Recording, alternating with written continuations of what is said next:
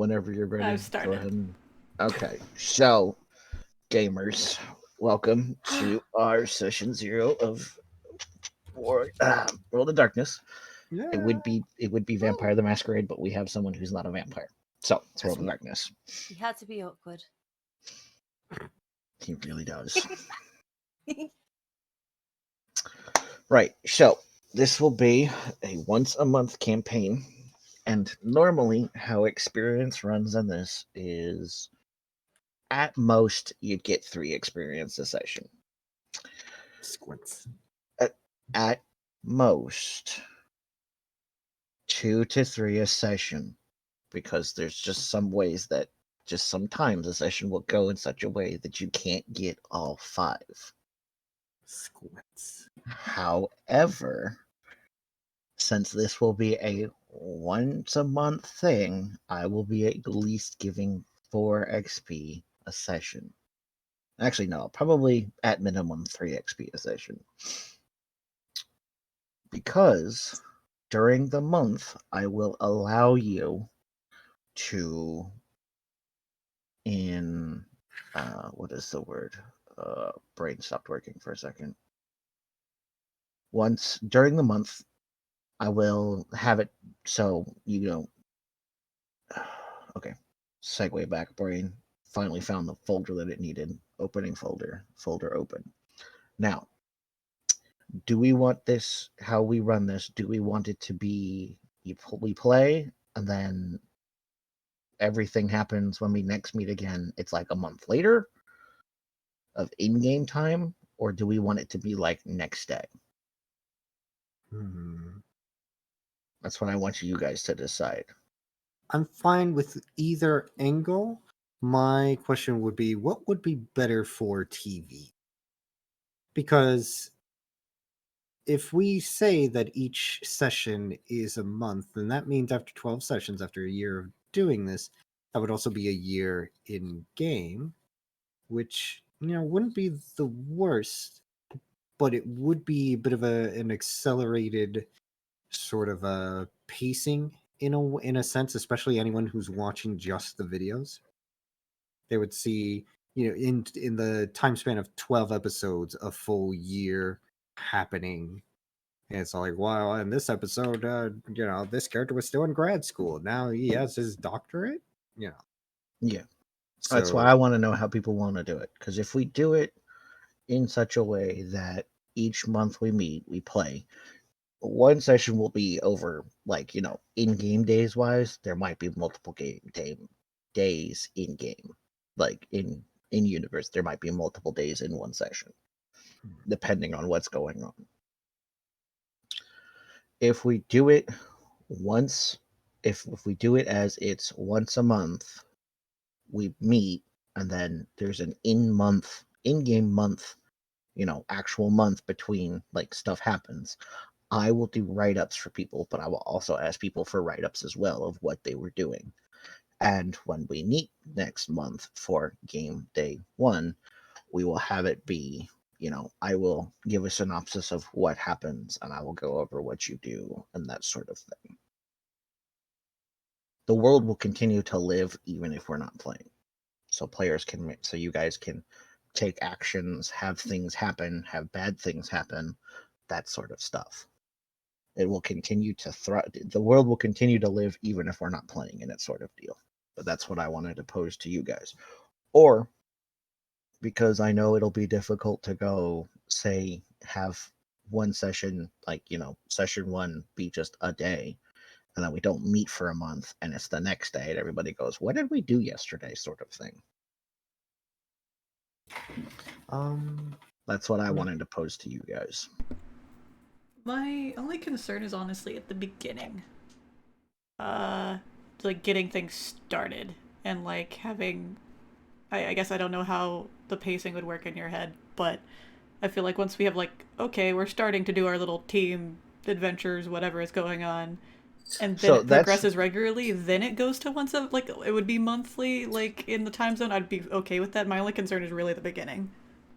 Well, that's why today is a session 0. This is us figuring out what we want to do, how we're going to do stuff. maybe do a little bit of, a little bit of roleplay, but then session 1, the first actual session, we'll get down to the nitty gritty, super hard, and that sort of stuff. We'll put our feet to the pavestone sort of thing. This will be we're going to figure out how the game works for everybody, because I'm fairly certain I'm the only one here with any experience in this system.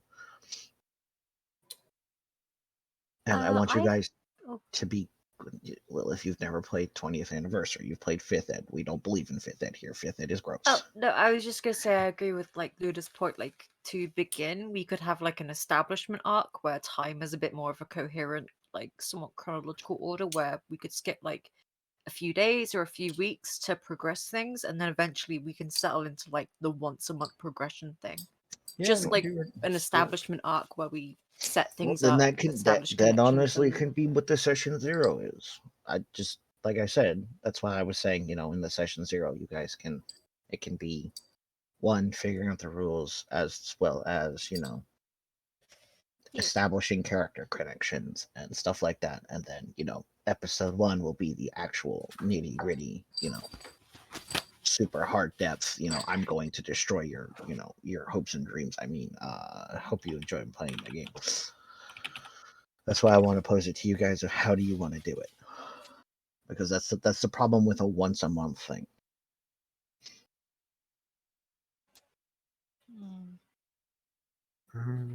I mean, I would say maybe we should depend, because as far as I'm aware, looking into the World of Darkness system, there are chapters, which is what a session is essentially called, and then there are stories, which are story arcs. Maybe we should take it arc by arc in terms of whether this one wants to be a long drawn out one, or this one is. If you guys want to do it how it says in the book, do it by chapters, which would be each session. And then, the first story isn't very long, but then it gets more in depth into it. But my question is how did we want to handle the 1 month in between? That was my main thing. Well, yeah, that's what we were saying. I think we want to start off with it being relatively small time passing, because we're establishing each other's team. Okay, that's fine. That's his first story. Yeah. Okay. Because so it'd be really weird if I was I worked with you guys a little bit for one job, didn't see you for a month, and we were trying to establish that more team interconnectivity. Okay, that's fine. Then at the beginning, then will be. Yeah, for this first story, it'll be day by day. All right, then that's fine. Then we can do that. And then once we switch over, I will implement a way of increasing things beyond just experience. I will not do that for the first part of the story arc then. Sounds good. My idea is that during the month, I would allow you to increase a dot in an ability or gain a new dot in a new ability to represent you doing something during that month. Yeah, that sounds cool. But since we're going to do it since we're not going to be doing that right at the beginning, then I will implement that afterwards. Yeah, sounds good to me. Yeah. Good. It also give us plenty of time to play with the system before we do have that option. That works for me. Someone will have to remind me, because I will obviously forget, because Dersh's brain is like a sieve.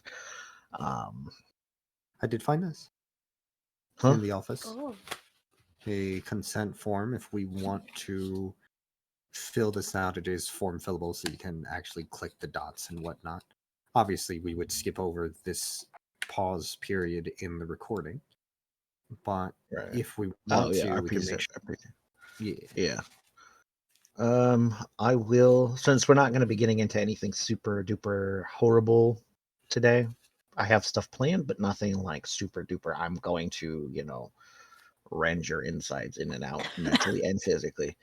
Couple of things on this though that will be a fade to black. Will definitely be sex. Mm-hmm. That is a no-go. That will be it is implied that you do the snoo in the background where nobody sees anything. Understood. For the safety and sake of Luna's channel, we will not be referring to their. I gotta I got to get my stuff into rows. We will not be explicitly speaking of, the effects of certain things on people. We will not be discussing, rape. So like gore. Gore will be spoke. Well, Twitch doesn't care about gore. Yeah, they don't. Twitch doesn't care about gore. Anything sexually explicit will not be discussed. It will be hand waved and said, that sort of thing happened. Like you could do That I basic know. seduction and stuff like that. Yes, but seduction. yeah. Like you want to seduce somebody. That's fine. But anything that is sexually explicit will not be happening on screen. It will be a fade to black. It will be you go do snoo snoo. That's your thing. You're over there doing that. I'll deal with someone else while you're doing that. Just for the safety and sake of all of our sanities and the fact that I don't think anyone wants to roleplay having snoo snoo with me other than maybe Nicky. Because you got to remember, anybody besides you three that you try to seduce going to be trying to seduce me. Which will The not be dwarf with like awkward at all. lipstick on at the bartender. I'm a pretty girl. Explicit violence, while we will not go into super detail, it will be touched upon. I am not certain on Twitch's policy on drugs. We will just try to keep it generalized, just for safety's sake. I know Twitch does not really give a damn about the old CV-19, but for the purposes of our playthrough, we will simply refer to it as the virus. We all know what it is, what its symptoms are, because we're playing in modern times with modern effects of what happened in our reality, but with World of Darkness thrown on top. So the pandemic has happened. It is still kind of going on in places. The virus is nasty. It does certain things to you, but for safety's sake, we will generalize what it is. Yeah. Now, there will be anything for information, certain things. This is 2022 for you guys in this game. This is our world. This is our Earth. Certain things are happening. Some things may not be happening. For political correctness and safetyness, we may not speak about it just because we don't want to get certain people in trouble. If you want to look something up, if you have access to a smartphone, guess what? You have access to the internet. The internet. Oh, yo. So, like, simple things that you could Google yourself in real life, you probably can Google in World of Darkness. Esoteric shit and occult stuff, that will be rolls. Those will be stuff that you have to actually roll for.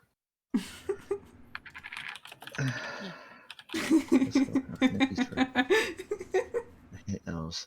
Are vampires real? Google says no. Okay. Google says no. So that's just a bit of information for you. We will be, as I have stated before, playing in the mystic city of Chicago. Magical. If you want to go somewhere in Chicago, like in game, I have Google Maps up and I will direct you how to get there, and then we can do stuff at that place. I have done an exorbitant amount of research, which I have immediately forgotten in some instances because my brain is a sieve. Names of individuals will be changed to fit my narrative. So, like, there may be a current, mayor of Chicago. It's not that, the real life mayor of Chicago is not going to be the mayor of our Chicago. I'll probably come up with some other we got the mayor of Chicago to guest star. Let's go. Yeah. Names for posterity's sake and or copyright will be changed to fit, again, my narrative.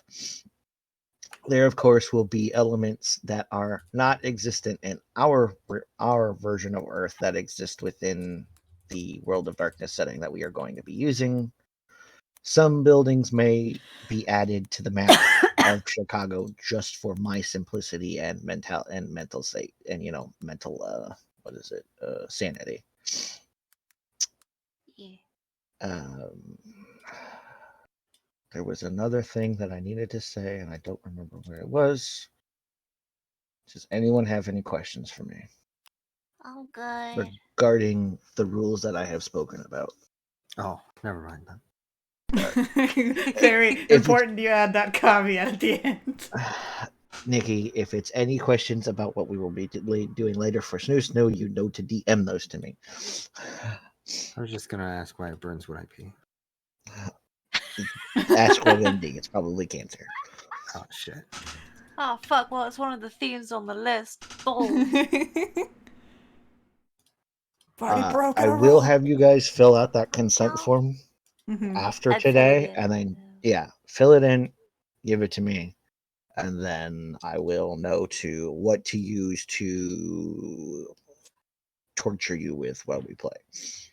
I Okay. mean, not that word.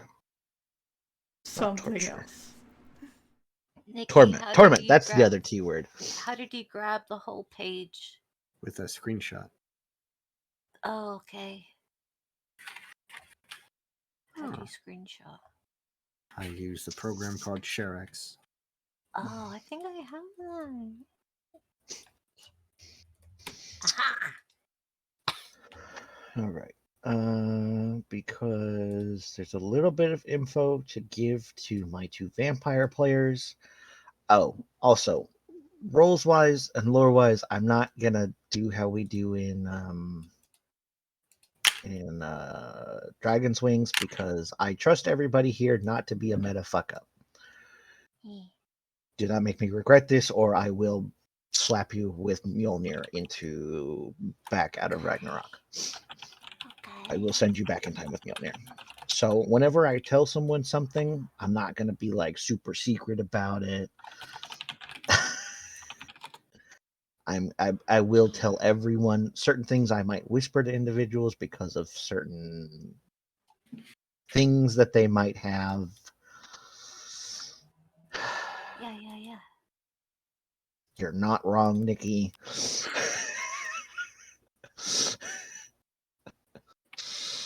Sorry, I was being meta. Huh? Sorry, I was being meta. Yeah, I know. But I trust that whatever information I give to one player, my other players will not go, I know this. Yeah. And, that sort of shit.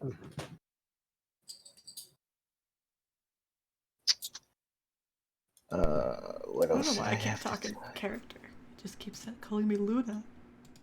How dare. Have you selected your character? Yeah. Oh, double right click your token. Make sure you change the token name to your character. Oh, thank you.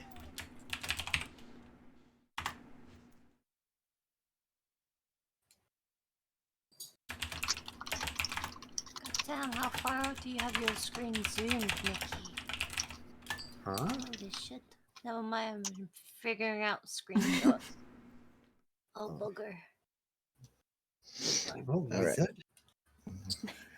All right.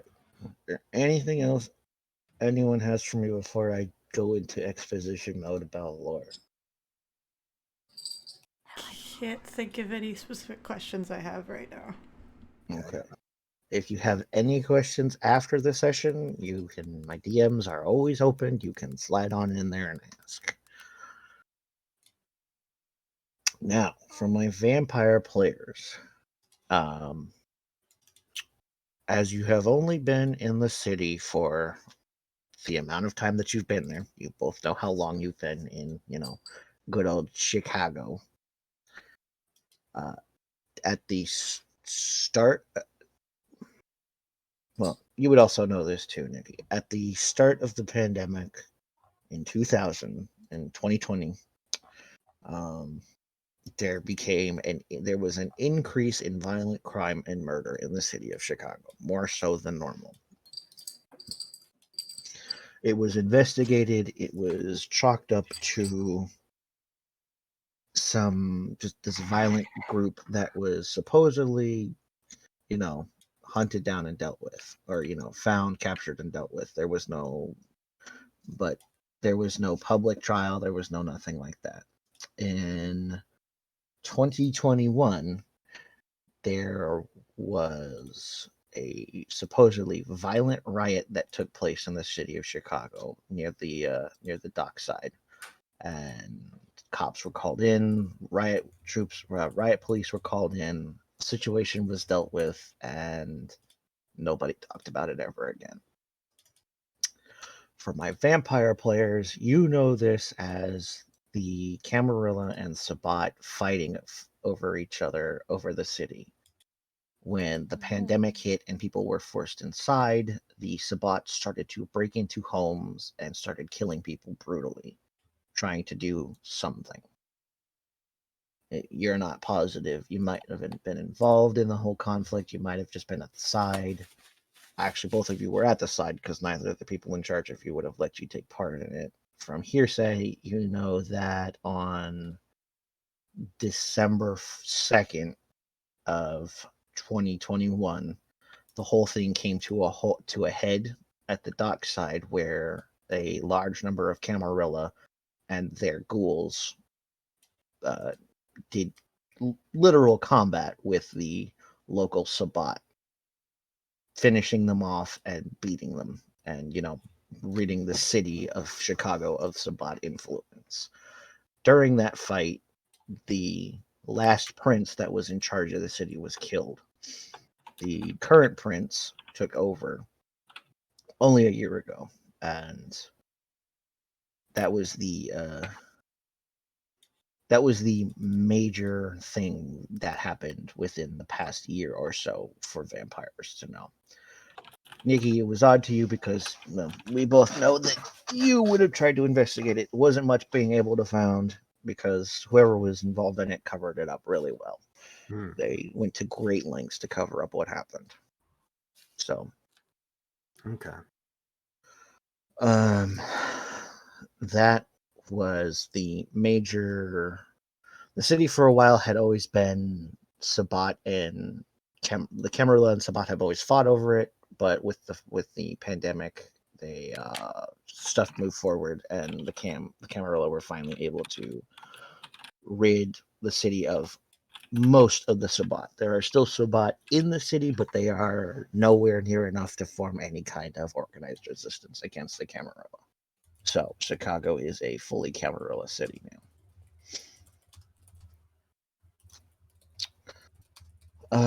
Let's see.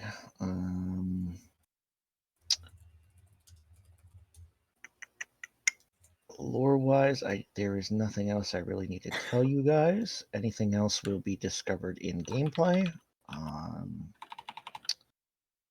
With that, exposition is over, and we are ready to start. Is everybody good? I am good to go. Everybody He's Gucci just, golden? He's just inquiring as to my tolerance of certain horror tropes. Okay. Well, we will start at the top of our day with our good friend, Mr. Ronan. That's me. All right. So, Ronan, you've been at school for most of the day. You've just finished your classes. You're exiting from the College of Chicago, and I can actually give you a name in a second because I actually haven't pulled up. You have been attending the where is it? The University of Chicago for the past 4 years.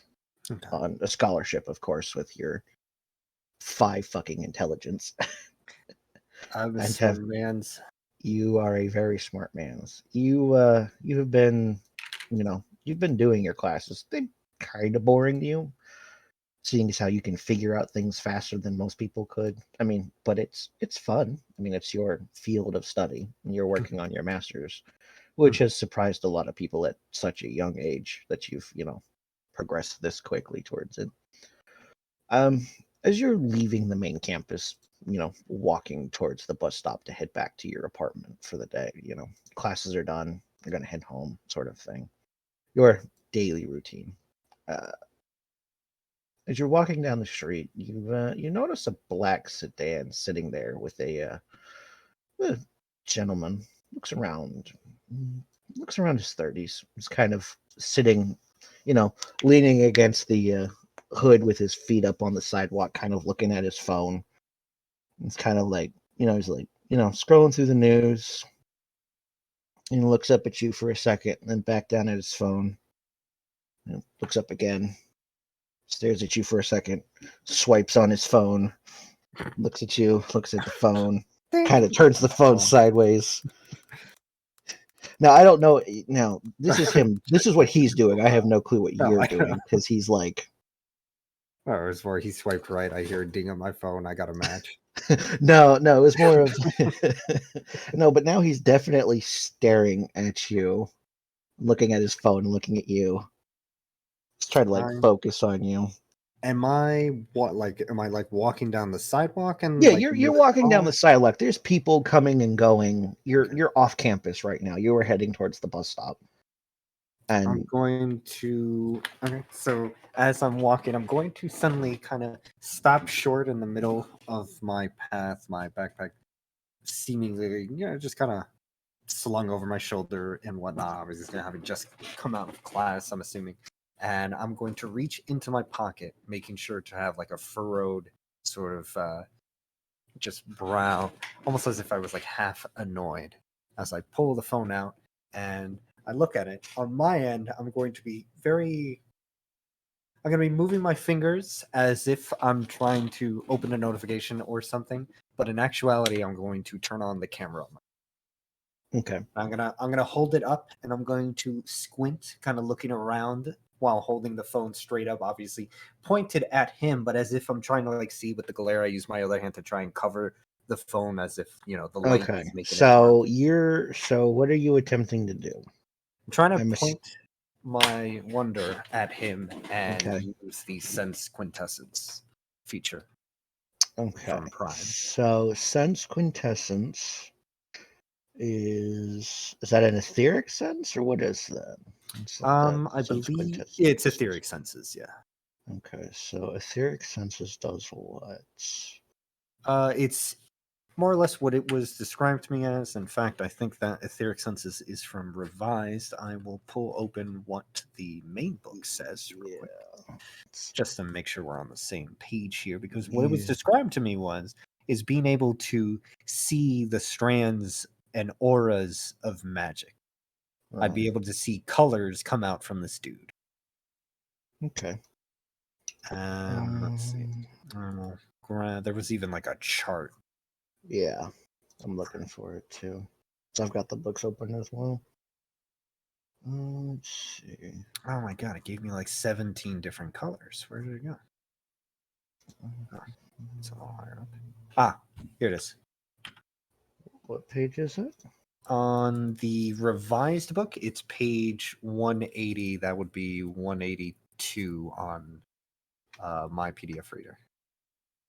The bottom left, it says magic is green. Are you using the anniversary edition? Or for revised? This chart is in the revised. Okay. It's not in the anniversary. Okay. Let me pull that book up really quickly. Is this? Yeah, it is. Okay. And what page was it? 182, you said? 182, yes. So... Okay, magic is... Okay, that's... Because fuck the internet. That's just... Because the internet does it weird, so I gotta try to find it now.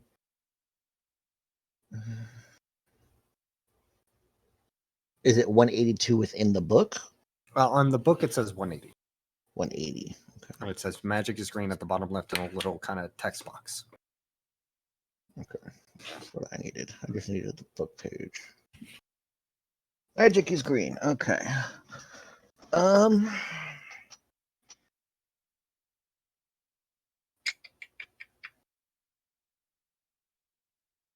I do have one other sense of magic if nothing comes from it.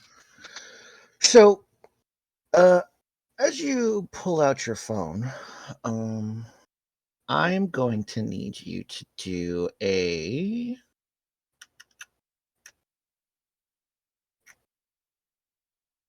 I'm going to have you make me a roll, please. Just 1d10 or No. So in the roll section of your sheet, you're going to click on roll a number of dice. I'm going to need you to make me. awareness plus perception? Yeah. That would be 5 dice. What difficulty? I don't tell you the difficulty. Does it make you set a difficulty? Yeah, it makes me set one. I can just leave it at 6, and you can go from Yeah, there. just leave it at 6, and then I'll tell you what you get. So go ahead and roll for me. I'll make my rolls public so everyone can see. Yeah, go ahead and make them public. Okay. Ooh, nice. You can re-roll that 10 because that's an explosion. Mhm. I'll have to look into a module that automatically. Nice. Okay, so let's see. 1, 2, 3, 4, 5, 6. So 6. It wasn't difficult. You're using your device. You know how to use your device, and you know what you're looking for. This guy gives off a color, but it's not so much that it's the color of. Ooh, I found another chart. I'm going to put it in the office. Yeah. For reading auras. Yeah. Oh, wait. No, that's emotional. Carry on. So his color doesn't come back with a magical color per se, but it's comes back to you looking through your camera as molted shifting colors. Or modeled, not molted, sorry. Modeled shifting colors. Ronan would definitely. Let's see. You're able to understand this not as a magic but as an emotion in a sense of confusion with your successes. Okay. And while I'm doing this, I'm going to quickly snap a photo. Now, I guess my question is with this set. Oh, is this what I was looking for? Yes, that is exactly what I was looking for. Thank you. Yeah, that's the aura colors for Auspex. I remember something. I remember something about me being able to, for instance, see the paleness for vampires. I'll look into it later. But there it is. Yeah, it's right there. Luna just put it in as well. He is. Well, sun is still up currently. Like it's not. It's like dusk. Oh, hold on. Let me actually throw a stake at him. Let me actually do this because I have a picture for just the background. Oh, we need our token. Oh, there's vision enabled. Yeah. Oh, hold on. Give me a second. I don't know why vision was enabled on this. Grid, lighting, token vision. There we go. Hey, you see it? There you go. Now you can see it. Just the background image of the skyline of Chicago. Okay. As you're looking at him, yeah, you get the modeled. I'm fairly certain I'm saying MOTTLED. I'm assuming that's modeled. Modeled, yeah. Shifting colors with pale patches in his aura. Pale blotches. I'm going to squint because Ronan isn't fully aware of what that means. Like, he knows what pale is, but not the blotches. So he's gonna kind of look confused. And if I use the camera to take a picture, does it also capture the aura in the picture? If you're using the phone in that way, if you're using it to specifically like you're manipulating the quintessence of the item, then yes. It will snap a picture and it will save it. But only if you have to look at it through a certain way to see it again. Okay. All right. Well, I'm going see it. I mean, see it in that way. Like if someone were to look at it and be like, "It's just a picture of some dude." Give me a second for this gentleman to roll. Definitely gotta turn off my flash. Oh yeah, that'd be the best. You just fucking try to sneak a picture and. Okay. So after a minute of him kind of looking at you, looking at his phone, squinting at his phone, like looks like he's blowing an image up, he kind of walks over and he goes, "Ronan? Ronan Galbic? Galbrick. No, Galbrick. That's what it says. Yeah, that you? And I'm going to kind of glance at him for half a second from my phone. Obviously, like quickly with my thumb, as subtly as I can, like move off the camera at him. But like kind of glance at him as I'm still trying to squint at my phone, and then look back at my phone. Obviously, all an act.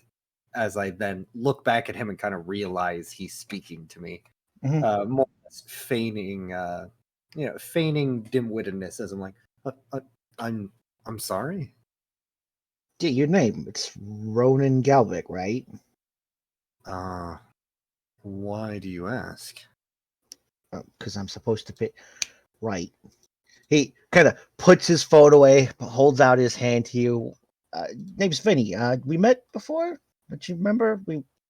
Mr. Alexander? And at the mention of this, there's going to be like a deep sigh that just...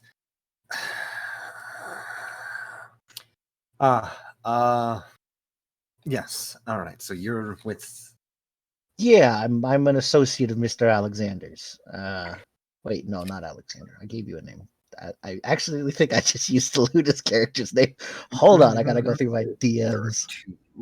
And No. that one was also right. No. Yours is Alexander. Hers is someone else. All right. Yeah, I was gonna say, no, you didn't Yeah. use one of mine. Okay, Alexander. Yeah. I have to remember where his. Oh, here it is. Yeah, Oldsmar. That's his last name. Yeah, Mr. Alexander. You know, Yeah, no, I'm an associate of his. I was told to come pick you up. Right. Aren't you... I'm gonna like kind of look up at the sun while this is happening. Just quick glance. Don't you guys have problems with... I mean, I used to have a psoriasis problem, but I mean, I'd take a cream for that. Why? He's kind of looking at you. He's still kind of looking at you confused, like... He's gonna stare kind of blankly for a bit before just shaking his head. He's kind of got it. He's got like his... So to describe this gentleman, he's wearing a business casual suit. I mean, like, he's dressed nicely. It's a black suit with like a reddish tie with a bluish undershirt. Doesn't seem like he matches very well. He's an older looking, like I said, he looks about 30, mid-30s. Best way to describe his body, he looks like he had one too many cannolis. He's kind of he's got like a bald patch on his head. I mean, he's just kind of standing there with his hands on his hips, head cocked at you like you're talking funny. He's like, good to go? Do I need to take you somewhere, or No, I'm surprised. I thought that kind of stuff was only at night. And I guess since I actually haven't introduced my character and his appearance, yeah, go ahead and describe what your character looks like for us. While Ronan is like slowly putting the phone into his jean pocket, this 22-year-old young man, currently studying forensic science at the University of Chicago, as mentioned, already working on his master's. He's nice picture. He's fairly attractive. I don't see the ability to show... view character. If you right-click my token on the character list, you can do view character artwork and then show players. Oh my god, he's hot. So this is Ronan. Fairly attractive, 4 points of appearance, and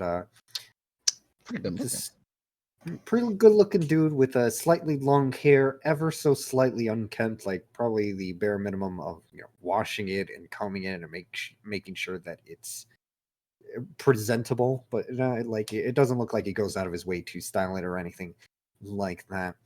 And certainly a sort of sharpness to his eyes, as you can see. His eyes that, as of the current moment, are sort of gray in hue, surrounded by the city streets and the sidewalk. As the sun is currently high up, you said, or it's starting to almost turn dusk right now. It's about dusk. The sun hasn't gone down below the skyline just yet. Okay. So as the sun is starting to go down and the sky is beginning to be tinted orange, that same orange hue is beginning to make itself known in his eyes as well. What is right now currently mostly a concrete gray is now starting to trickle in hues of orange as it seems his eyes just take on the colors of his environment. And as he stands there with his fairly typical blazer, not anything super preppy, it's what month would you say it is right now? It's currently December. Okay, so a light jacket to kind of keep himself warm. Would you describe it as a super cold day or anything like that? Because he would have a It's scarf. chilly. It's Chicago. It's Okay. chilly today, but it's not. It's been a warmer month this year. It's been a warmer time this year, so it's in the 50s, but it'll get colder at night. But for right now, a blazer would be fine.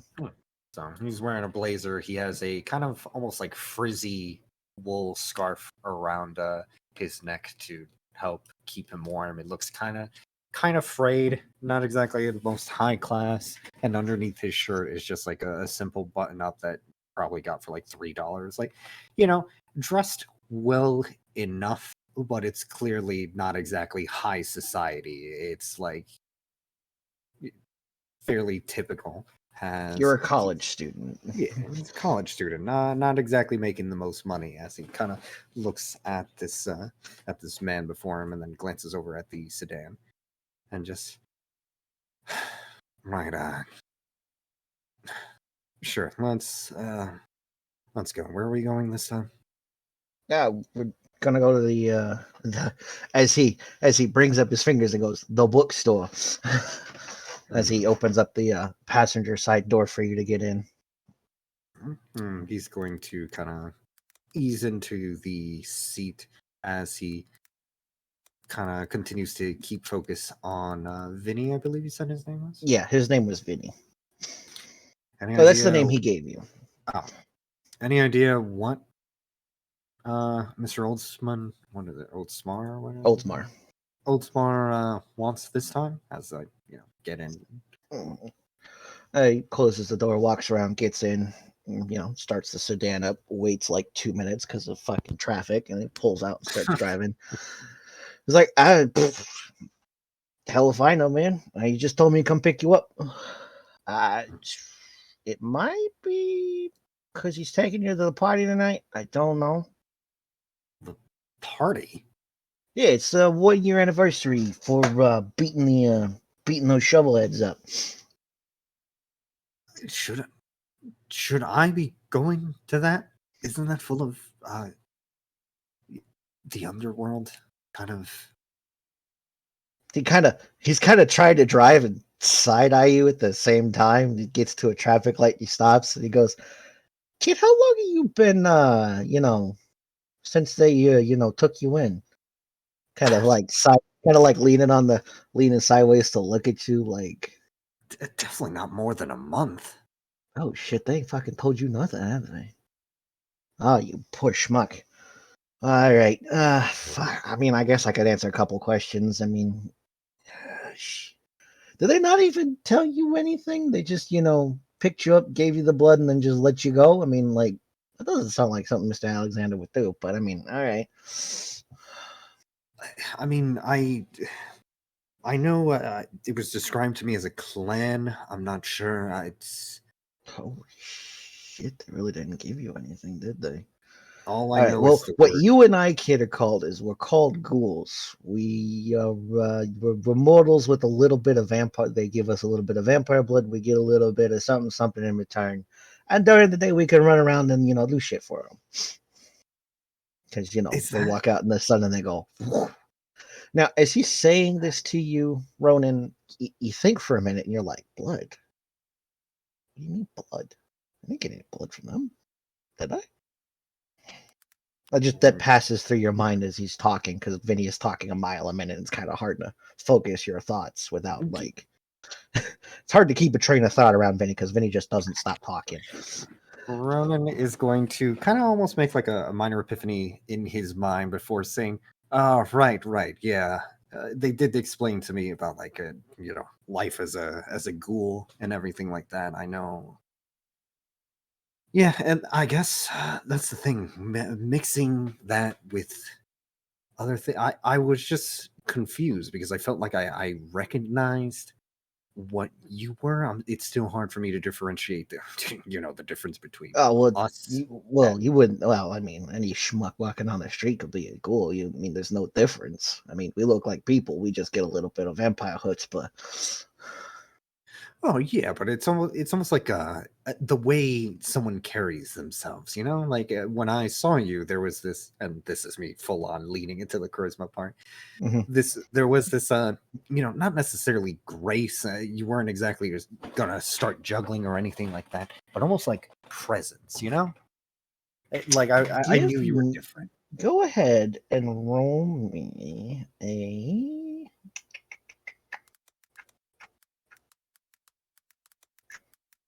Now, are you trying to get information? Let me ask you this: Are you trying to get more information out of him, specific wise, or are you just trying to kind of lay on the Just smooth, platitudes to get him on him?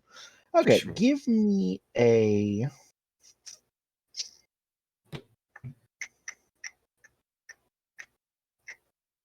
Because when you roll, you're supposed to do an attribute and a skill. Unfortunately, Would this be like charisma and I guess expression, which I'm not very good at?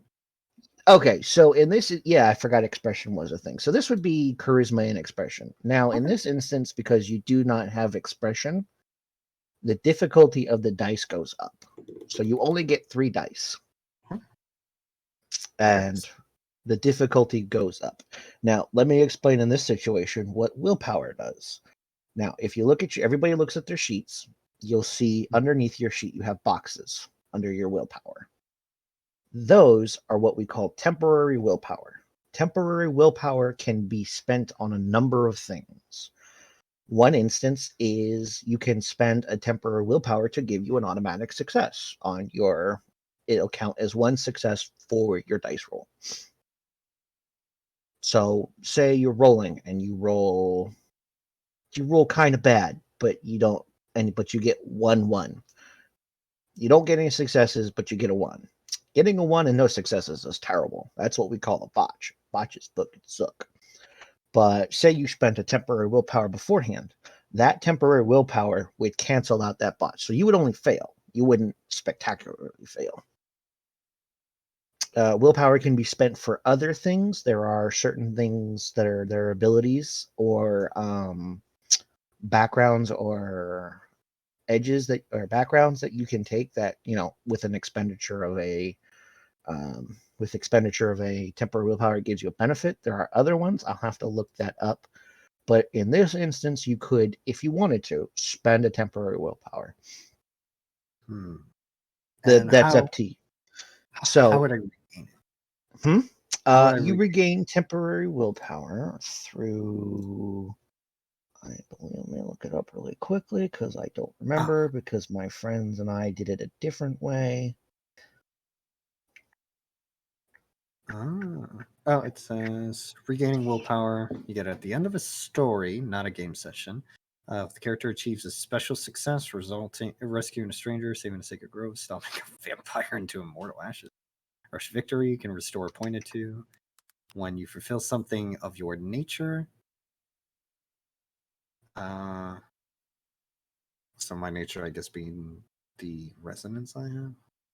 Destiny. No, your nature. No, your nature is is who you are. Oh, my visionary thing. Okay. Yeah, that's Yeah. that's who you are on the inside. My destiny can restore it as well, and just sleeping. Just taking a nap. Taking a little bit of nap. Now I'm gonna hold on to it now. I'm gonna Okay. hold up my willpower and I'm just gonna go for the 3. So 3 and Okay. just default difficulty. Huh? Yeah. So Default. That's how it'll be for pretty much everything because I'm the one who knows the difficulties and how I'm setting them up, sort of thing. Just go ahead and roll me those 3 dice, and then I'm just trying to look at what you can spend willpower on really quickly because I know there's more things you can spend it on. Let's see. Okay. Let's see. Ooh. Okay. So in that instance, if you had not gotten that 7, that would have been a botch. Botches are bad. We don't like botches. Botches are bad. In this instance, you only fail as the botch cancels out the success. Okay. So you're trying to, like, you know, put the charisma on, and he's kind of like looking at you side eyes like, what the fuck you talking about? He doesn't seem to give it much mind as he continues to drive you from the university northwards towards the Ken no, not Kenwood. Where is it? It's he's taking you northwards up taking you more towards the center of Chicago. It takes you a good little bit to get there. But you finally arrive at what looks like a bookstore out front, an older bookstore called oh fuck, I had a name. I gotta find my notes. Give me a second. Right here, Culberson's Antique Books and Antique and Exotic Book Collections. You know this as the place where, when you were first introduced to the Kindred Society, Nicky, as where they took you, the gentleman that came in the black sedan and put a black bag over your head. This is where they brought you. What was the name of it again, please? Culberson's Rare and Antique Collectibles. Culberson's Rare and Antique Collectibles. It's an older storefront, sandwiched in between some taller buildings, but it just, you know, it's probably been there since like the 50s. It's an older building. Well kept up front. Vinny pulls into a parking space, hops out, walks over to the meter, kind of puts a coin in. Man, I wish they fucking just, you know, gave us permanent parking stickers, but no, we gotta pay for the parking. Fucking pieces of shit. Right, come on, kid. As he stands at the front door to the what is it? The bookstore, with the door open, waiting for you to enter in. And as he does that, I take out a small kind of like flip notepad, almost like the fucking notepad from Blue's Clues style thing, where, like, you know, a college rules sort of like lie. Yeah. And I'm just scribbling down, almost looking like either a waiter or a detective writing something down. And I will actually be putting this in the journal section. This will be something viewable at all times, including to you.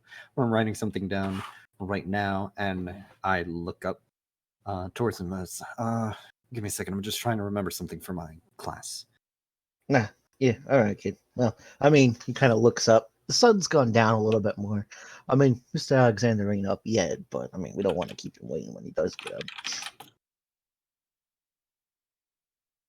I'm gonna non-finish writing a few things. And, I saw that, Luna. That's funny. And then, unfortunately, both of my vampires now understand the problems of running with a mortal. They can do things when the sun is up.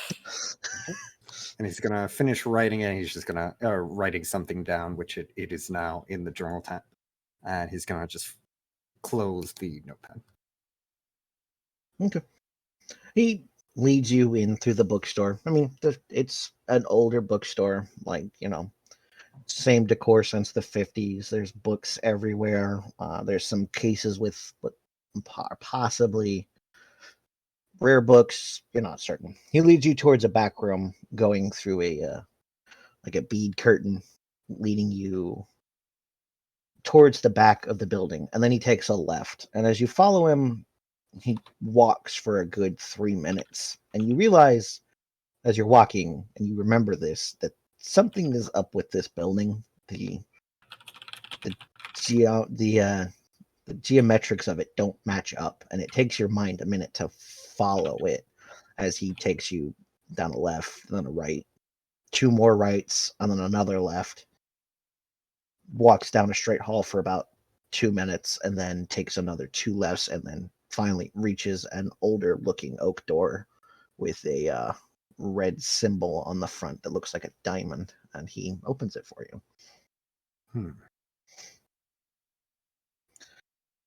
Okay. All right, come on, kid. I guess, just go ahead and have a seat and then wait for Mr. Alexander to show up. I got some things to go take care of. He kind of looks at you. What size suit do you take? I haven't done my measurements. I don't All really right, have that. and you stand up and kind of reaches into his pocket, taps his pockets a couple of times, taps it once more, and pulls out measuring tape for measuring a person. He kind of just starts taking your measurements. And as he measures me, I'm gonna ask, "Hey, when are we supposed to get a refill on blood? I feel like I haven't drank in a while. Doesn't have to be right now. You get it once a month. Once a month? Yeah, it's. Oh, I forgot when I got it last. Well, I mean, if it's been a month since you joined, it's probably due soon. I mean, they like to keep it on. They like to keep it on a schedule around here. I mean, it ain't no. I'll probably ask tomorrow. Yeah, I'll probably ask tomorrow. Who do I go talk to for that? Mr. Alexander will give it to you. Right. They really didn't tell you diddly, did they, kid? No, so I barely even know what this suit is for, to be honest. Well, you're gonna. Mr. Alexander will explain to you, and then I guess he's probably gonna stick you with me. Oh God. All right, kid. Give me a minute. All right, let's go see if we got one of these in the back for you. All right, just sit here and wait for a minute. I'm just gonna kind of let my arms fall to my side and just go and You were led into what looks like a side library, like a side study with bookshelves up on either side of the doors, up on side of either side of the walls. There's a fireplace against the back. A bluish flame crackles in the fireplace, though it produces no heat.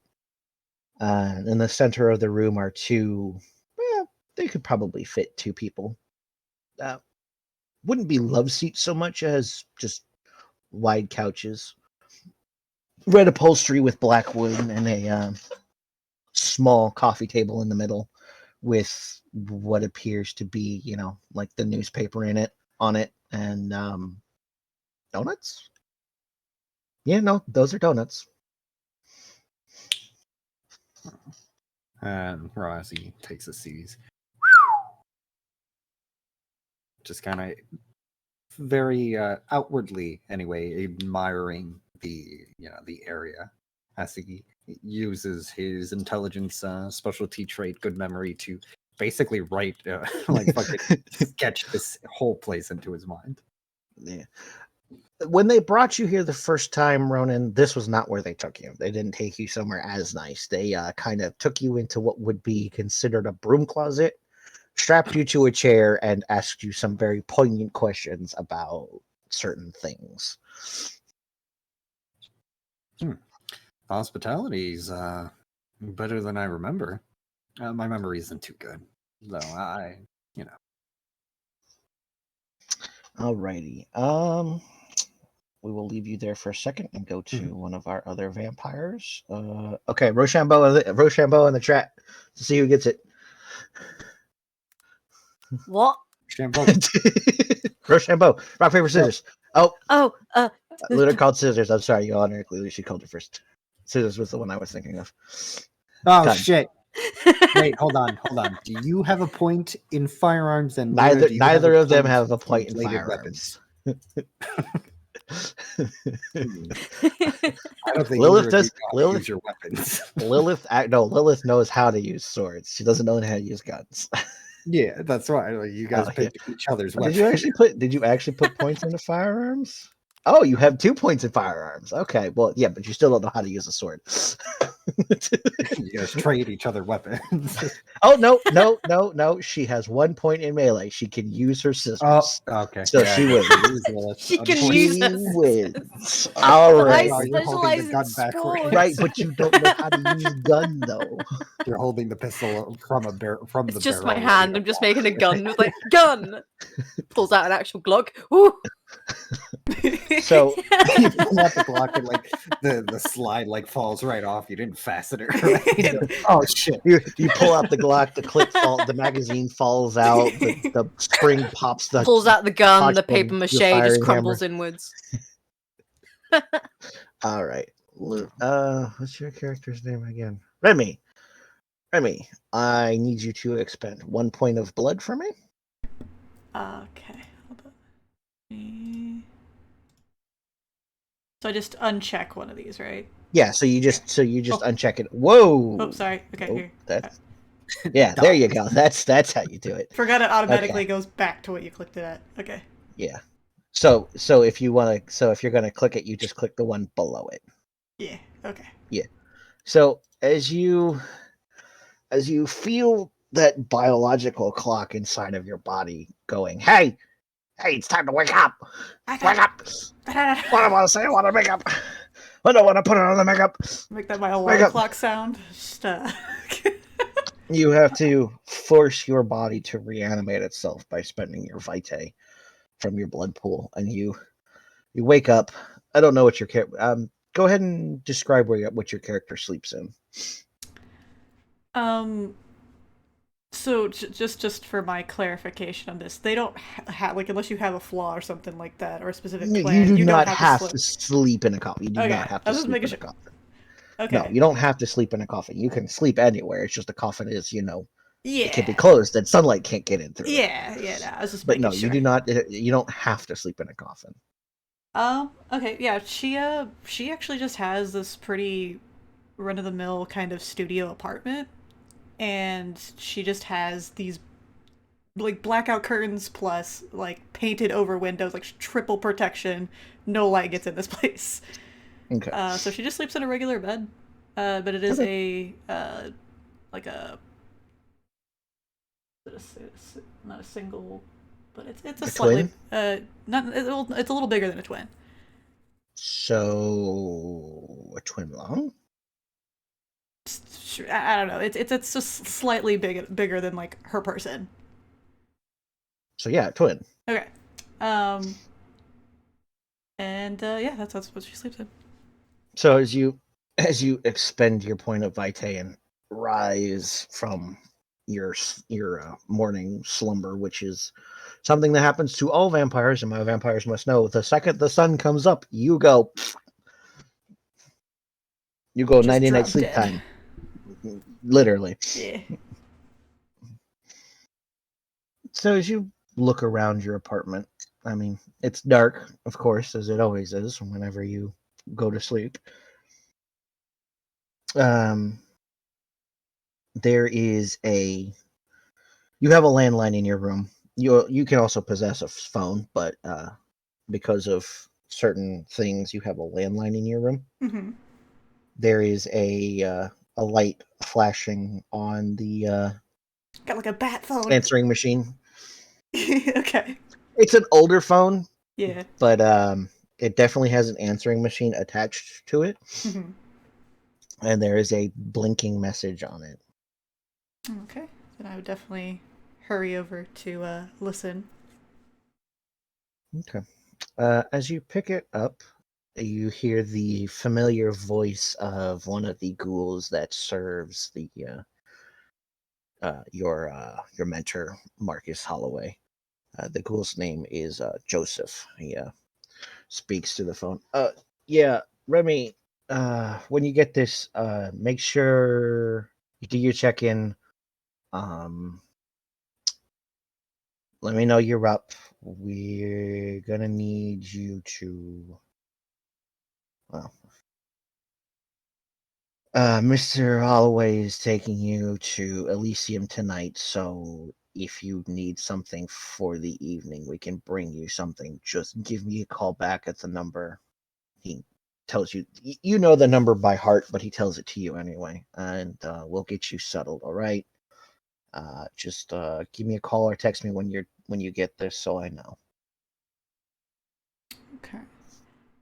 So the Elysium, what? Elysium, for my vampires to know, is it's Camarilla Court. It's when all the cams come together, usually once a month, to talk, to hear the prince talk, have him tell them news, and it's like a social gathering of other vampires. Mm-hmm. Is there usually like a specific dress code? Usually, depending on the clan, depending on who the clan is going as, you've been to a couple of Elysiums here in Chicago. You've seen them wearing different outfits. It's usually business casual. Some clans will come in far nicer outfits, like suits, fancy suits, and like dress suits and that sort of wear. Generally, with the Tremere, they go business casual.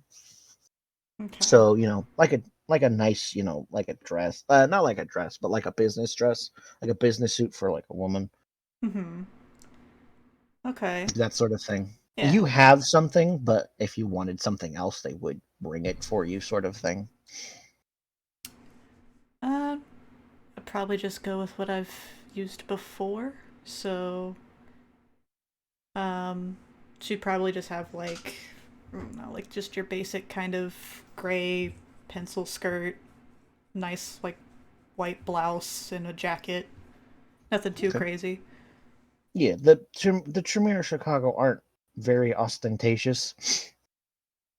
They generally try to what they do wear is usually like can be used at business form or business casual sort of outfits.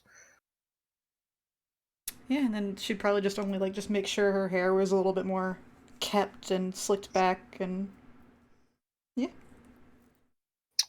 I turned off. Oh fucker! I turned off. What is it? I turned off voice mod. Okay. Then after she was ready, she would call the number because they said to check in, like to call when I was up. Mm-hmm. It's the usual. It's the usual morning. Morning, as I say with quotey fingers, check in just so that they know that you're, still with them, sort of thing. Still. It's been like this ever since they, the Yeah. Tremere took. It's to keep an eye on you My and keep normal track, procedure. and make sure you're doing okay, make sure you're, that sort of stuff. So you pick up the phone, you put in the number. It's not hard. You've done it 1,000 times before. And it rings a couple of times, picks up. This is Joseph. Hello. I'm awake. Oh, right. Give me a second. Mr. Holloway gave me something to. Right. We got to do the morning test check-in. Scale of 1 to 10. How's your mood? Do I have a role for this, or is this just in the moment? This is in the moment, depending on how your character feels. I mean, you've done this before. Some days you've woken up and you've felt like, murdering everybody. Some days you've woken up and you're just like, I don't want to deal with today. It's all depending on how you feel your character is feeling that moment. Okay. And he said from like a numerical scale? Yeah, he said from 1 to 10. 7. 7. All right, that's good. Good to know. Any nightmares this evening? Surprisingly enough, yeah. Thankfully, this for once in a very long time. No, you have nightmares, right? Yeah, I do. Okay, just making sure. Yeah, this was thankfully, blissfully, you did not have any this time around. Yeah. Yeah. No, no nightmares. No. Well, that's good. I'll definitely let Mr. Holloway know. Let's see. What else? You just woke up. I'm certain you haven't eaten yet. Make sure you eat. Oh, let's see. We'll have someone come pick you up by, what time is it now? 5 o'clock? Someone will be there about 6 to pick you up. Make sure you're ready. Let's see. Do that. No, and yeah. All right, you're good. Someone will be by to come get you soon. Okay. And And they'll Mr. Holloway page you will when be they're there. personally? Mr. Holloway will be meeting you there. Yeah. Okay. He won't be picking you up. I think. Let's see who's picking you up today. Vinny and some other ghoul. I don't know. Some ghoul named Ronan. Must be one of the new ones. I don't know why they're taking a new blood tonight, but Vinny will probably be picking you up tonight. And she's experienced Vinny, like she's been around. She Vinny has before? met Vinny a couple of times. Okay. As she has interacted a couple of times with his master Alexander Oldsmar. You don't know the name Ronan. You've never met him before. Okay. But you have encountered Vinny a couple of times. He's very memorable. Okay. He has that flaw, memorable. She'll kind of like her fingers will kind of like tap against the phone a little bit at the mention of a new person, but she'll okay. Anything else you want to tell me that I can pass on to Mr. Holloway? Unless there's something I need to know, no, I should be fine. All right, I will make sure I get this report to him when he gets up. He should be up soon. Okay. All right, you take care now, and he hangs up the phone. And she'll hang up the phone and just kind of continue to get ready, nervously, like preening in the mirror and trying to look as presentable as possible. She's okay. Let's see.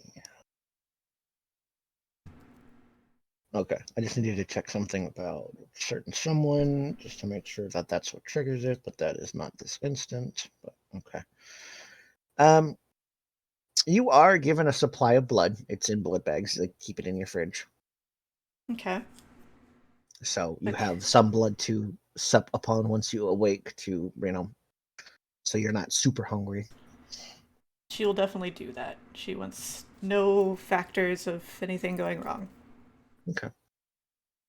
So there's enough blood in there to refill your 1 blood point. Okay. You don't even have to like, drain a blood bag. You just kind of like put a straw in one of them and just kind of I Capri Sun that bitch just a little bit. Yeah, pretty much. Okay. Then yeah, she'll just kind of anxiously wait, like check, the entire time she's waiting, she's gonna check things like I got my phone, I got this. Okay. Like she's just going over mental checklists of just like, okay. So, unless there was anything you wanted to do within that time, the hour and a half passes. Of course, agonizingly for you because you're checking every detail every like minute or two. Mm-hmm. I'm assuming. Yeah. So she not knows only she's are going you into a nervous, place with a lot of people. There's a lot of attention. She's not. This is not her element. She's like, okay. Yeah. So the hour and a half passes, and there's a page on the phone letting you know that the driver's there. Okay, she'll take a deep breath. Like, okay, got this, and then take herself down to where the car is. Okay. I'm assuming you're living in just a standard apartment. Yeah, there's like, nothing it's a standard, fancy. Okay, it's a standard apartment building. It's on the western side of Chicago. It's cheaper inland than it is on the outside, and then towards the lake. Lake what? Lake Michigan. That's the one. And you go down in the elevator. One of the neighbors is there. Some old lady. She kind of just gives you a warm smile and waves at you. Hello, dear. How are you? Just kind of give her like a Going little to awkward work? one and just kind of yeah. A business you have party. a wonderful. Oh, that sounds lovely, dear. You have a wonderful day. She kind of, once the elevator hits the floor, she walks out with her walker and kind of just goes outside and just, kind of stands out front. She does this every day. She's just a weird old lady.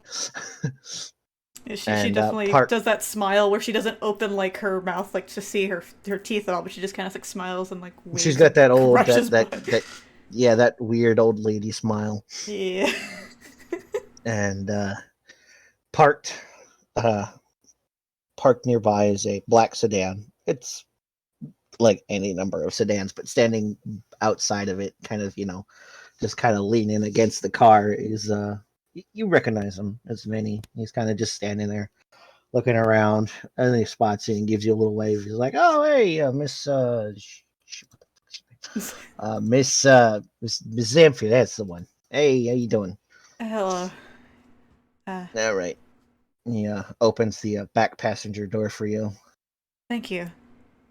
She'll just kind of settle and in. as you get into the car, in the front seat is another person. He's already described himself. Go ahead and describe yourself for me, so he knows so we know Oh what yeah, you let look me. like. Do I Oh, have to let do the me. thing? Or... I have to Okay. do it. I do it. Let's see. Character artwork.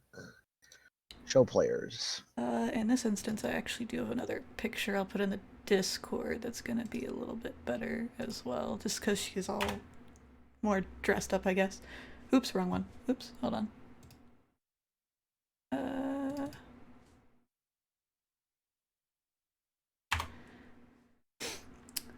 But she's a very pale individual. Obviously, she doesn't do a lot of the makeup things to make herself look particularly human. She just kind of more rides the goth pale kind of thing that goes around that people have not really questioned in the modern day. But it does make her red hair stand out alarmingly so. And she's got these bright purple eyes that, again, with the modern trends, it's not something that she gets as much badgered over. But she clearly doesn't focus on any one thing for very long. She seems to kind of dart around or look around people, just kind of watching. Her demeanor is very much something that is. She would never initiate any kind of conversation. So she'll just kind of sit in the back quietly, just kind of awaiting whatever is going to happen. Okay. I know Nikki's is in the car, but now I gotta wake up my other vampire, so Yeah, I y'all good. apologize. So, Valeria. Is that how I say it? Valeria. Valeria. Okay. Also, you can shorthand it to Val if that's a bit easier. No, that's weird because that's my mom's name. Ah, I see. Okay. No, that's weird. That's my mom's name. Understood. Valeria. Go ahead and spend me your blood point to wake up. Okay. So I just tick one box off. So where you see the box at, yeah, you got it. Okay. Okie dokie. All good. So as you expend your blood, and you awaken from wherever you can describe what it is you sleep in or where you sleep. I imagine, given her particular circumstances, she would sleep in a rather lavish room. It's got plentiful artwork. There are a lot. Yeah, It's it's minimalist in design. There isn't much furniture, but it's all very high quality, very pristine, very what just amenities pleasing to the eyes. are there or have been no expense has been spared on the amenities that are present. Yes. Her bed is silken sheets. She sleeps. It's much too large for her, but she doesn't Oh, really mind that. it's definitely a California king. California Oh, kings are like absolutely. bigger than normal kings. Oh, yeah. Lavish pillows, multitude of them, very soft fabric, very just comfortable. Okay. And yeah, that's where she wakes up. As you awaken, standing beside the bed, waiting, of course, and this isn't out of the ordinary, is a older-looking gentleman in a what would best be described as a butler's outfit, standing there with a silver platter in his hand, of course, hands gloved. A your sire does not like to see the face of the staff, so he has a plain mask on. But in his hand, held in his hand, waiting for you as you awaken, is a silver platter with a gold trimmed goblet with blood in it for you as you awaken. Good night. Is that for me? Oh, Yes, how my kind of lady. you to bring it. Thank you.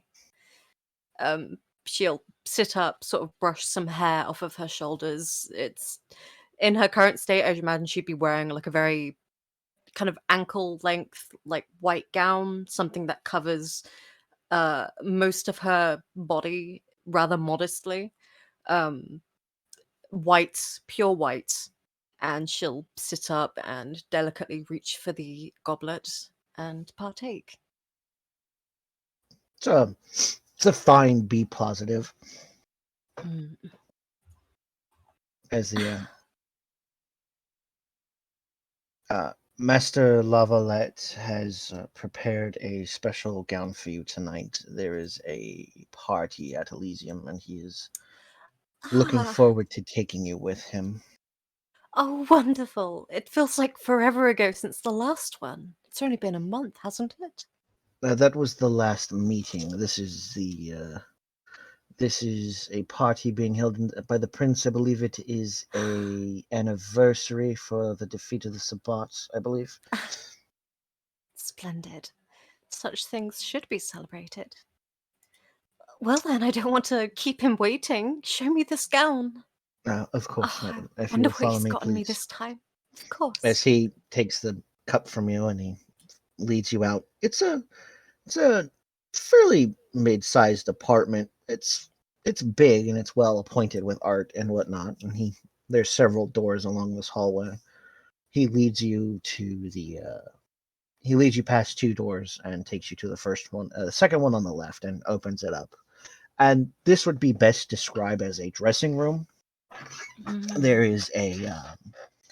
There's a mannequin stand, no head, no arms, but it's one of those. It's like a dress stand if you've ever seen one of those. You know what I mean? Oh, yeah, right? yeah. Yeah. On it is a sheer white dress with a split down what would be the right side, a kind of like a collar along the back that would probably reach up to past your neck. No sleeves, and it hangs off of both shoulders, though it is closed around the neck. But it seems like the back is open in a V, and standing to the side are a pair of maids who are kind of just, hands in front of them, heads down, kind of just standing there waiting. She will walk over to the dress and, without even glancing towards the maids, begin to run her hands along the fabric, and her eyes are just bright in admiration and awe. Oh, this is wonderful. He's just outdone himself yet again. Oh, The master gosh. loves to show off the lady's beauty whenever he can. But of course. Oh, I wish to wear it now. We must prepare you first before. We do not want you to go out of bed just right out of bed, as they say. I will allow those two to tend to you, and I will inform the master that you are awake. All right. And Thank dip of you the head, kindly. the butler dips his head and steps out of the room and closes the door behind him. And at that, the maids begin. They do their thing. They, start, brushing your hair. They start getting you ready. They inquire if you want a bath or not. You don't smell. You're undead. I would But love one. they go about the whole 9 yards getting you ready and dressed and makeup done, Yes. jewelry attached, that sort of thing. It takes them a good hour to get you ready. Like they're taking their time because they know if they don't, they'll probably end up as a Capri Sun later.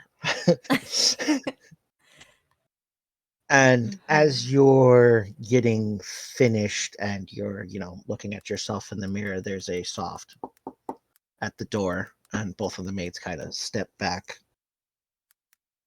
Yes, come in. And oh, excuse me, I'm so gassy. Oh, I'm so gassy. Oh, I ate a cheeseburger. I ate a fat man for lunch. Please contain yourselves. No, as at that, a thin gentleman wearing a very expensive designer suit walks through the door. He's got very pointed features. He keeps a goatee and mustache, which is for vampires. It's not hard because you spend a little blood, you grow hair, and then you kind of trim it because your hair doesn't grow as a vampire. It stays It as you stays went. where it was, but with a little expenditure of blood, you can cause it to grow. Mm. But all of it kind of grows, and then you have to shave it. He It's a whole comes in, process. the tap tap tap of his cane as he walks in, kind of looking at you. Oh, my dear Valerie, you look stunning as always, mon cher. Thank you. It's all thanks to you, of course. You have excellent tastes as always. Of course, of course. You will definitely be. The jealousy of the Primogen will be. Well, it will be sweet on my lips as I hear her complain that she does not look as beautiful as you. Oh, you flatter me.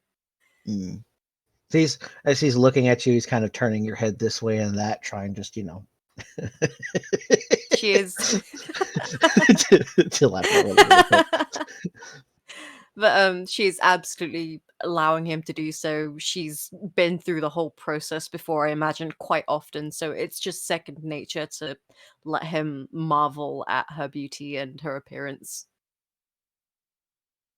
He gives a nod once he's done looking you over. He's checking the jewelry.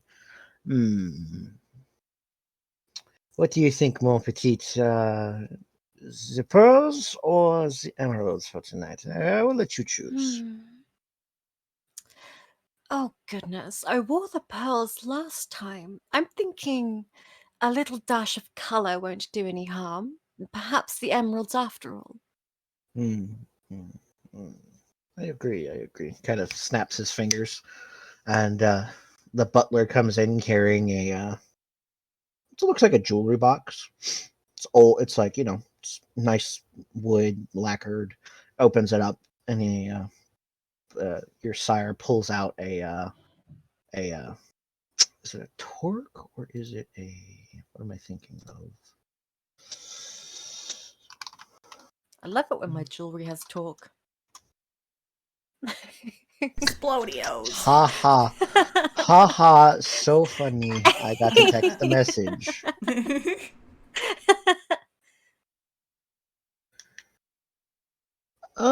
No. It's a nicer necklace. It's got like 3 gems on it, all emeralds of high quality. The chain is silver. Or actually no, it's platinum gold. So it's got that silvery shine, and he adorns it here. He puts it on your neck and he marvels at it for a minute. Ah, beautiful, beautiful. Good choice, my dear. You have made you have exemplified your beauty exquisitely as always. Why, thank you. God, doing a French accent makes me want to fucking kill myself.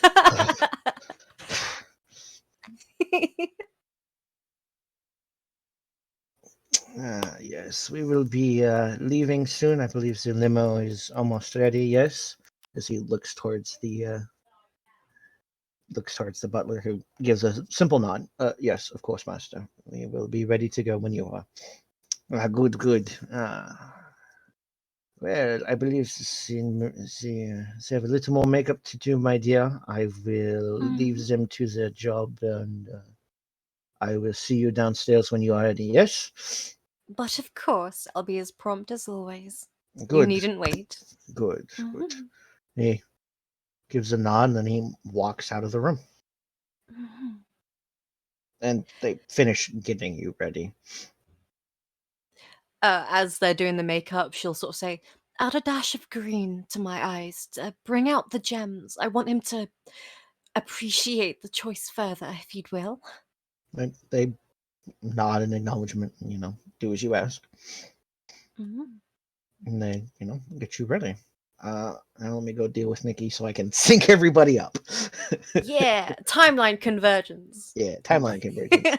So, Nicky, you've been sitting in this side library for a good 10 minutes. I'm writing my notepad. Okay. There's at the door, and it opens, and in steps Alexander Oldsmar. Alexander is a taller gentleman. He stands about he's about 5'10". Wearing a burgundy business suit. Business casual, of course.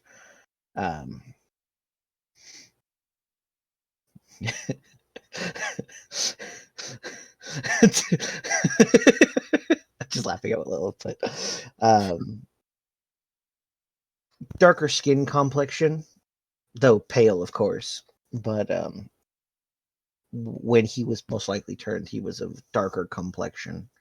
You're guessing Hispanic, maybe. Though his build is thin, and he has a pair of would best be described as half spectacles on his face, and he walks in carrying a book and what looks like a clipboard, and sits down across from you.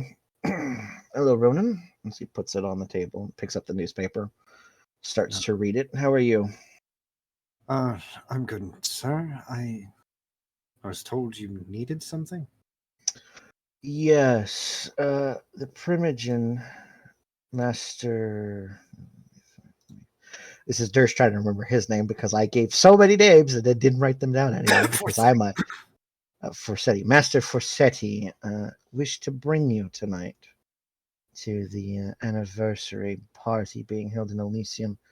For what reason, I don't understand, but it's his desire for you to join us tonight. I believe he wants you to... let me see, what did he leave me as a memo? He puts down the newspaper and picks up the clipboard, looking at it. Keep an eye out for anything interesting, as you were wont to do. Ron's gonna nod and then say, and I imagine my cover is he's gonna motion towards the door he came in. That Vinny that you sent after me made mention of me being a ghoul. Yes. He takes the book, opens it up, flips through a few pages, and inside of the book is a hollow compartment. And he pulls out what looks kind of like a bracelet, just a simple silver metal bracelet that goes around the wrist, and he hands it to you. While we're there, you will make sure that does not leave your person. It's a charm to disguise your scent. Because dare say bringing a human directly into the middle of kindred society probably won't be the best. And dare I say, if they find out what you truly are, it will be even worse. That actually was my next question. He's gonna say as he takes the bracelet and kind of like looks at it. Can I put it on now, or? Well, that's up to you. As long as you wear it, as long as it stays on you as well. We're in Elysium. It doesn't matter if you put it on now or after. He's gonna put it on and kind of tuck it under his blazer's sleeve. Right. Okay. As you put it on around your wrist, it had a space, like it didn't clasp. It had like a space in the middle. Mm-hmm. But as you put it on, you feel it tighten around your wrist and click together. And you get kind of like a shock up the middle of your forearm. It's like a light static shock. It's not like super hard, but that's what you feel. Yeah. Shit. What was that? It's just the enchantment taking effect so that no one sees you for what you are. Smelling you is one thing, but looking at you through auspice is another. Actually, on that note, well, he kind of folds it. He'd picked up the newspaper again and was reading, and he kind of folds it to look at you. Yes. I'm not exactly sure what an auspex is, but I'm. Are there going to be other people like me there? Yes, there will be other ghouls attending to their master's needs. I mean, people like me. Like you? No, not at all. Okay, because I have been playing around with some of my magic, being able to disguise. Kind of closes the paper, kind of puts it down, and you now have his attention as he's kind of steepled his fingers and is listening to you. I'm able to mask it to an extent. This auspex, people being able to sense me through an auspex, is it like being able to see my aura, like how I can see yours? Yes, it is. It is the vampire discipline of auspice. It's auspex. It allows those trained in it to sense one's aura, sense their feelings. Masters of it can do more. see spirits, see other magics. And some clans there train in it specifically, so... How do I even describe it? I can hide the sparkles, I guess, from mine if I concentrate enough. I've been looking into magic theory, you see, and well, I mean, what I can do with what I am. And actually, Vinny, he had like a blotches in his, and I'm assuming that means cool, yes, I guess. It's not so much the pale pallor of death that you see a vampire when you use auspex, but the blood of a vampire interacting with that of mortals, so to speak. He is not a ghoul is not a vampire, but it's also not a mortal. Something in between.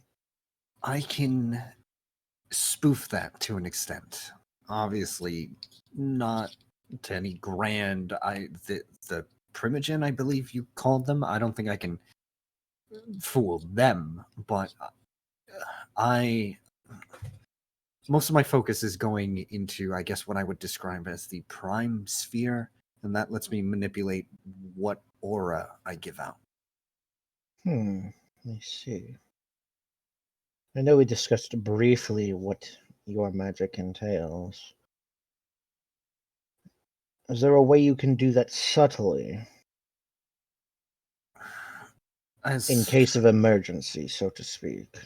In an instant, there's a chance I could really mess it up. If I have the time to do it, I think, like, if I could excuse myself to the bathroom, for instance, I don't know, the ghoul version of powdering my nose, then I should be able to do it without too much issue.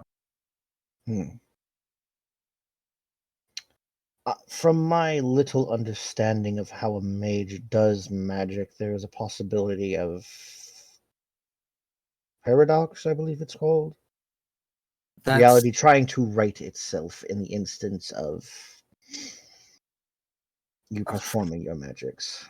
From what and he's gonna pause, almost saying from what I was told, and instead changing it. From what I've experimented with, I can make it seem more coincidental. Maybe a perfume or a cologne you can give me that I can spray on me to make it seem like it's the cologne that's changing the air about me, you know? I can figure something to give you that will give you a coincidental to use, as you say. The charm should provide the protection we need for the night, but if somehow or some way it fails or leaves your person, that is a secondary option to fall back on. All right. Keep it in your back pocket, as they say. I cannot stress enough, Mr. Ronan, that it is imperative that no one find out what you are. You are simply a ghoul You are a ghoul. You are my ghoul, just as Vinny is.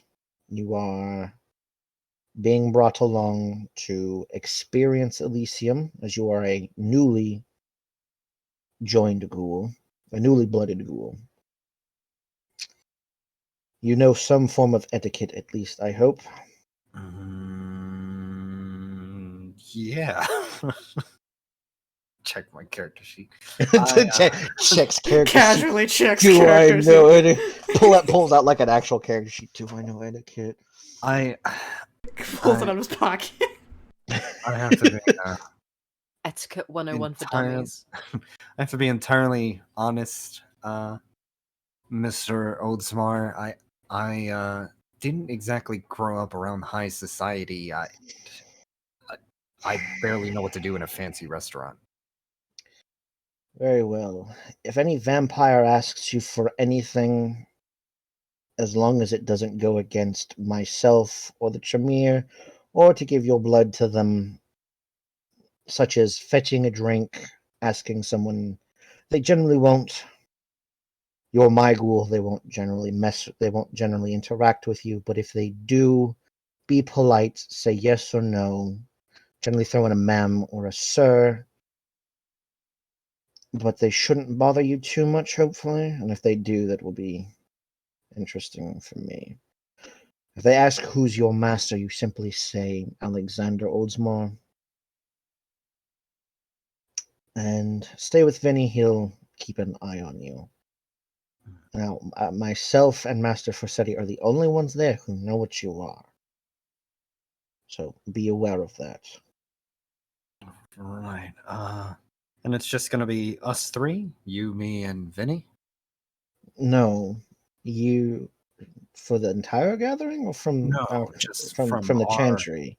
yeah, No, from Master Forsetti is going, as well as a associate of his named Holloway. Get his name again, because I already forgot. I forgot it.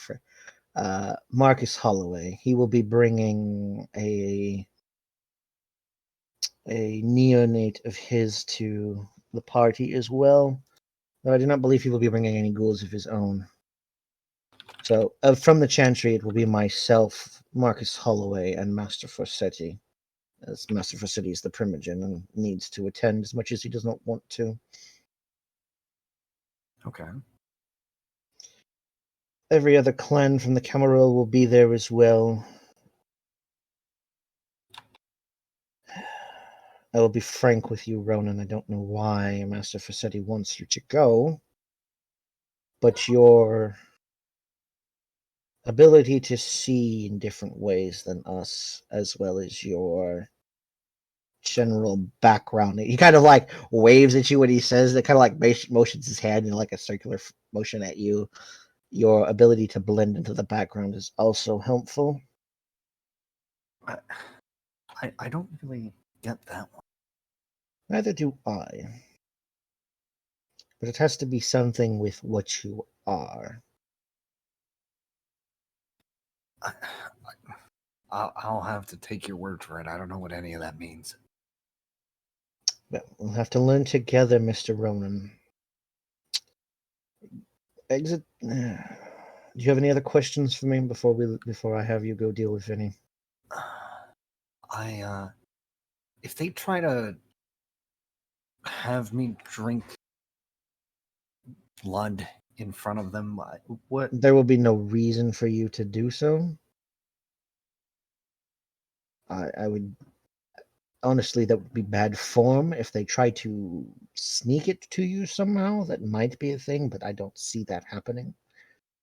I guess sniff it before it will smell like blood. And just refuse? I can do that without. Yes, of course. I mean, there would be no reason for someone to give you blood. I mean, that would be trying to poach. That would be considered poaching. I mean, you are my ghoul. As he kind of quotey fingers in the air.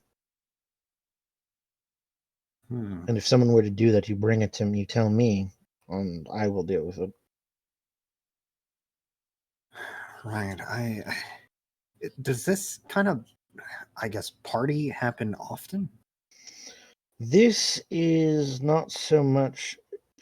Usually there is a meeting of Elysium of other kindred once a month for the prince to give us news and that like, but this is a special gathering as it is an anniversary for finally driving the Sabbat from the land of Chicago. I believe you would have known it as the riots of last year around this time. I believe that's what it was spun as for the mortals. Wait. The riots?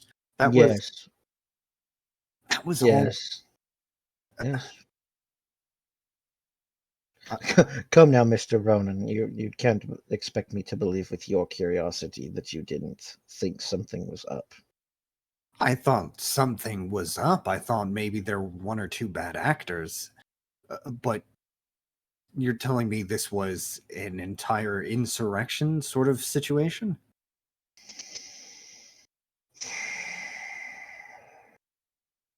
Let's just say there are different thoughts of the children of Cain who see mortals differently.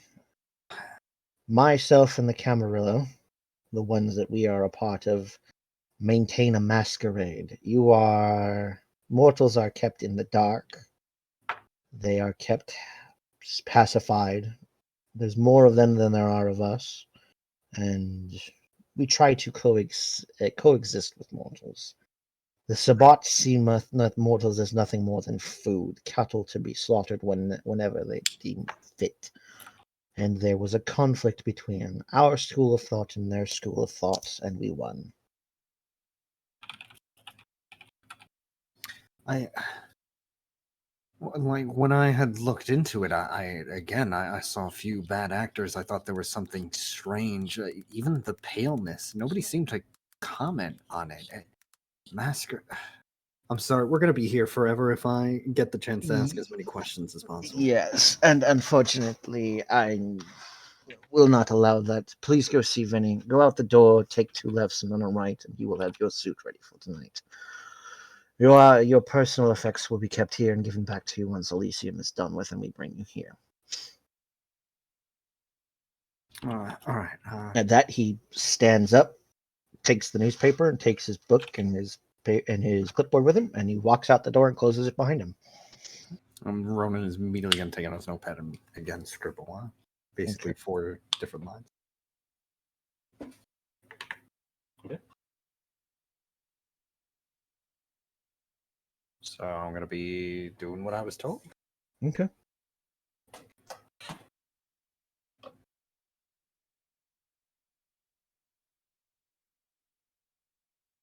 I'm just reading your notepad. I'm like, what are those? Oh, actually, that's the thing. So Ronan, since he knows that this notepad can be compromised at any point in time. Oh, he's got code in there. Okay, gotcha. It's a series of ciphers. That first line, very accurate, moldy place, inquiring relics everywhere, that spells vampire. Oh, okay. The second one is a Caesarean cipher. Gotcha. And Okay. It's shifted by the page number. So since this is the first page, it's shifted by 1. And so on. So Gotcha. Okay, cool. Mm-hmm.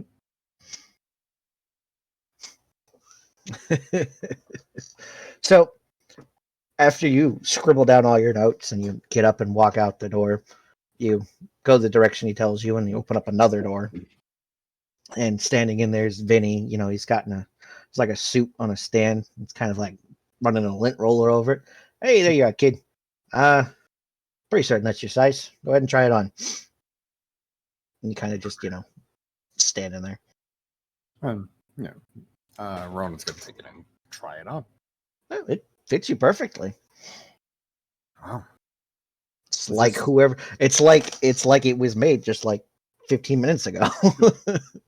Is this your line of work? What? Oh no.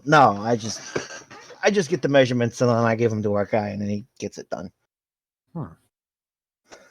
Did you do this before the whole ghoul thing? What? Oh no. I was I was a no, I was before the whole ghoul thing. I was a bookie for the mob back in Jersey. Huh. That was in That was in the 60s. What? Yeah, the 60s. I want to say 60s. Yeah, 50s, 60s. What? I don't want this to sound like schmoozing, but you don't look a day over 30. Well, thank you, kid. He kind of runs his hand over his hair. He kind of fixes the little bit of the bald patch that he's got. It's the blood. I mean, the regular intake of vampire blood makes us look a little bit younger. I just got the good genes. You're gonna point to himself. Is this just how I'm gonna look like for the next 50 years? Depending on your intake, yeah, you might age a little bit, but it's gonna be far slower than normal. I was hoping for facial hair, honestly. And I know a guy. He does hair transplants. I'll talk to him about it. He kind of like hits you on the shoulder, kind of jokingly. Yeah, I mean, there's a lot to adjust to. Thanks. Yeah, it takes a little bit, kid. Trust me. Come on, We gotta go pick up somebody, and then we're gonna go drive over to the place where they're holding Elysium for the night. So, come on, let's go pick them up. Right behind you. And he leads you back out the bookstore. And as you come out front, you see a parking cop writing a ticket. Vinny's like, I was there for 15 minutes. What are you doing? Hey, I was there. The meter's still running. What are you doing writing me a ticket? He starts getting into this with the, he starts getting into a little debate with the Vinny parking so ticket, much. the meter maid, and she's like, look, it ran out. I was like, no, it didn't. Look, it's like that. And he kind of like snaps his fingers at it, and you're looking at the meter. It had run out, but he kind of snaps his fingers at it, like, he's like waving his hands around. He kind of does that, and there's like an extra minute on the meter that wasn't there a second ago. And I'm gonna walk up knowing that this is a female meter maid, and obviously full on playing on the respectable trait of my appearance, being like, sorry, I had asked him to take me to this bookstore. We weren't planning on staying very long, and we do still have a minute left, if that's all right. We'll get And right he kind on of see, look, even the kid sees, look, come on, lady, look. And she kind of sighs, rolls her eyes, and looks at the meter for a second, does a double take. She's like looking at her watch, she's looking at the meter, and she's like, I couldn't. It was Sorry. just a second, ma'am. Sorry, gentlemen, it's been a long day. I apologize. And she kind of takes the ticket and she pulls it back up, and she's like, just put in more quarters next time. She kind of just wanders off. And then he kind of looks at you, gives you a wink, and he kind of fist bump, and then he goes and he gets in the car. he gets back into the sedan. He's like, you're a good kid. Come on, let's go. Don't want me late. Get yelled at. And he'll get another car. Okay. And then that's when we arrive to Luna, getting into the car into the back of the sedan with Vinny and Ronan. So she's gonna automatically, because she does this to pretty much anybody that she meets, she's automatically gonna try to use Auspex on the new guy. Okay, give me a let me see, does Auspex use a blood to do? Which form of Auspex are you doing? Aura perception? Aura perception, yes. Okay.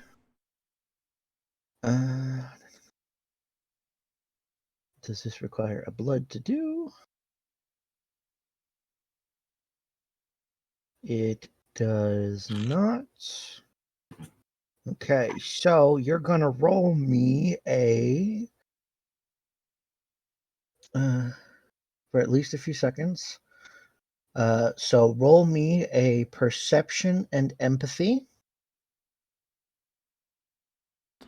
Okay, so And then just keep the difficulty as 6. Okay. So let me read the chart. You're able to... Ronan, what's your mood? What's my mood? Yeah. Probably definitely fucking nervous considering. Okay. So nervous is... anxious is Yeah, scrambled. anxious. Yeah. So his aura, as you look at him, it's pale blot. There's pale blotches in the aura, but it appears scrambled, like static, as you look at him. And so, do I see her? When she gets in the car, yeah. Oh, okay. Oh, so she's sitting like right next to me. Oh no, she's sitting in the back seat. Oh, okay.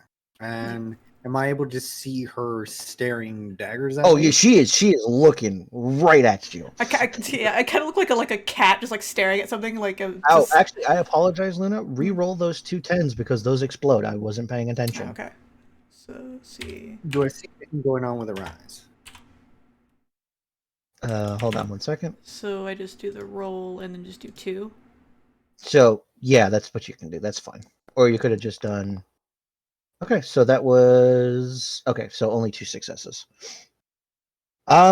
No, she's just staring at you.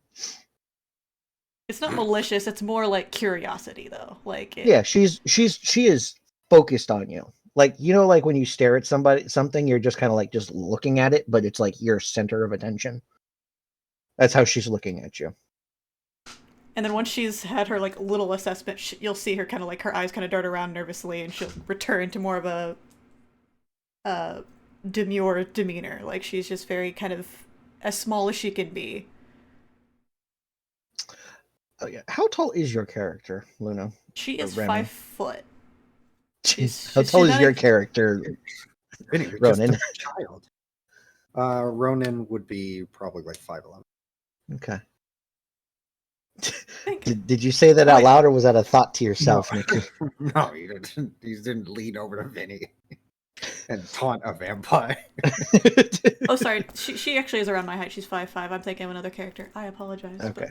You're still short. Still short by your guys' standards, but yes. Yeah. 5'5"-ish. I'm going to, and like I noticed her staring at me from what, like the rearview mirror. Yeah. I mean, if you like turn your head, you can tell she's staring at you. But like, you can look in the rear view and see her. Okay, I'm going to, if that's the case, as I glance up and see her staring at me, I'm going to like kind of like start wiping my face and like kind of angling my head as if I was trying to get a better look at myself in the rear view mirror and be like, do I have something on my face? Oh no, sorry. You're just new. Yeah, you And tell you'll me see- about it. And as Vinny gets back into the car and closes the door, You'll see and her starts like the left eye car up. twitch a little bit, and she'll like start just kind of playing with her own fingers, just kind of like nervously, and she'll avoid all eye contact with you at the moment. Yeah, no, and he's gonna obviously like take note of this and lowering his hands back down to his lap, he's gonna just shrug and say, "Yeah, very new. I barely even know exactly what we're going to. I know it's some sort of party, but yeah." And he's gonna kind of like pull slightly at the collar of his outfit and be like, "Even the suit is like not what I'm usually used to wearing. Is this your first time to go into one of these things too?"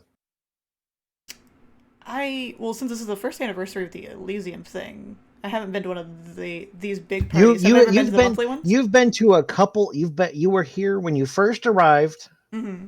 You showed up when you first arrived to an Elysium Mm-hmm. so the prince knew that you were there, sort of thing. You've been to a couple of other ones, but like because of just who you are, Alexander doesn't take you often. Mm-hmm.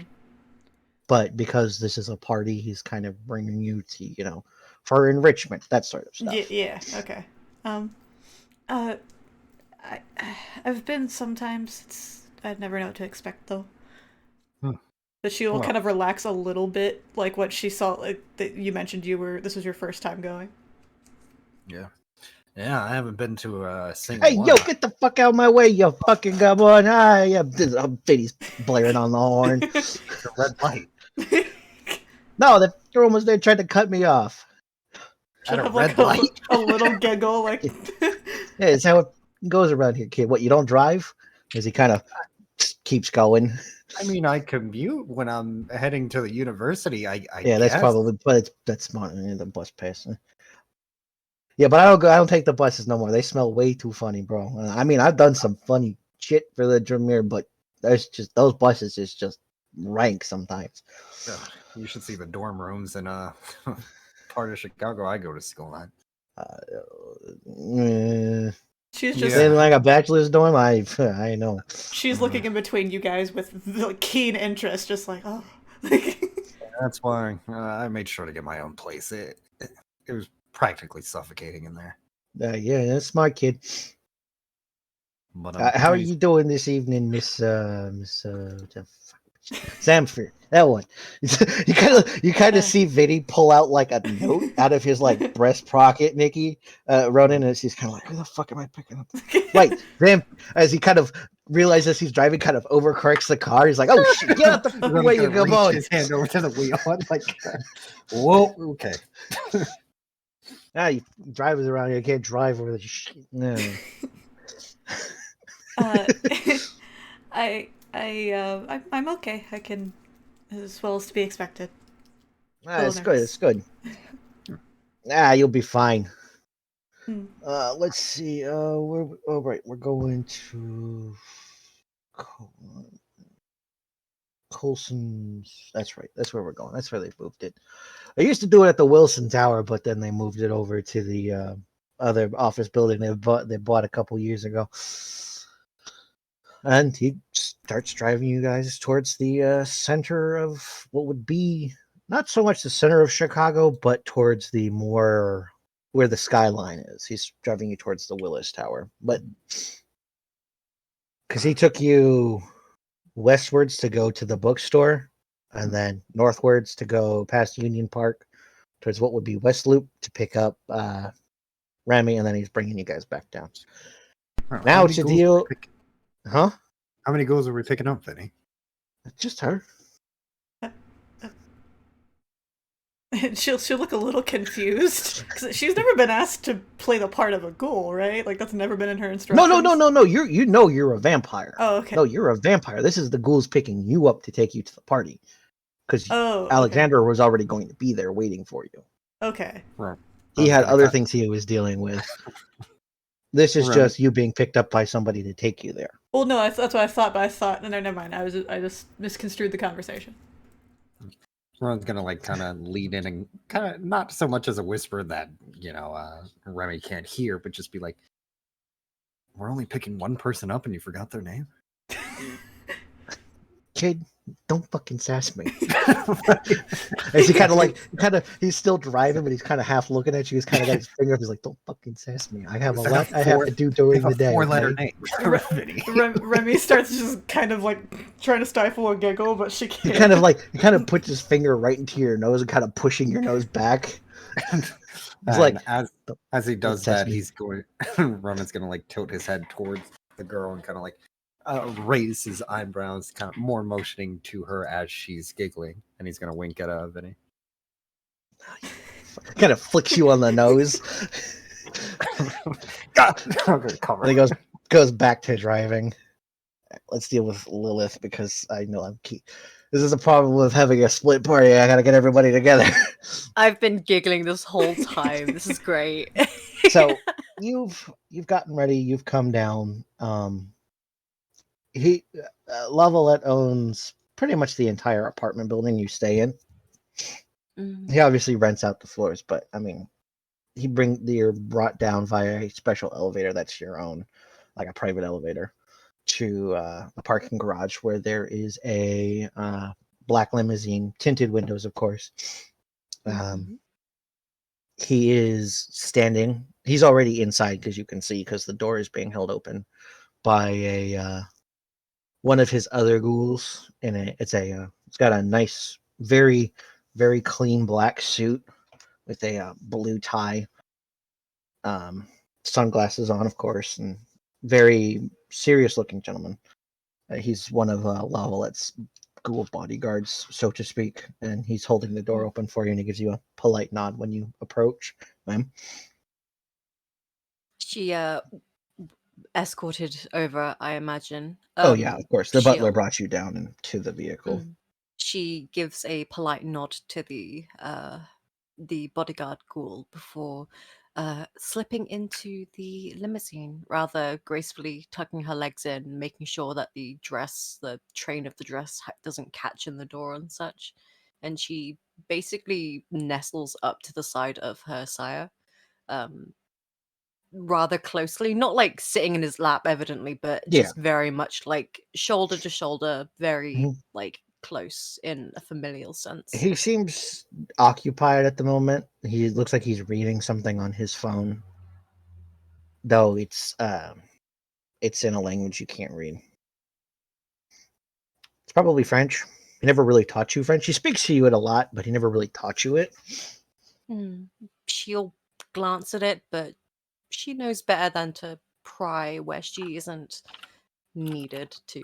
So she just kind of settles in and begins to look ahead, sort of Mhm. brush some hair from her shoulders, like sort of preening herself somewhat, being mindful not to disturb her makeup. Yeah, as soon as you're in the limo, the guard closes the door. The car starts up and you're driven out. You're in the nicer part of Chicago.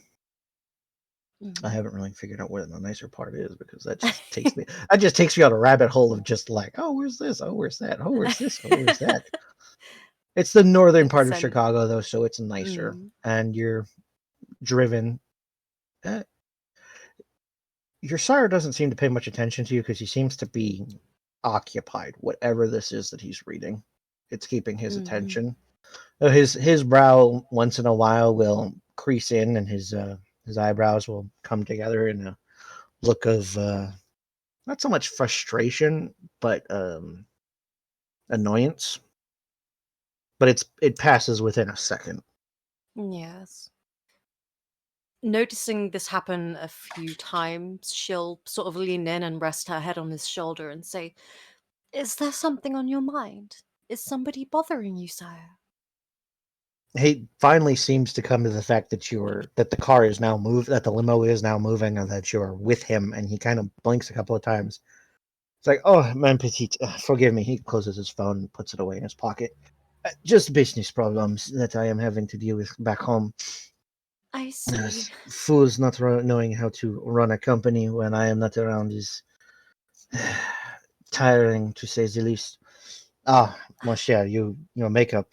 Did you choose this, or did they do this for you?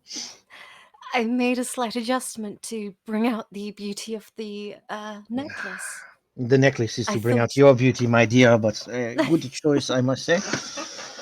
But of course. I know you will be driving that foolish primogen up the wall with your looks. Well, a little healthy rivalry is always good for the politics of the place, after all. Yes, yes. But I'm sorry that the incompetence of foolish people is. That is how mortals being a are, my bother. dear. They do not know how to plan for tomorrow. It will be something I will deal with when I go back home. But that will not be for some time. I will have others deal with it. All In right. the meanwhile, we will. Do tell me when you return home. I'd miss you awfully. I never go anywhere out with my mon cher. You know this. I can't know. well enough leave you alone. What would I do without you nearby for my inspirations? Oh, well, every artist requires their muse, naturally. He makes small talk with you. I can't do that. I can't keep doing that. It's okay. Fucking It's tries to okay. the wall. I can't do a Frenchman. Understandable. Of course, I picked the Frenchman for your sire, but I can't keep doing it. Hot baguette Eiffel Tower. Omelette du fromage. You want a cheese omelet? You good? A Vous yogurt. approchez fromage. Who cut the cheese? Wait, what did you say? Vous approchez fromage. Who cut Okay. the cheese? Okay. Yeah. For some reason, I thought for a second you said like je m'appelle fromage, and that's what, and you were saying that who cut the gym. Like My that's not name what is that cheese. means. Yeah, I was like, what the fuck? But your accent is great, no worries. But I understand it is very. It's hard to do sometimes. I So get you. It's so good. your drive isn't as long as you are taken to the. You can see the skyline, the skyscrapers, literally the area you're in. What would be the considered by some the heart of Chicago. You can see the Willis Tower peeking through the buildings. Willis Tower, for those who are wondering, used to be, if you look at the picture, it's the building on the far left. That's the Willis Tower. Ah. You mean this thing? Yeah, that thing right there. That's the Willis Tower. It used to be the Chrysler building, but then someone else bought it and became the Willis Tower. Willis. For simplicity's sake, the building you're going to is this one. It is not the building that is actually within the skyline. It is Colson's trading and company, trading and fuck. What is it? Can't believe we're going to the Billis Tower. The Billis Tower. No, you're going to I love Colson's. Bistro Tower.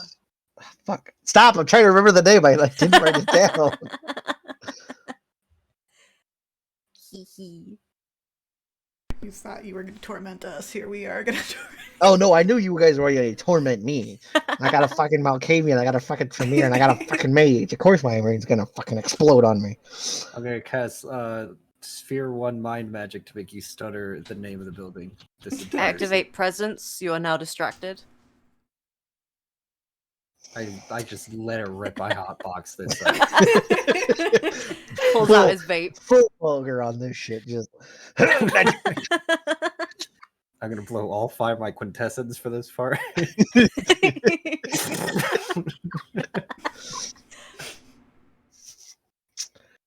while you're driving, while you're in the limousine, Valeria, is that what your name is? I can't fucking remember. Yes. Valeria, there we go. God damn it, Nicky. Your driver kind of has to swerve at one point in time as you see a black sedan kind of swerving in the road. Oh, Gracious. Kind of pulls in front of you guys and turns in before you. How reckless.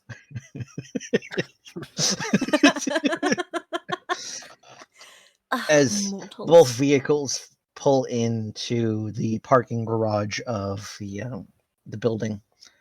Colson's Financial Advisements and Trading Company, or Colson's as it's called. Everyone here knows that the building it's pretty much a financial building. They do stock trading here. It's about 60 stories tall. The first 40 floors are between offices and that sort of stuff, but the top 20, Nicky doesn't know. Ronan doesn't know, but he knows the top 20 are private offices and buildings, private businesses and stuff like that. My vampires know this is where Elysium is. This is where the prince holds his court. The top 20 floors are for guests and that like.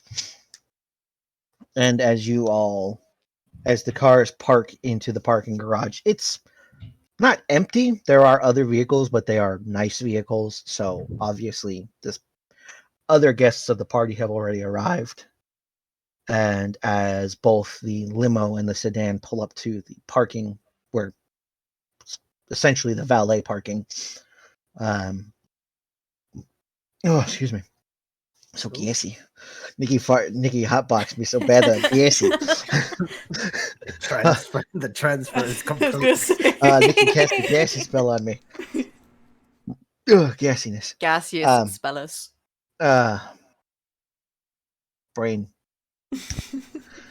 We pulled into the valet area. Give you a Yeah, mind pull flight. into the valet. Sorry, apologies. This happens all the time. Get gassy. Nicky, it's because of Nicky. Nicky makes me gassy. So as you pull into the valet area, Vinny in the sedan stops, kind of looking over his shoulder at the limo behind him. He's like, oh, fuck. I think that's the Tremere. Hopefully it's not the Primogen. Right, kid? If we get in trouble, it's your fault. As he hops out the car. Why would we get in trouble? Because what did I do? Bad driving. I'm blaming it on you, kid. Blame it He, on me. He's gonna see me coming out of the passenger. Vinny opens the side door for you, Remi. As you see stepping out of the limousine on the passenger side, a gentleman in a black suit, sharp black suit. He walks over to the back and opens the door. And as I described for Lilith, a thin individual steps out, kind of pale, a very well made suit on, silver cane in hand, and he turns and holds his hand out and helps a very attractive looking woman out of the car. And of course, she's, as she described before, wearing that dress.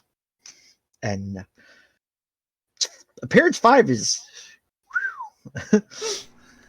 Have You I can ever you can role play from here, my friends, have as you all exit your respective vehicles. I ever seen the two of them before? Like at any of the gatherings I've gone to? They were there. That's right. You're a Toreador, not a Tremere. Mhm. Yeah. I'm trying Oh, to be yeah. out. No. Oh, did Vinny say Tremere? Yeah. Yes. He did. That was but he's Dirsch. clueless. That was Dirsch saying Tremere. That wasn't Vinny. Vinny would have said Toreador. Oh, Vinny's smart. He works for the Tremere. He doesn't mess up their names. Yeah. Everybody else's. I was gonna say it's awkwardly like this is true. Roll the take I backs. Roll the just take saw- backs. Just saw a limo. He could have been like, "Oh, the Primogen's probably." Oh, whoops. Oh.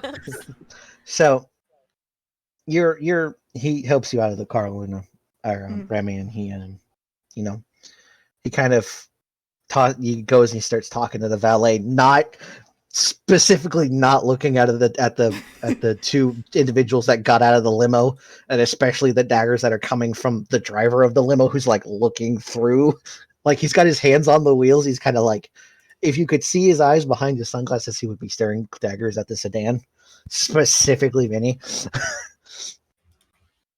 And at the past the parking where you park for the valet parking, there's a set of automatic doors leading through a glass automatic doors that lead into a foyer where there's no one milling about.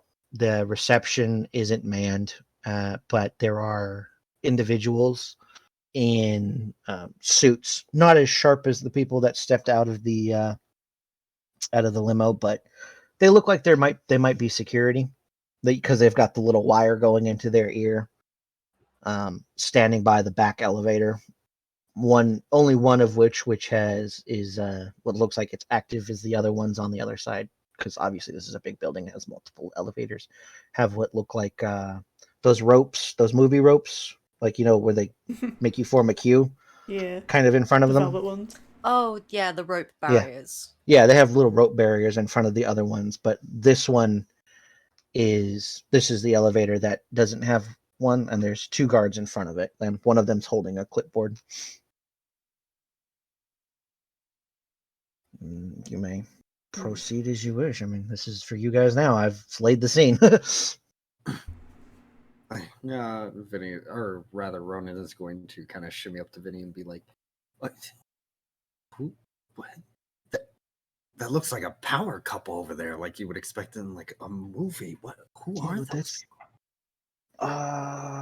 It's a Tory. I don't actually know his name, but I know he's a Tory. Toreador. It's one of them. Oh, Toreador. Toreador. Tory, Yeah, Tory. like from the civil or from the Revolutionary. No, Toreador. He's they're highfalutin. Would I have ever known their names? You do not. You were never introduced to them. You definitely know their clan, Remi. Okay. You know they are Toreador. You were never really introduced to them. Okay. Just for the fact that any of the Toreador, when you were introduced to them by Alexander, kind of looked at you and then looked down their nose at you. Like they Yeah. thought you were, nothing. Yeah. Okay. He's gonna take out a notebook. Toreador, you said? Yeah. Kind of like pets your notebook. Don't make it look so fucking obvious, kid. He kind of gives a small wave and a nod. He's like, "Oh, sir, how you doing?" With the very well dressed gentleman kind of side eyeing Vinny and just kind of walking with his with the other woman towards the elevator.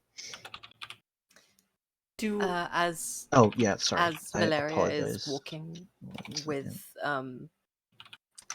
I didn't see that. I'm sorry. You should have said it. Yeah.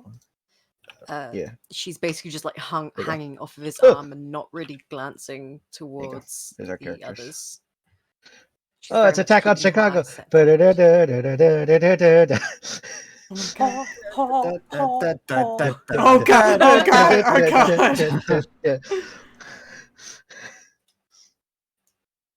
Okay, all right. Okay. Sorry, you were saying, Lilith? I was just saying that Valeria would have her arms laced through Jean Pierre. Yeah, that's his name. So Jean Pierre's, and she doesn't really glance towards the others. She certainly doesn't pay Vinny any mind. She does briefly flick a glance towards Ronan, and a sparing glance to the side, like, Oh, shy kicks in. and and sparingly glance towards Remi, but the moment she spots Remi, she just kind of like looks away as if she's just seen something not very appealing to the eyes. Not overt disgust, but very much just like, oh, okay. Oh, Valeria a plebeian.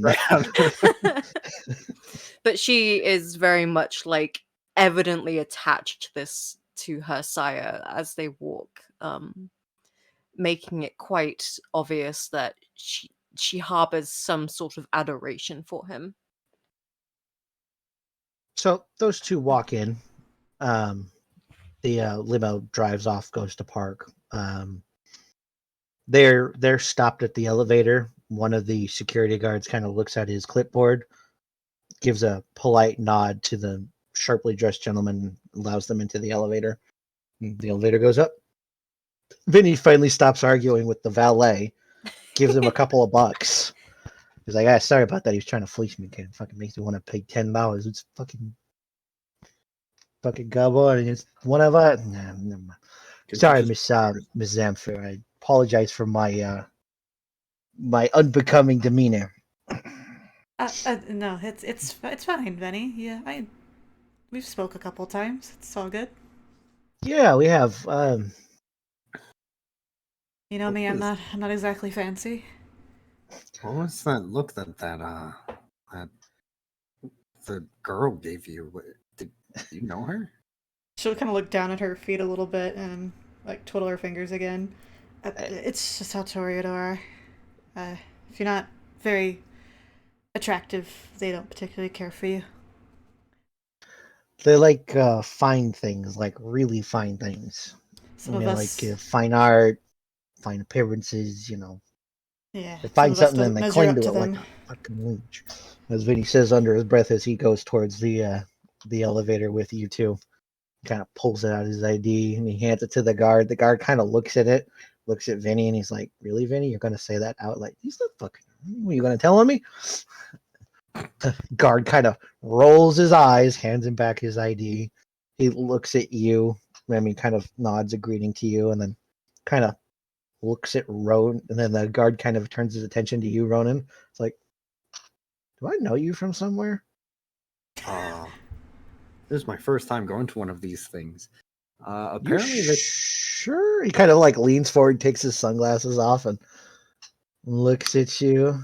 I'm like 22, I think. Like, do I look like I belong here? No, you just look like somebody I know. Somebody owes me money.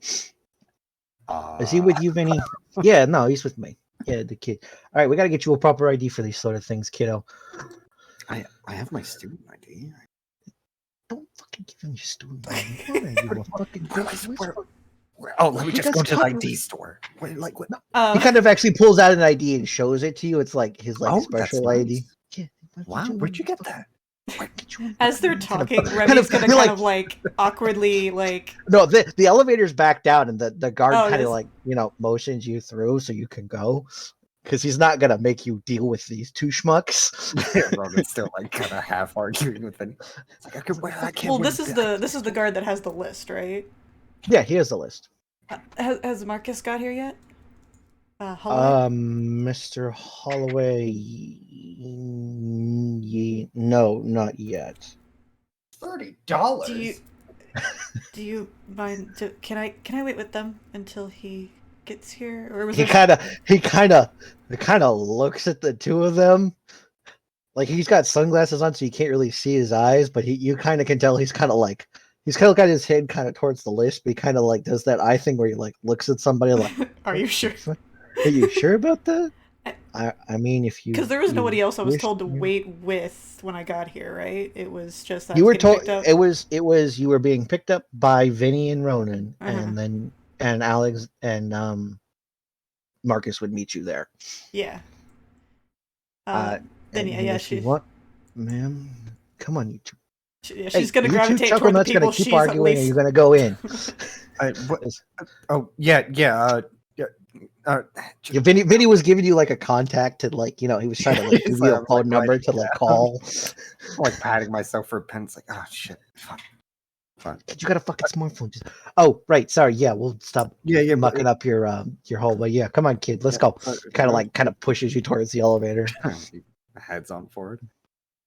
All right. As you enter the elevator, Vinny kind of takes out his card again and kind of swipes it in a card reader, and the floors 50 actually would be 41 to 60 light up. They weren't lit up before, and he punches in for 55, and you head up in the elevator. It's actually a quick ride up. It doesn't take too long. Or like And elevator music. Or is it just Vinny talking the whole time? No, it's there's no elevator music, but Vinny starts going. No, but Vinny starts going. Yeah, then Remi will just kind of again, just kind of like twiddle her fingers and just look awkwardly between them, and then like up and out. What's the matter with the feet? Huh? What? What? What'd you say to me? What's going on with that? Sorry, what? Wrong song? What you want me to do? Frank Sinatra? Like, What? I actually like Frank Sinatra. yeah, I know Sinatra. Yeah. My dad was crazy about him. Oh, well, kids these days, I don't fucking know what you kids these days like anymore. Well, I don't know. Ding! Oh, wait. And as the elevator door opens, you look out, and this is you walked through this as well, Valeria. It looks more like the entryway to what would be not so much a palace, but a suite, so to speak. There's a ornate carpet. The flooring is marble. There are pictures hung along the walls, and it leads out into a large open room, circular in design. Some pillars, Art Deco pillars along the side. Of course, what's to your eye looks like marble. And at the back of it looks like this whole room encompasses 2 stories as you walk into it. At the back of the what would be the room is what appears to be a double stairway leading up towards a pair of doors that lead probably further into the building. But at the stairs are a pair of guards standing there, and milling about are a number of other individuals. My vampires know that these other ones are as kindred. Nicky, there's a lot of people here. There's at least like 30 people here. I'm gonna look for like a less packed area within this room.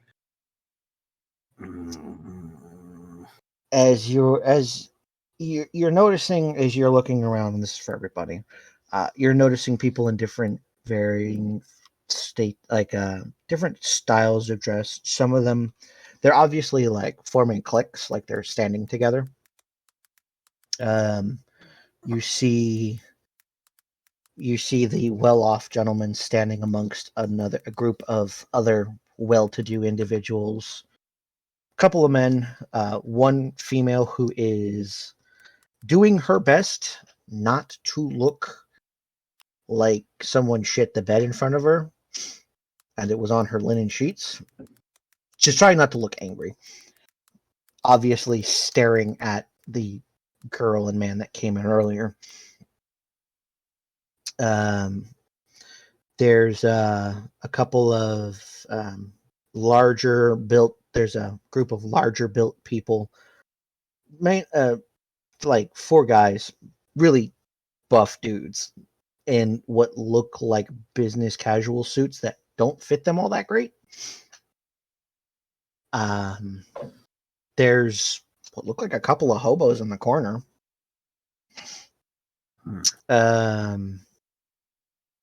There's some Just random hobos in the middle of no. You know those hobos over there are the Grell. They're the gangrels that show up. Yeah, okay. Yeah, they're the city gangrel that show up. They're not hobos, but they're not like, dressed fancy. They've got like jeans on. They've got like, like a jacket over a sweater sort of deal. They don't look like Mutts they looking fit. for scraps. There's a group of individuals over in the one corner, kind of in a shadow of the room, that when you look at them, Nicky, you're like, oh God, did they hit every stick on the way down of the ugly tree? Oh my Lord in heaven. That's the first thought that flashes through your brain when you look at them, but then you're like, oh wait, that's kind of mean. That's not who I am, but Jesus Christ, those people. They have appearance 1.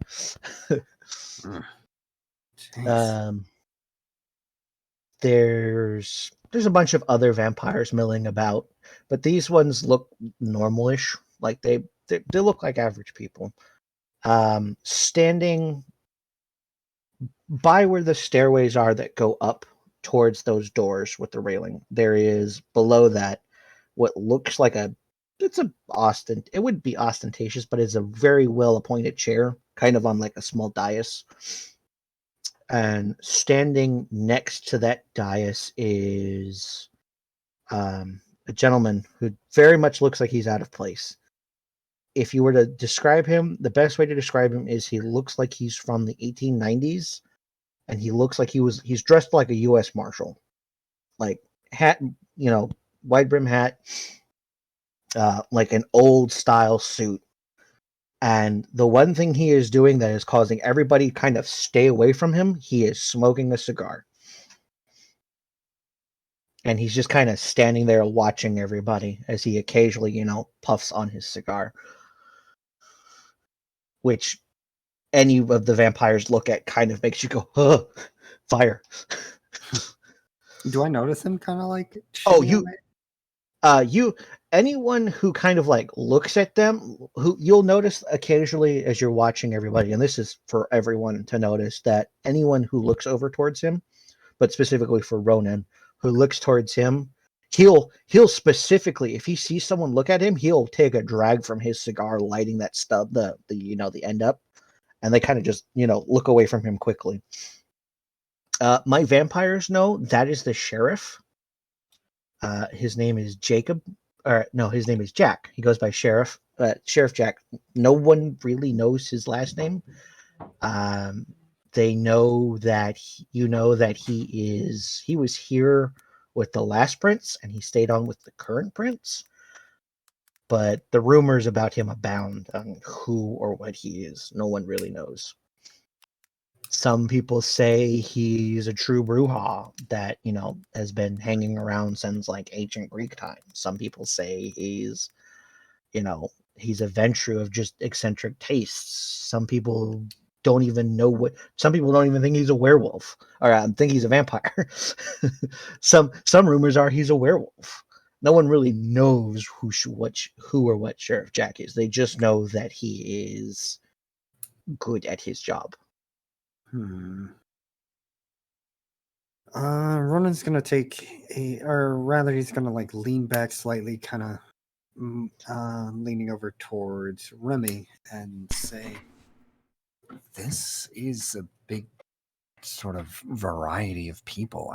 There's high society standing not 30 feet away from. Are those hobos? She'll kind of chuckle a bit. Oh, it's hard to explain. I don't know how much they tell you ghouls. I'm not well versed in whatever your guys' stuff is.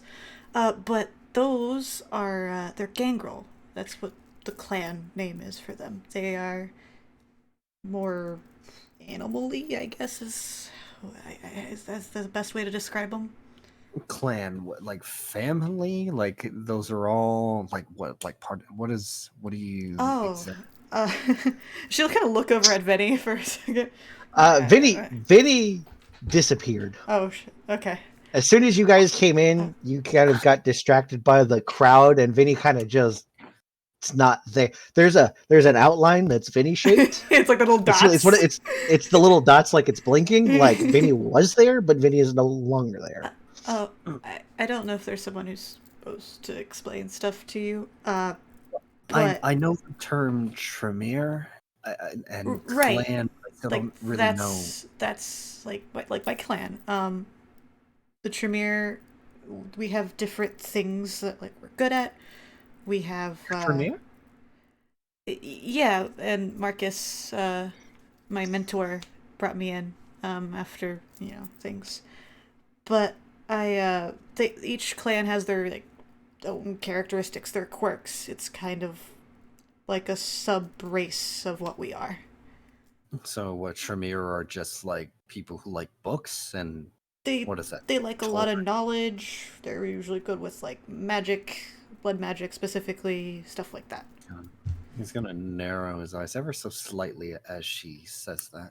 I'm not the most well versed in that area though. I never was really good with the whole magic bit. And that's fine. I'm not expecting an expert in the subject, but this is like well known. This is like widespread information then? Yeah, we kind of well, you know how mortals have like she kind of gets a little nervous, but like kind of looking at him like every single time she catches him, she's kind of like, oh my God, he's beautiful. So she'll kind of avoid she'll avoid eye contact and keep looking back down at her hands, kind of she's like searching for words. But you know how like mortals have stereotypes for like races, like different races, like bad good stereotypes for people. No, what do you mean?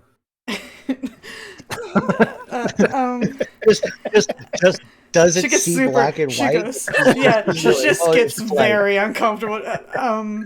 What do you mean stereotypes? So like, there you are, kid. As Vinny comes back around, kind of puts his arm around your neck, and is like, "I'm gonna take him where we're supposed to go because we're not supposed to be, loitering around here.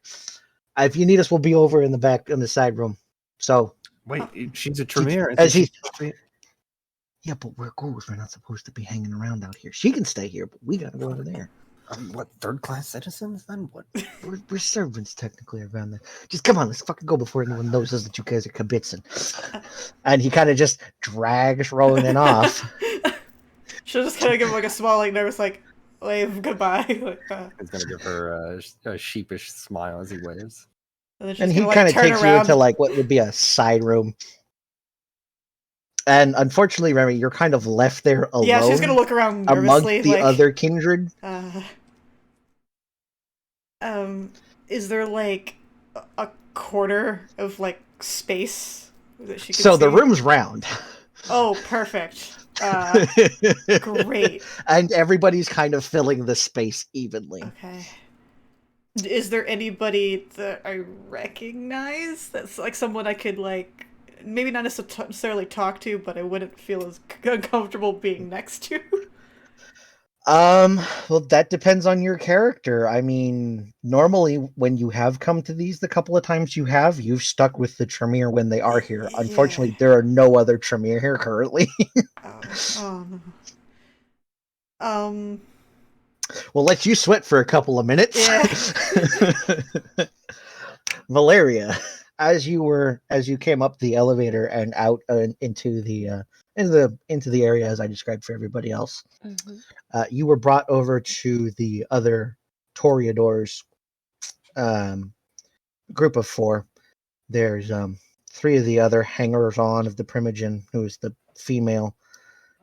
Her name is... Oh, shit, I had a name for her. You know her as Genevieve. Mm-hmm. You've never been given a last name because your sire speaks nothing but vitriol about her. Mm-hmm. And has always made it a sticking point when he does attend, to make you look far better than she does. Now, mind you, she's also appearance 5, but he's gone to the 9s with you to try to out-to her. Every time. Apparently, from what you've gathered, Genevieve and Jean-Pierre have a very long rivalry with one another from the old world. Mm-hmm. And they're always polite with one another, but it's that kind of undercutting, oh, how are you? Oh, I'm wonderful. I showed up in my Ferrari. Oh, did you? I drove here in my Porsche. That sort It's of, constantly trying to one up each other, conversation. essentially. Yeah, pretty much. As obviously noting that she is approaching Genevieve and her little gaggle of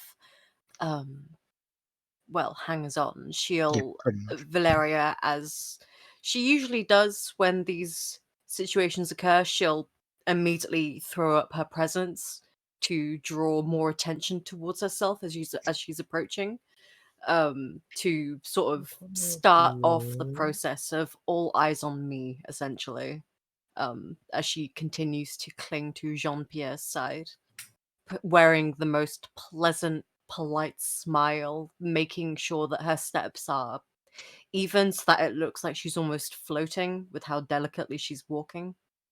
Yeah.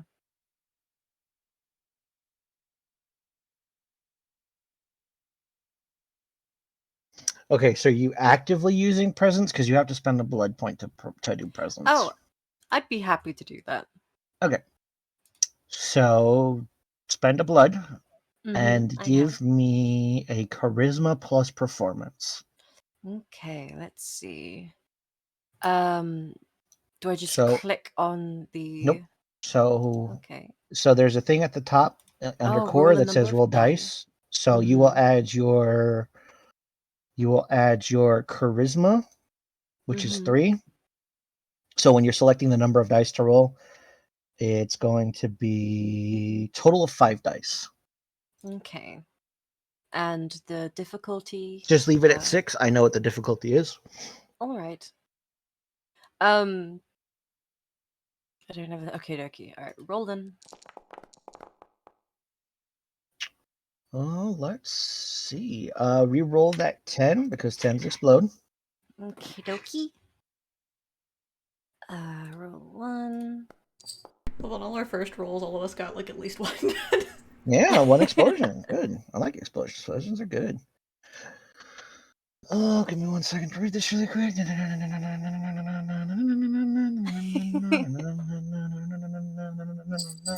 I love the interval music.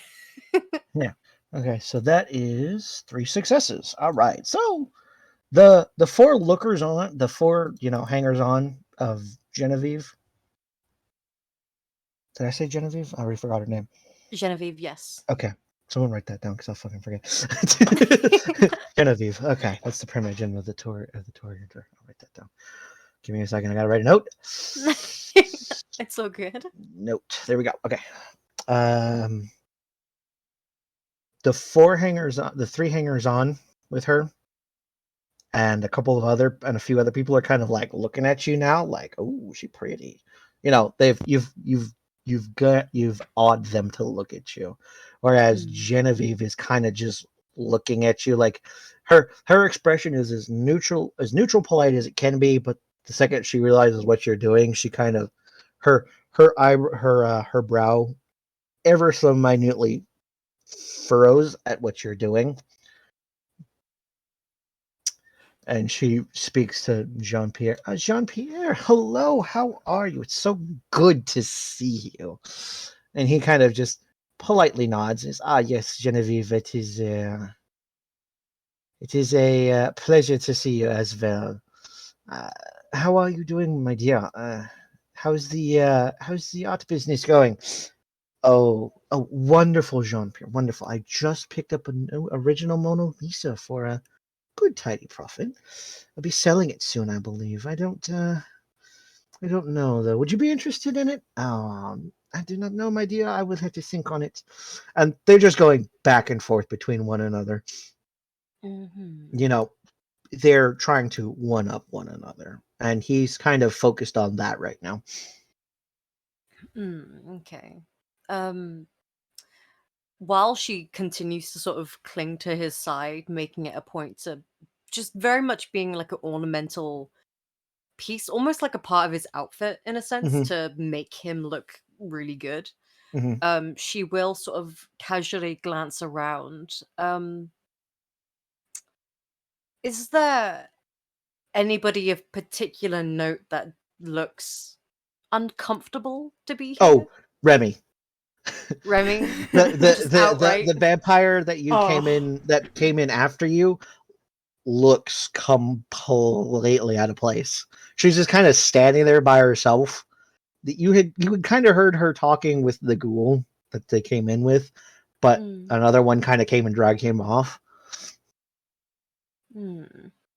She's She'll just sort of- fidgeting and like looking around the room, like, oh god, like kind of just trying to make a decision, but seems like she's kind of almost paralyzed where she's at. Valeria will, while Jean-Pierre and Genevieve are talking, she'll sort of gently like nudge her head, like almost in a doting sense, on Jean-Pierre's shoulder and just quietly say, you know, you can, once he gets like this, he is going to be verbally sparring with her like the whole night. You know, you can slip away if you want to, and he doesn't get upset. So in a sense, her little nudging of her head against his shoulder is like an indicator of like, I'll be back. As she sort of gently. He is if there was a lightsabers involved, those two would be playing, and those two would just be going at it right now. The amount of verbal sparring that's going on between the two of them. I see. She'll break away, and in a very like still keeping presence up, she'll sort of drift over towards Remi, wearing a rather sympathetic expression upon her face, even though she is still regarding the kindred with a little bit of apprehension for their physical appearance. You're looking at her as you're walking towards her. Oh, she is straight up looking directly at you. She's looking behind her, like direction. back and forth, like me. Oh yeah, no, you're this. You can't see me, but I'm motioning at where Lilith would be if we were playing at a table. Is coming towards you, Remi. Do with that what you will. Nicky. And cut to other scene. And what happens? Just dies of a heart attack. Oh, okay. So I mean, if you guys want to roleplay in the text chat, you can roleplay in the text chat. I gotta involve Nicky as well. Of course, yeah. I'll roleplay with that. Oh yeah, you got pulled off to another room. There's like a bunch of other ghouls in here. Ronan. Ball pit fitting? No, there's they look at McDonald's plate. No, there's just a bunch of people just kind of hanging out in the room. You know, they've also kind of formed their own cliques, but they're far less like, you know, it's far less what's the word? Stuffy in here. And there's actually like a buffet table in the back. And Vinny's kind of already like dragging you towards it. Wait, I thought, can we eat and it's like fine and stuff? Well, you know, as long as it's not in front of them. What, they're going to expect us to stand here for like, you know, 7 hours and not eat anything? No, they're not that fucked up. Prince is actually kind of considerate. He's paid for all this. I mean, help yourself, kid. As he's kind of like getting a plate and he's kind of like starting to put stuff on his plate. How high society does this food look? It looks like buffet food. Like it's like it would be like a 4-star catering company put it out.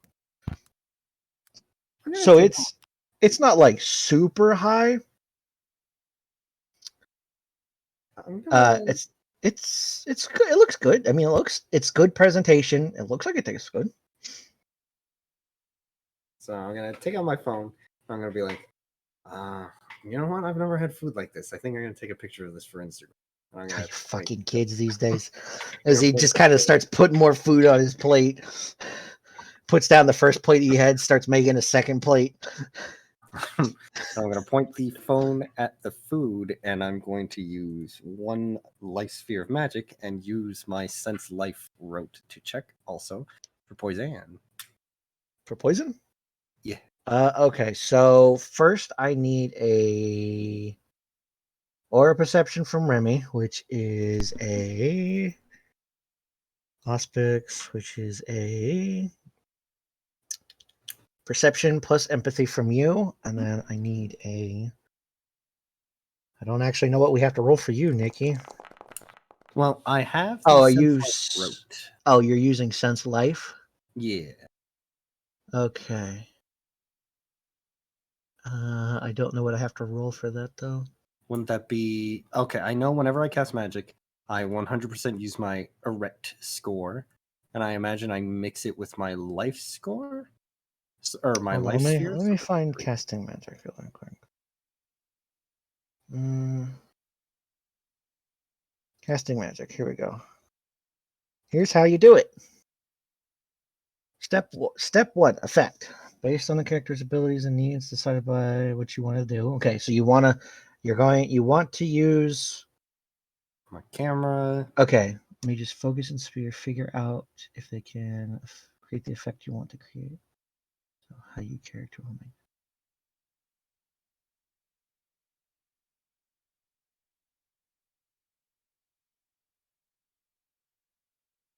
Okay, so yeah, you roll 1 die for every dot in your erect trait.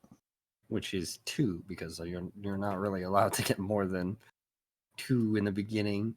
And then basically, I believe it's more or less kind of you set a difficulty, and I try to explain how. Yeah, you're using difficulty. So you're doing it coincidentally. Yeah, course. as part of my phone. Yeah. Difficulty equals highest sphere plus 3. Okay, I know what the difficulty is. So go ahead and roll for me. Okay. Um, I'm going to click the cast a spell thing. I'm using my phone, so that would be a personalized or a unique or both. that would be unique because it's a wonder. Is it personalized to me as well? Yes. Okay, so that's -2 total. Scrolling down, resonance. I wouldn't say this is static, which is what my resonance is. Like accurate rather. I can probably argue, but I don't really need it. Let's see. Near node, distant or hidden zone, major zone, conflict with that. Okay, coincidental. I'm gonna use my 1 life sphere because it's the sense life. And okay, so I'm gonna press this cast spell. Assuming I did it right. Click. Yeah. Okay. So you were specifically looking to see if the food was poisoned? Any sort of malady on that food? No. Click and take the picture anyway. Just gonna post to Instagram. Okay, Remi, what were you trying to do? She's just like information gathering at this point. She has no idea why this Toreador would be directed towards her. So she's just trying to get any information before the interaction. See, so you got 2 successes. You can distinguish the main color. What would you say your mood is? Valeria would be approaching her, and the aura that she's giving off is pink. Okay. Yeah, that's what you get. Okay. Okay.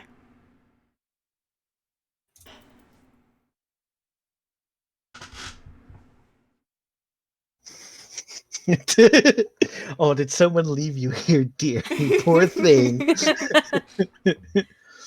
I don't know. Are we still focused on? I was gonna say I didn't know if there was gonna be a verbal go ahead. roleplay or if No, we I can- just wanted to make fun of. Oh, okay. I just wanted to make fun of Luna. All right. Wow. So yeah, that's what's going on, Nicky. Okay. I mean, and after I take the picture, I'm going to see how many of these hot topic goers are like eating exactly. some of them are. Not everyone's eating, but like there's a space for them to sit and eat, and some of them are over in a corner smoking, like near a vent fan, so it like circulates out. But it's obviously behind like a curtain, like it's like there's like a partition set up that says smoking. But like if someone were to come through the door you came through, they wouldn't be able to see them. Vinny's just sat down and he's like, "Come on, kid. I got you your plate already. Let's eat. Freaking starving." Yeah, sure. Then gonna take a seat next to him and just eating slowly. Just gonna keep an eye out for everyone. Mostly seeing who enters and who leaves the room while they're eating. Occasionally a ghoul will like kind of like seem like they'll kind of like tilt their head a little bit and then kind of go in, like they'll go out the door into the main area, and a few minutes later they'll come back in. They'll go out and then come back in a couple minutes later. That happens ever so often.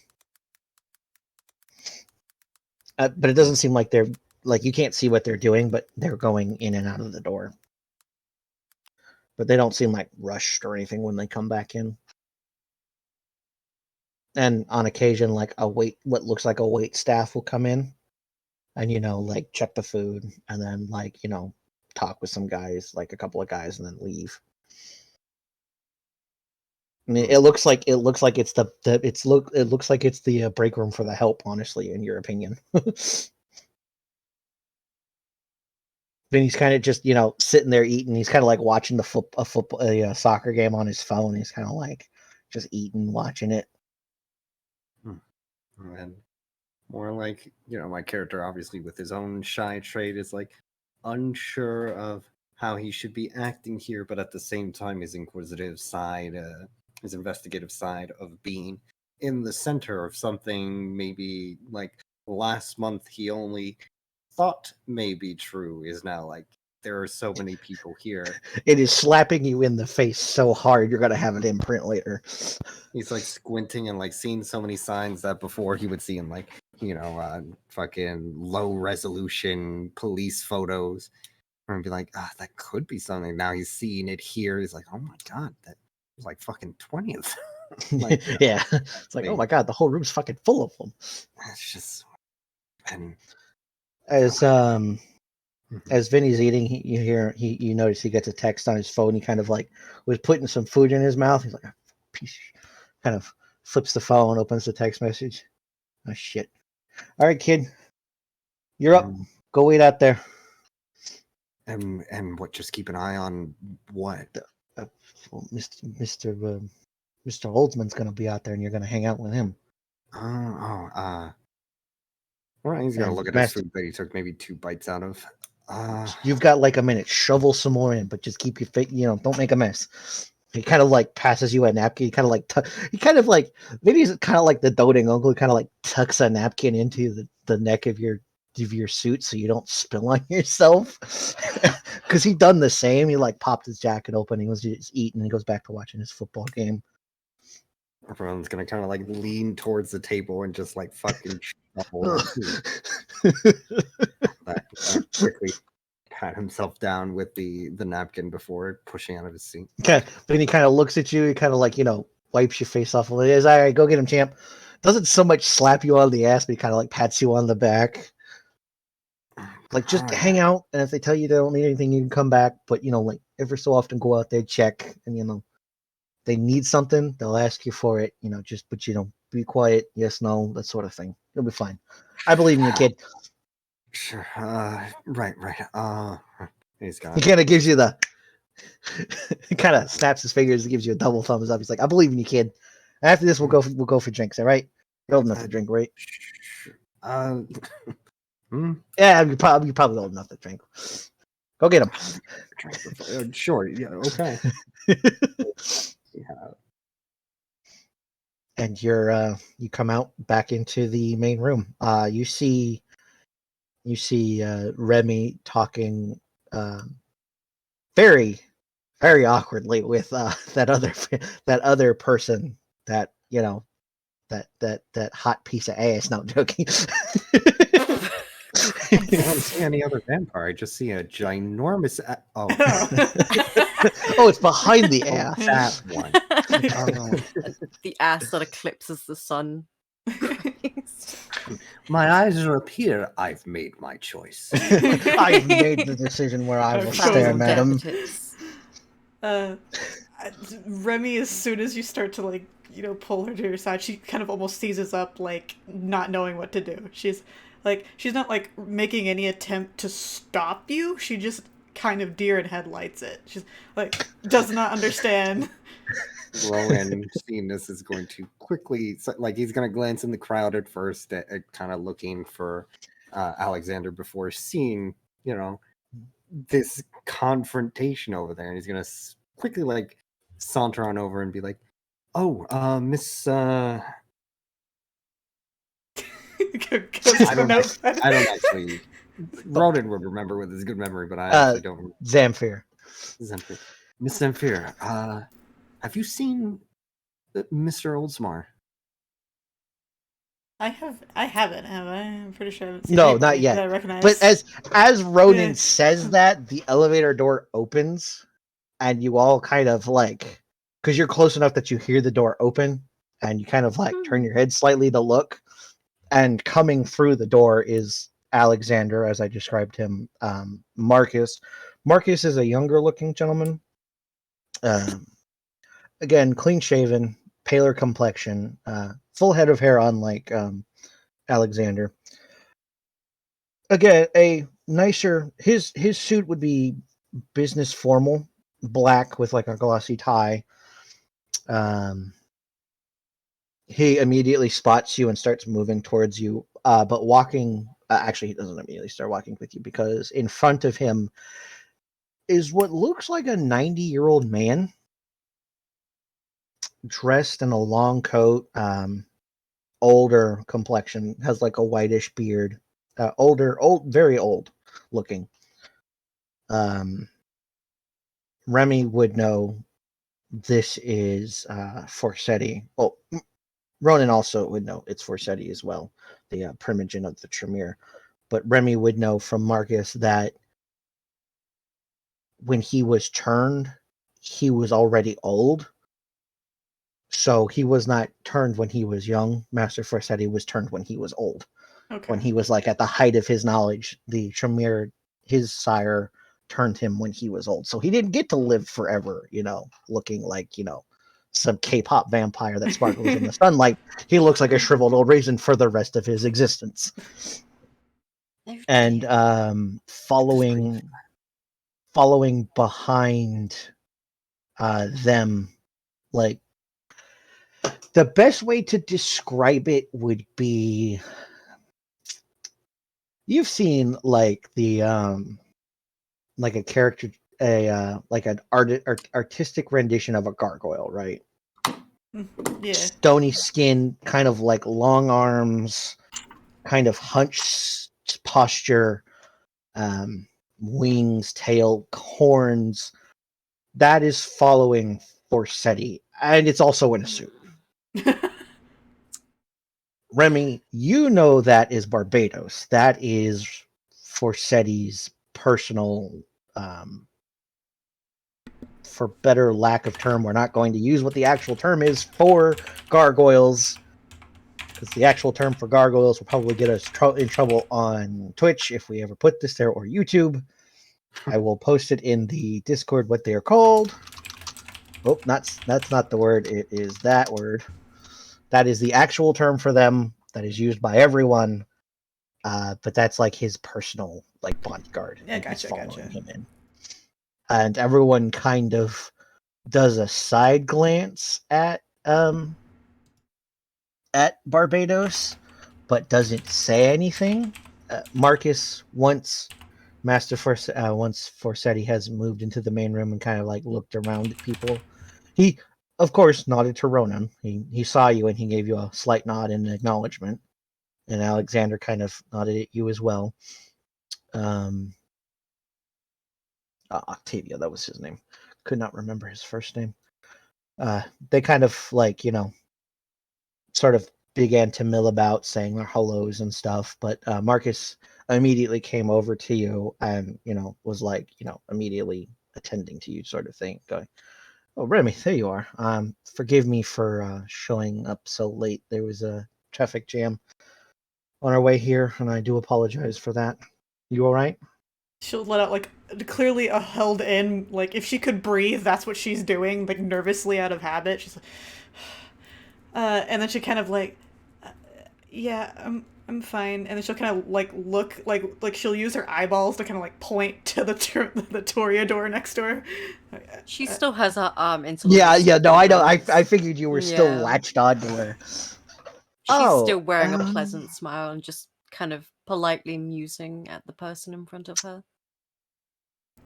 yes. Forgive me, she seemed quite lost, so I figured I'd keep her company. That is much appreciated of you. But of course. Again, I do apologize for showing so late, my dear. Traffic, as ever on a Saturday night, is a pain sometimes to get around. And having to bring Barbados with us everywhere is also difficult. Oh yeah, I'm sure it's not that easy. She'll kind of try to kind of slowly distance herself, like a little bit, like not rudely away from the Toreador, but more toward Marcus as much as possible. Try to disconnect yourself from Valeria. There is a second of tension in her grip before she, like a fraction of a moment before she does let your arm slip out. And then she steps back politely with her arms, like hands folded in front of her lap. Thank you for the kindness.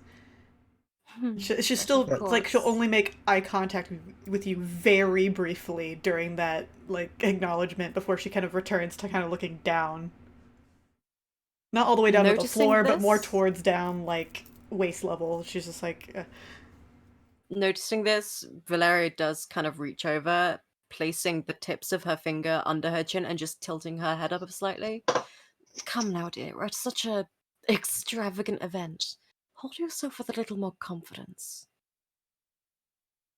There you are. Eyes forward, chin up. So...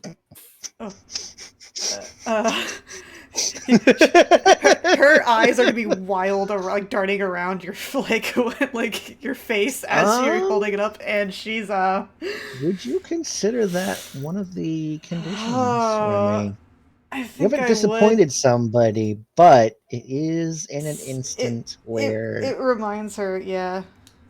Okay, give me a willpower roll. Okay.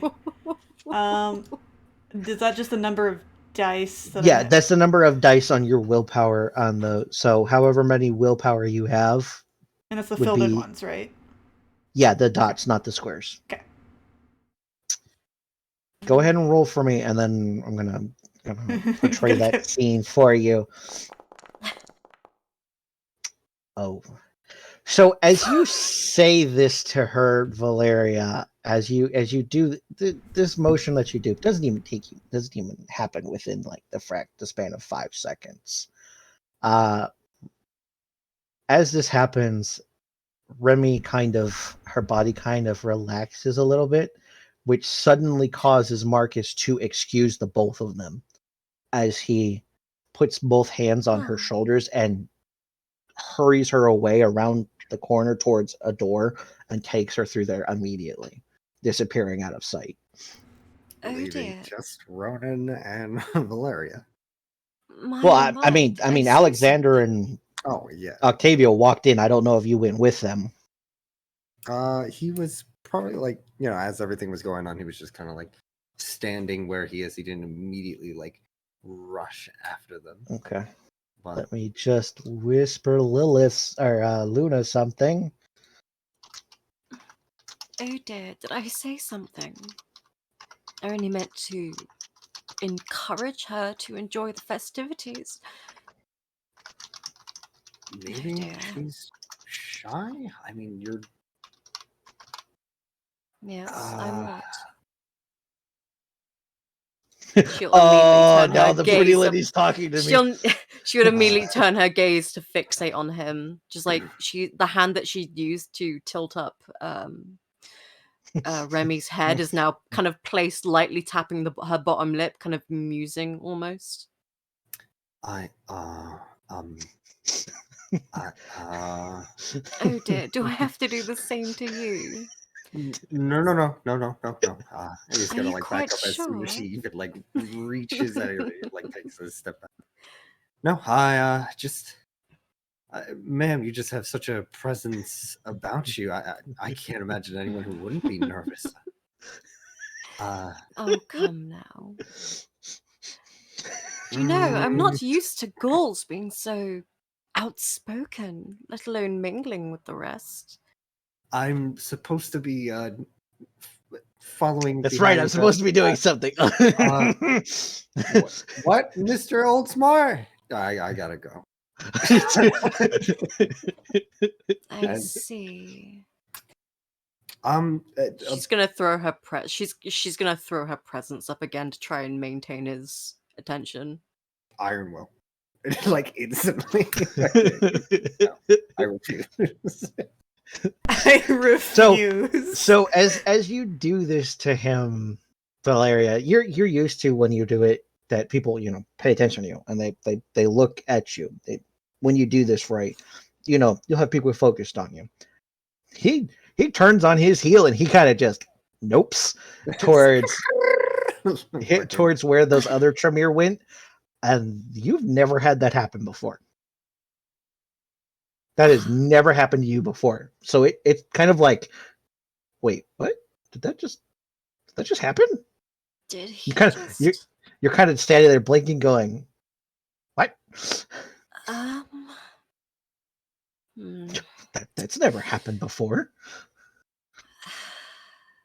That isn't. Obviously doesn't recognize true beauty when he sees it. And she's gonna drift back. She's gonna drift back towards Jean-Pierre and Genevieve. Oh yeah, there's flawlessly looping her arms through Jean-Pierre's and just once again an attachment off his side. All right, I gotta deal with Remi. You're so welcome. Yep. So, is there a way for her to change her name in here, Nicky? I can just do it on the. Yeah. I'll just do it on the token. Yeah. Go ahead and you know what to do. As you're hurried over into the side room with Marcus like checking you and looking at you, and he's looking worried as you come to sort of deal. Yeah, and her eyes will like flutter a bit, and you can see there's not like a lot of focus. She almost goes into a trance state. What the fuck is this like flexing on you? Turntable over here. Bicky bop, bicky bop, bicky bop. Wow.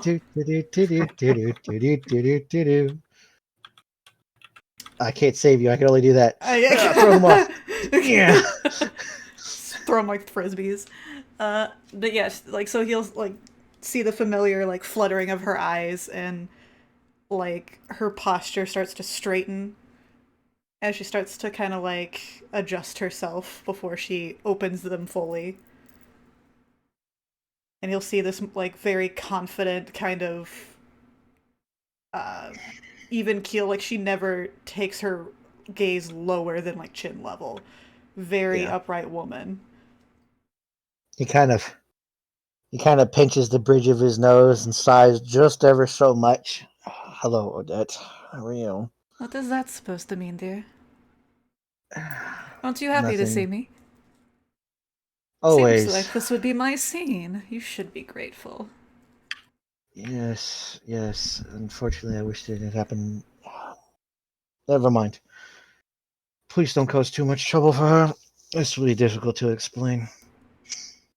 Aww. I can't promise I won't misbehave, but I'll try my best. I expect you to behave like you normally would in this sort of situation. Exactly. This is where you thrive, my dear. What? Oh, I see. Mommy! Mommy! Mommy! Mommy! Mommy! And she'll... Mommy, sorry. Mommy, sorry.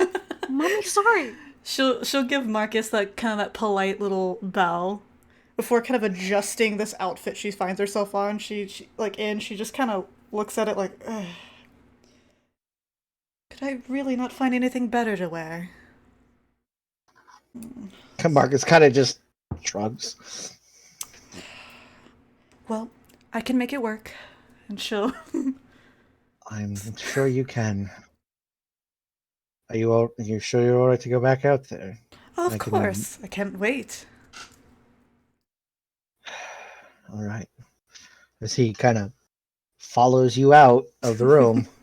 Yeah, she's a gate ahead of him. Like, Oh, yeah. So both of you notice, Ronan and Valeria notice, just ever so slightly at the corner of your eyes, that the person you were introduced as to Remi, the shy, awkward sort of person that went in that door, does not come out of that door. It's the same person. Same physical, same person, but they are definitely not how they were when they went through that door. And you can describe your demeanor now, Odette. she is standing very tall, very confident. She doesn't have her chin angled necessarily as upward, but it's definitely higher than what you've ever seen this person ever do. And she's scanning the crowd and specifically looking for you, Valeria. And when she spots you, she'll kind of make eye contact with you, brighten up a little bit, and start walking towards you in a way more graceful manner than before. Once again, she would gently nudge Jean-Pierre's shoulder as an indicator of she's breaking away once more to mingle, and she'll... They've now kind of pulled out the fencing lightsabers and are going at each other across the floor.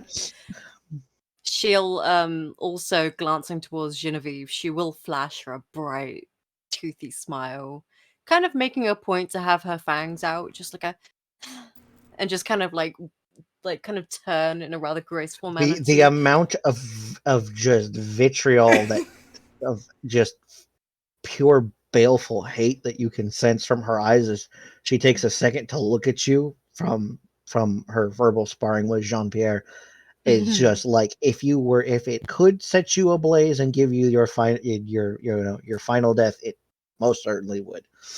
She quietly relishes in the fact that she'd garnered enough of her attention for but a moment to sour her mood further before walking out to meet this far more confident kindred.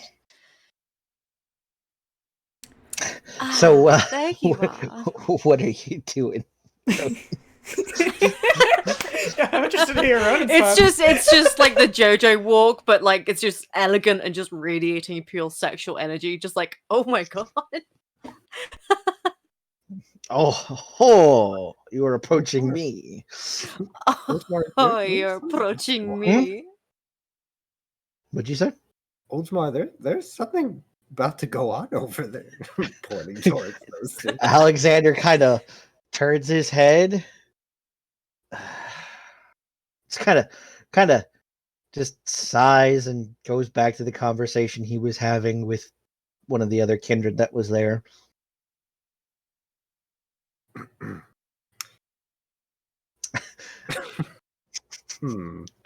So before the two can JoJo walk into each other, the doors at the top of the stair up at the landing at the top of the stairs opens up, and a middle-aged gentleman in a nice suit, nice blue suit, steps out, and everyone kind of turns their attention to look at him.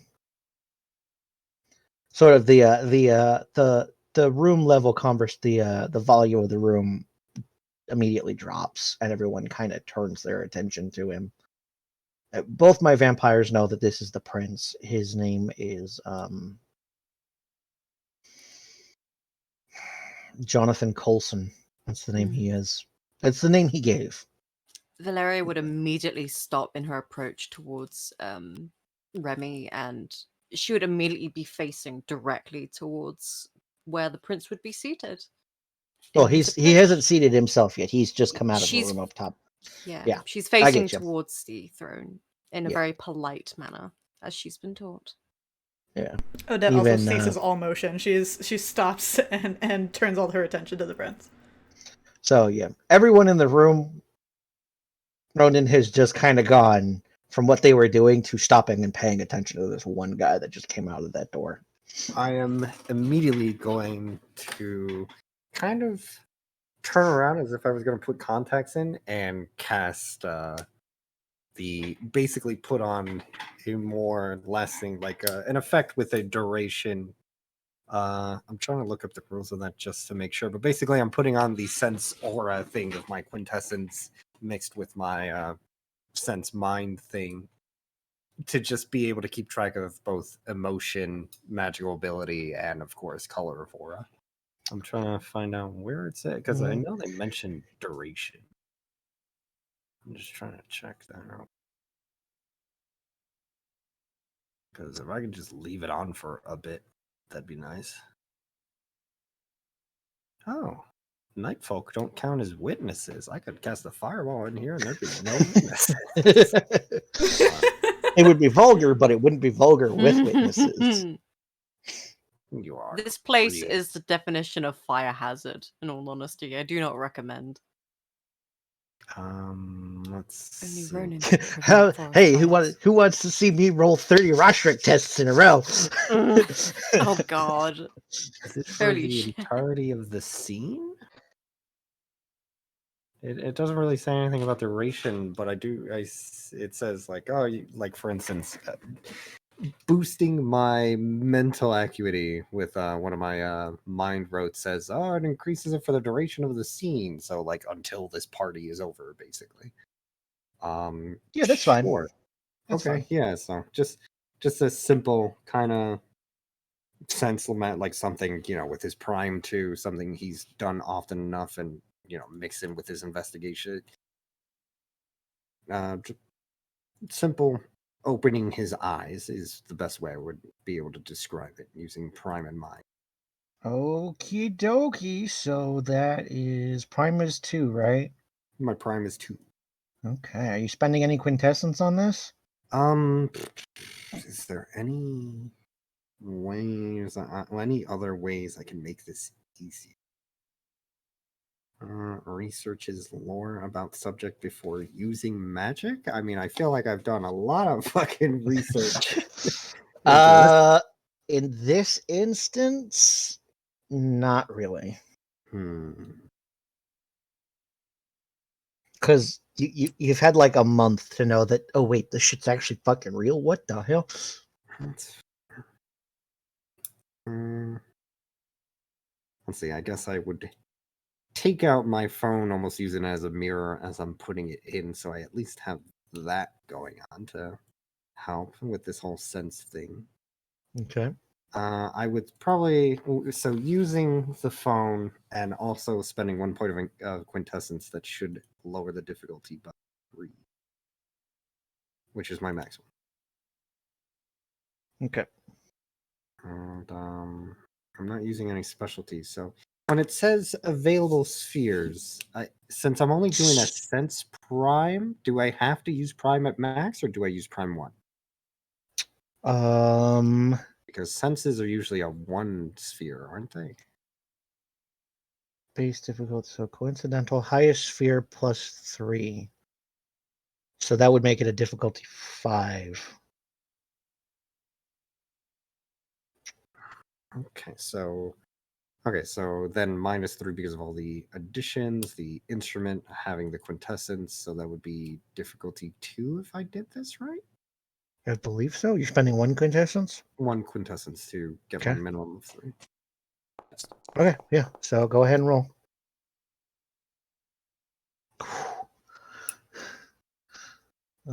Difficulty 3, 2 successes. Okay. So what are you looking for? Aura and Aura and like quintessence, like if there's any sort of magic at any point. So more or less, I just made this whole room kind of misty and some colors here and there within that mist, as I keep track of like if anything's out of the ordinary. sort of thing. So it's like I would be able to see the pale colors of those around me, of all their vampire auras, but then also be able to tell their mood, their surface thoughts, which would be their mood sort of thing, and of course the if anyone did some diablerie, I would be able to see the black veins sort of thing, that kind of stuff. Okay. Most of the vampires you're able to see, I mean, pretty much everybody in the room has the pale color to them. Mhm. The person that just came in from upstairs, they are vibrant blue. They're like super calm. It's confident. Let's see. Confident. Is that one?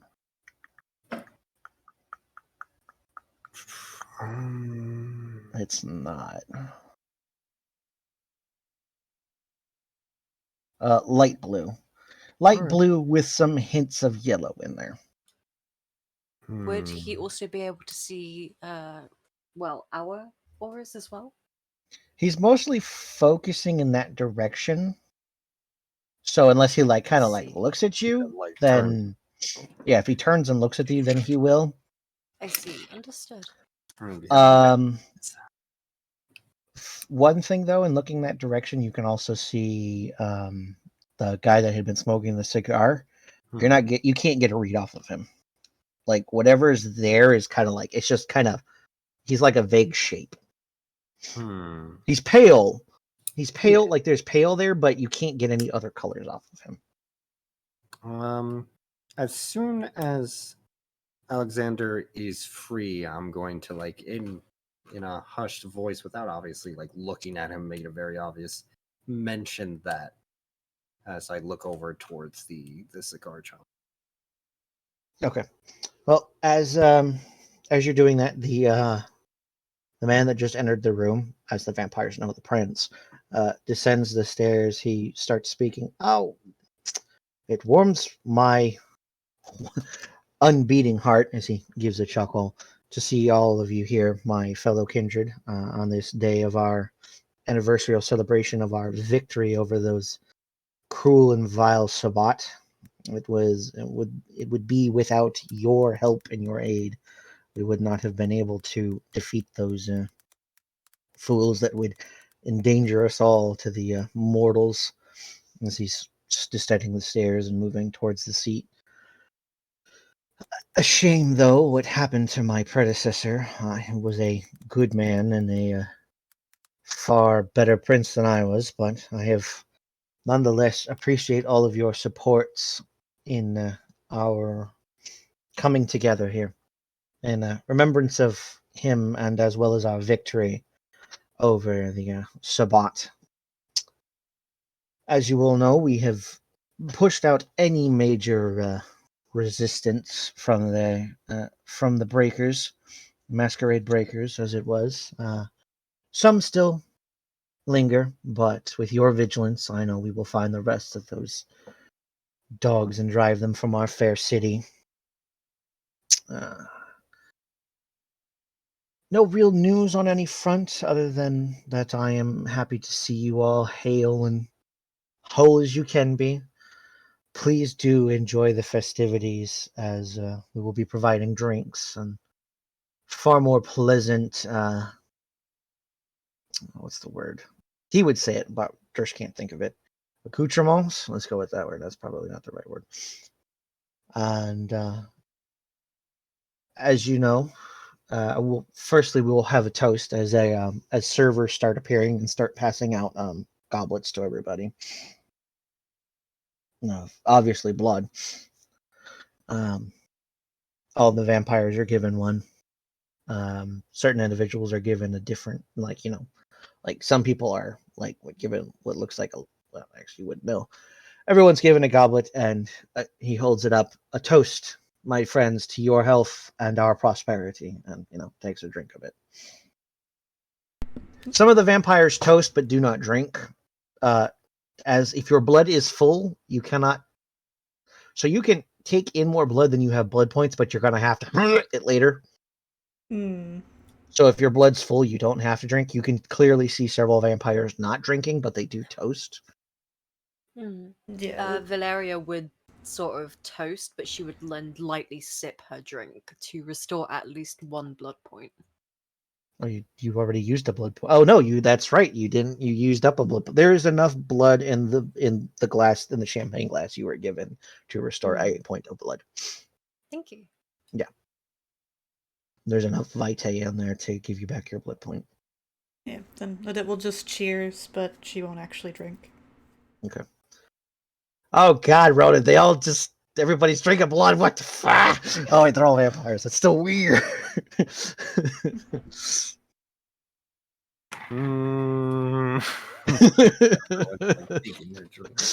Oh God, they all just drink blood. Oh, what the fuck? Does where is Ronan to Remi right now? He to Odette. He's on the other side of the room with who you know as Alexander Oldsmar and the Primogen, Octavio Forsetti, who both kind of raised the glass but didn't drink. Does she notice how uncomfortable he is on it? Give me a Nicky. Give me a appearance and expression roll. So 4. Okay. Yeah.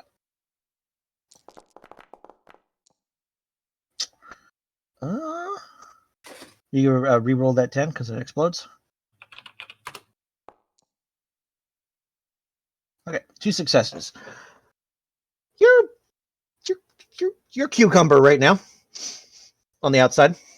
I don't know how your character feels on the inside, but right now you're putting off a expression of cucumber, cool as.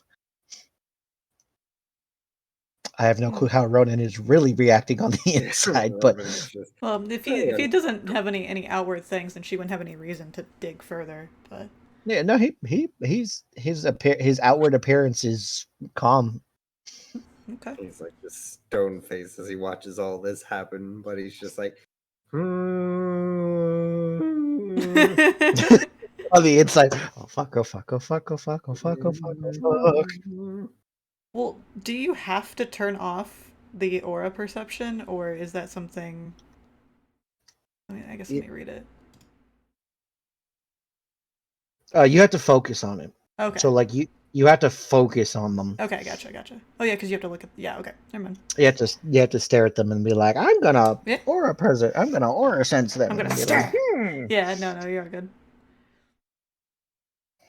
So after that toast, they give the toast and the prince, drinks from his glass, puts it down. Well, my friends, please enjoy the party, enjoy the amenities and the accoutrements provided for this celebration. As always, if anyone, my door is always open. I will be taking, first I will speak with the Primogens, of course, separately. And then after that, if any kindred have any questions for me, please, my door is always open. You simply speak with the sheriff and he will direct you to me. And with that, he gives a polite nod and stands up and goes back upstairs. The other Primogens there, several of the kindred, the vampires there, break away from what they are doing. Obviously, Octavio and Barbados go up the stairs. Genevieve goes up the stairs. Several other individuals head up and go through the doors, with the sheriff still kind of standing there watching everyone. And then people just, go back to speaking with one another, discussing amongst themselves, dropping shit and dying, apparently. The moment that Genevieve leaves, Valeria is once more at her sire's side. He looks pleased with himself that he got in the last word from whatever they were talking about. That was quite a sparring match. Zero Crone cannot defeat me in the way of words. She thinks she can, but she never was able to. Well, I commend her for trying constantly, as futile as it is. You would think the bat would learn after all these years to not try me, but me. She is Primogen, and I am not, as much as I would care to be. I think you'd be far more suited for the role, but that's just between us. Go mingle, my dear. I will be fine here. I must speak with some individuals. You are free to mingle. Show off your beauty. Remind them that the Toreador are far better in the looks department than those other ones. And with that, he goes over and starts speaking with a couple of kindred, who then, along with him, go take the elevator. And you see the elevator go up. If you watch him go. She does. She tends to keep her attention on him until he is out of sight, before turning back towards the group and sort of mingling with the rest, certainly doing as she was instructed, showing off her beauty, making a bit of a show to stand out as the most prime and beautiful flower amongst the rose garden. Okay. At some point, Odette is still going to try to find and talk to her. It is not impossible to to find Valeria. Her, yeah. Well, I guess, appropriately approach her, not like just running through the crowd. Marcus has let Odette go about her business. He's not anywhere near her. He's over by speaking with he's talking with Alexander right now. He occasionally does like glance over and keep an eye on her, but he's not like normally he would be hovering if she was currently Remi, but as she's not, he's just kind of he's off doing something else. Yeah, like she's like that's not her sole focus of what she's doing right now. She is mingling, she is talking to people, but her goal is going to be very clear to try to talk to Valeria again. Okay, it's not hard to find a moment to get her attention to speak with her. Poor Ronan over there is like, oh fuck. Alexander kind of looks at you, Ronan, and he's like, "You can go back into the side room now if you need to. Don't need you right now." All right. So you go back into the side room, and you can see like their watch. As soon as you open the door, like the atmosphere completely changes. Like you can hear people. Like there's the polite conversation in the main room, but as soon as you come in, obviously you realize the room is soundproofed because they're watching a football game on the big screen. People are like yelling and shouting, and you see Vinny over there taking bets from people. He's got some cash in his hand. He's writing down names and stuff. He's got a beer next to him. He looks like he's popped his jacket open. He looks like he's just chilling.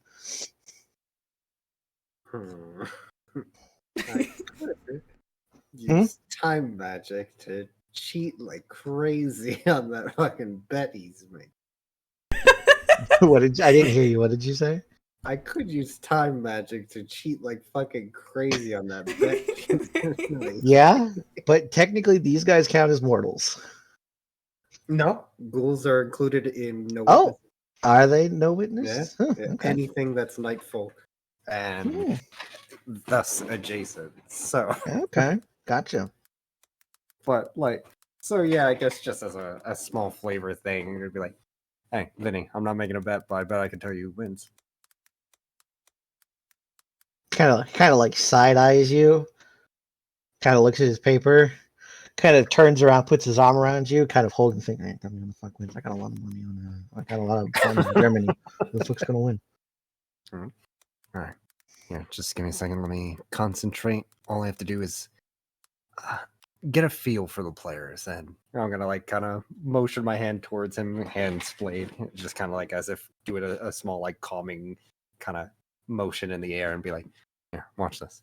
And I'm going to squint at the screen, and as if I was doing fucking major brain calculations, I'm gonna cast a spell to basically just kind of fast forward the program a little bit and just see it where it says Germany wins, and then go back. Okay, this is kind of I don't know how vulgar this is. It's coincidental. I'm Are not you breaking fast forwarding reality. the No, TV? I'm not fast forwarding for anybody else. I'm just kind of Oh, for my you, you're doing perception. it for you. Yeah. Oh, okay, your perception. Gotcha. Because the way you were Yeah. like, I fast forward No, the TV itself. no. I'm like, that's I'm kind of the only one vulgar, with sir. TiVo. No, I'm the only one with TiVo here. Okay. As I'm staring at it, like the program only to me just to basically the intent to cut to them partying immediately. All right. Give me your roll. I'm going to spend extra time. I'm gonna like stare down that fucking Okay. TV as if I'm doing some Okay. fucking studying. Okay. So you're gonna use spending extra time. Mhm. How much are you gonna do? How long is -3? Like, how long does that have to be? So I can get a gauge of like what each dot is. So I'd say -1's a minute, -2 would be 5 minutes, -3 would be like 10 minutes. I'm gonna do 5 minutes, and like every time Vinny is like, "Come on!" like that's for them. We're like, "Shh." Okay. I'm gonna do 5 minutes for a -2. Okay. Let's see. You know what? I am trying to get a very accurate sort of answer out of this. This would be a static, like, this is what's going to happen. This is part of my residence. Okay.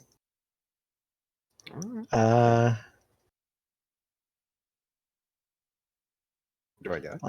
I'm not certain if we count distance in this because it's technically distant. Yeah. I mean, yeah, technically it's like, it's straight up like I am doing it solely so I can put a number on a paper in terms of like who wins. I will get an accurate response. Okay. So then yeah, add distant to it. So +1, -2.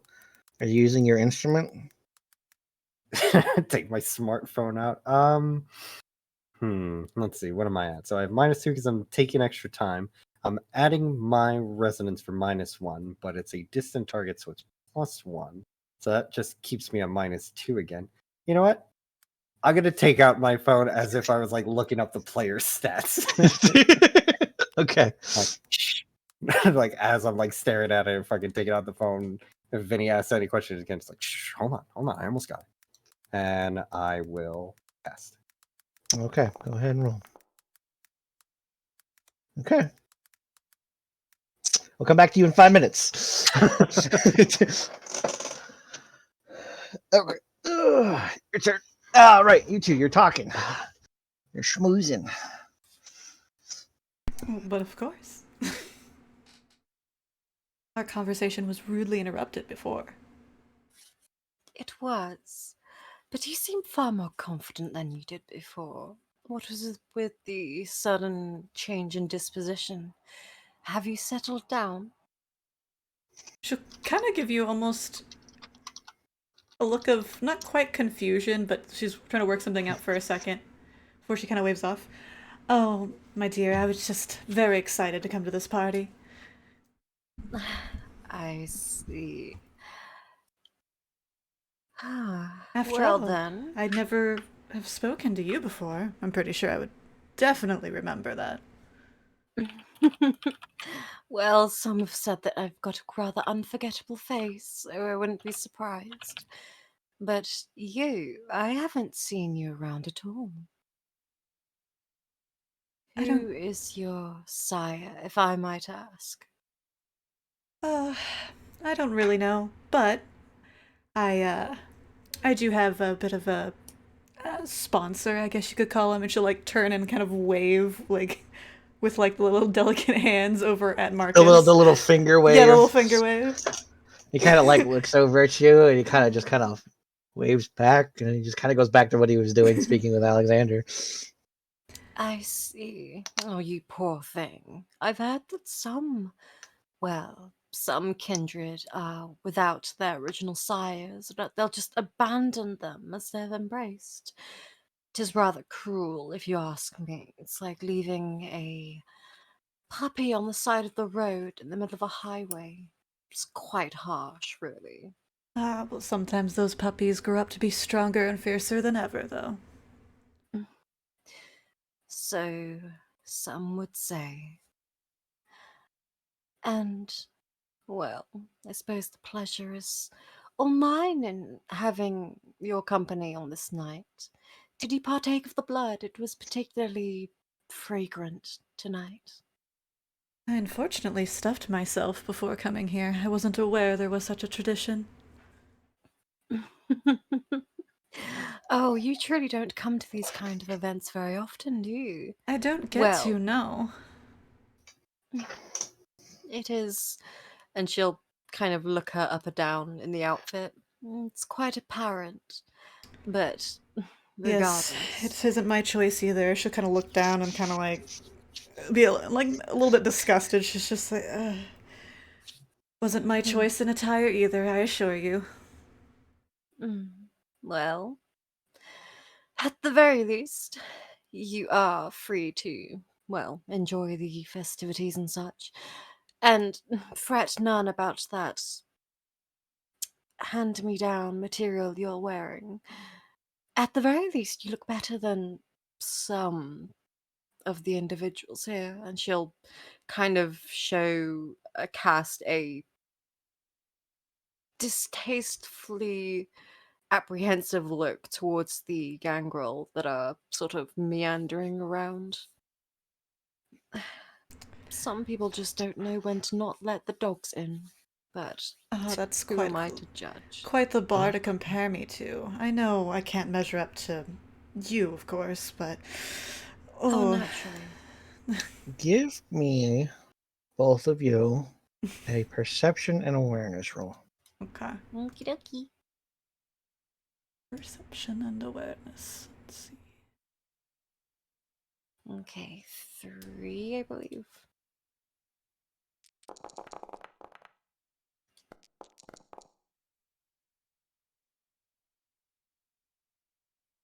Okay.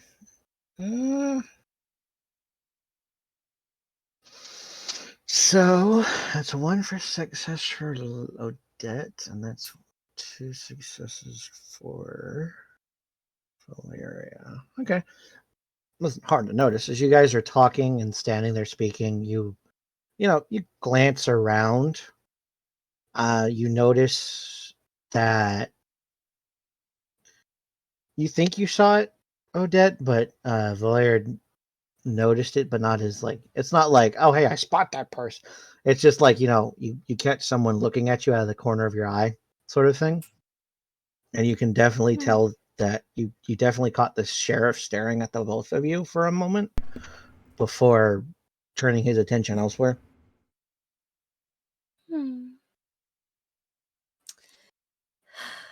Goodness gracious. Well, at the very least, this event is guarded by a rather capable individual. And she'll sort of glance out of the corner of her eye in the general direction of the sheriff. Yes, I can't say I've ever talked to him, but he does seem very good at what he does. She'll motion to the wide berth everybody's given him. Well, yes, it's not common for many of us to converse with the sheriff, but he does what he does, and he keeps our beloved prince safe. That is all that matters, really. As you say, no one really converses with him. A couple of the Nosferatu kind of go over and just start talking to him. And he just starts talking to the back to them. This is like a normal conversation between two people. He's just kind of just speaking to him. Well, the normal kindred. It's a shame that not all of us are blessed with beauty such as mine. But I suppose that is the curse of some clans. And she'll kind of eye the Nosferatu. Well, some clans have worse curses. Oh, is that so? Do enlighten me, dear. And she kind of gestures towards the North Nosferatu. the Nosferatu. Well, not such an evident example. Go on, tell me something more obscure. I'm interested. You've got my attention. I don't claim to be an expert, dear. I'm not asking for expertise. I'm sure an example is of your intelligence level. Does Odette know a lot about the clans? Or does, I guess, would everybody know the base So level of the clans? that would be a intelligence plus occult roll. Okay. Which occult that has none of. Yeah, I was gonna say Odette's not particularly as well versed on that one. Okay, let's see. And okay, so it would just be 2.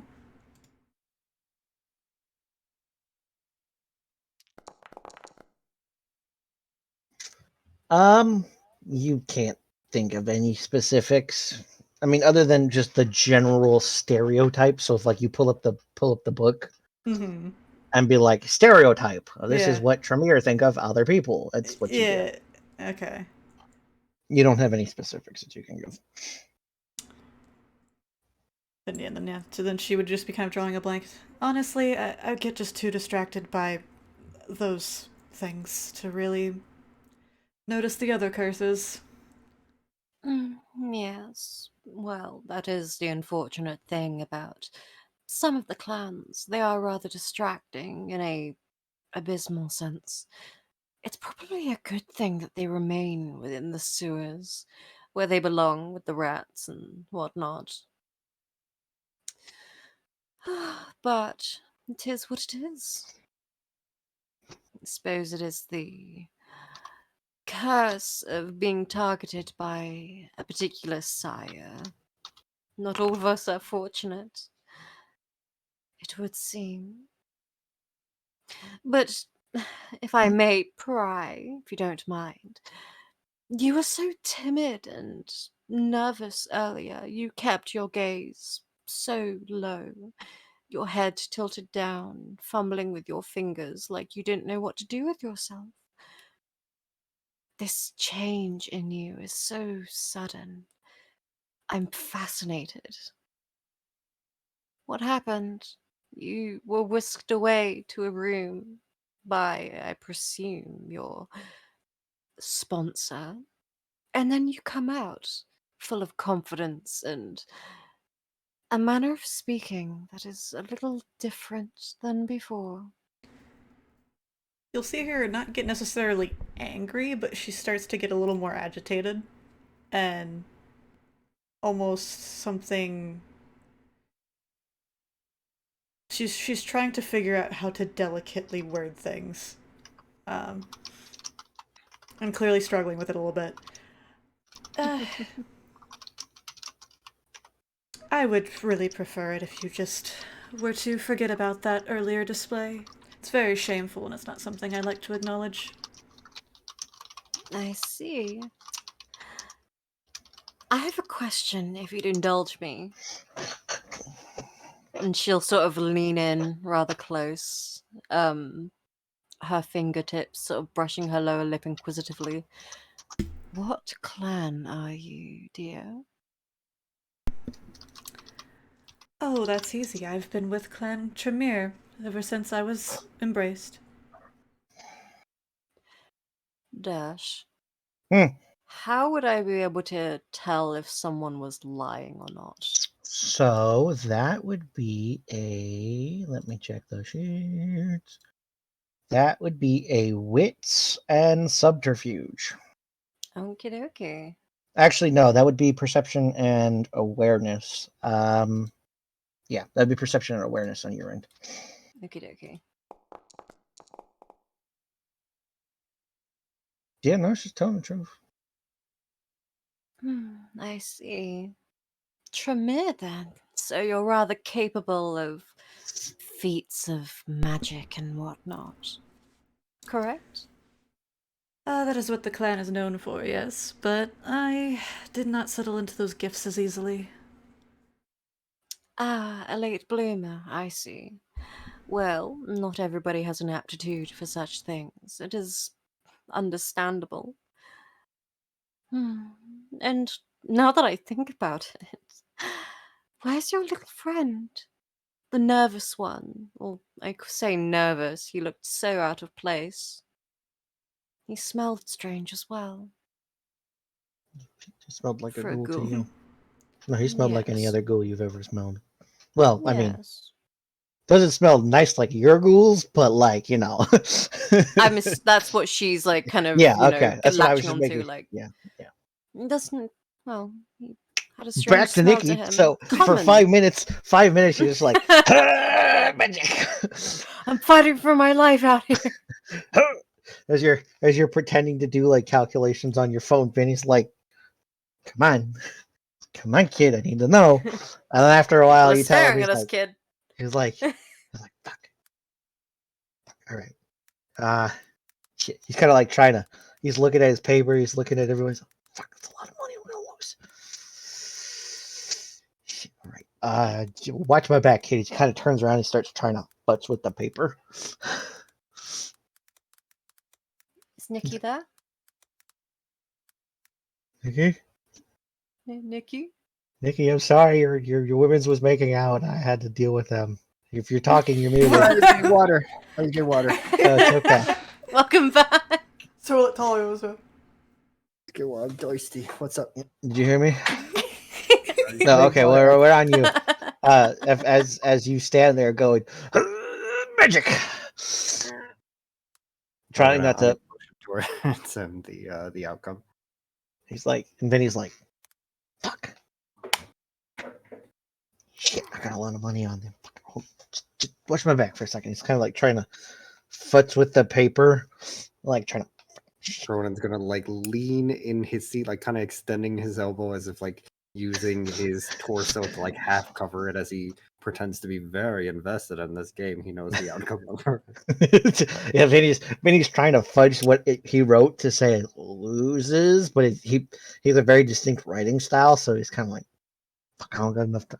Shit, I don't got enough time to rewrite this shit. Someone will notice. You gotta figure some of the fuck out. I got an idea. He gets up, and as he's getting up, he kind of hits his beer, which falls on the paper. He's like, "Ah, fuck you!" Everyone kind of looks at him like, "Vinny, what the hell?" Like, I got it. I'll write it back down. I got a good memory.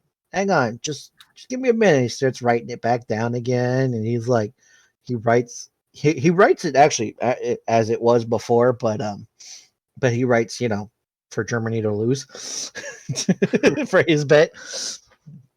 And 5 minutes later, Germany goes to try to score the final goal and misses, ending the game with them losing. And everyone's like, there's a bunch of people, complaining. He's like, yeah. And Vinny's like, hey, yo, what do you know? He's like, hey, you're pretty lucky, kid. And he starts, collecting bets, passing out money. He starts counting the bills. Oh, yeah, that's a good bit of money. He counts off a couple bills and passes them to you. Here you go, kid. Ron's gonna shake his head. Nah, I don't want to get paid with any sort of gambling. We're not gambling. We're just passing the time, kid. Take it. Vinny. Trust me, kid. Take it. He puts the bills in the folded up bills in the your suit breast pocket. Like, just take it, kid. Thanks, Trust Vinny. me.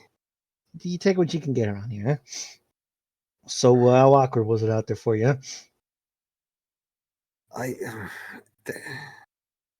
There's a lot of what seems like big names, and the worst part is I don't know any of their names, so it's just a room full of important people that I don't have a clue of.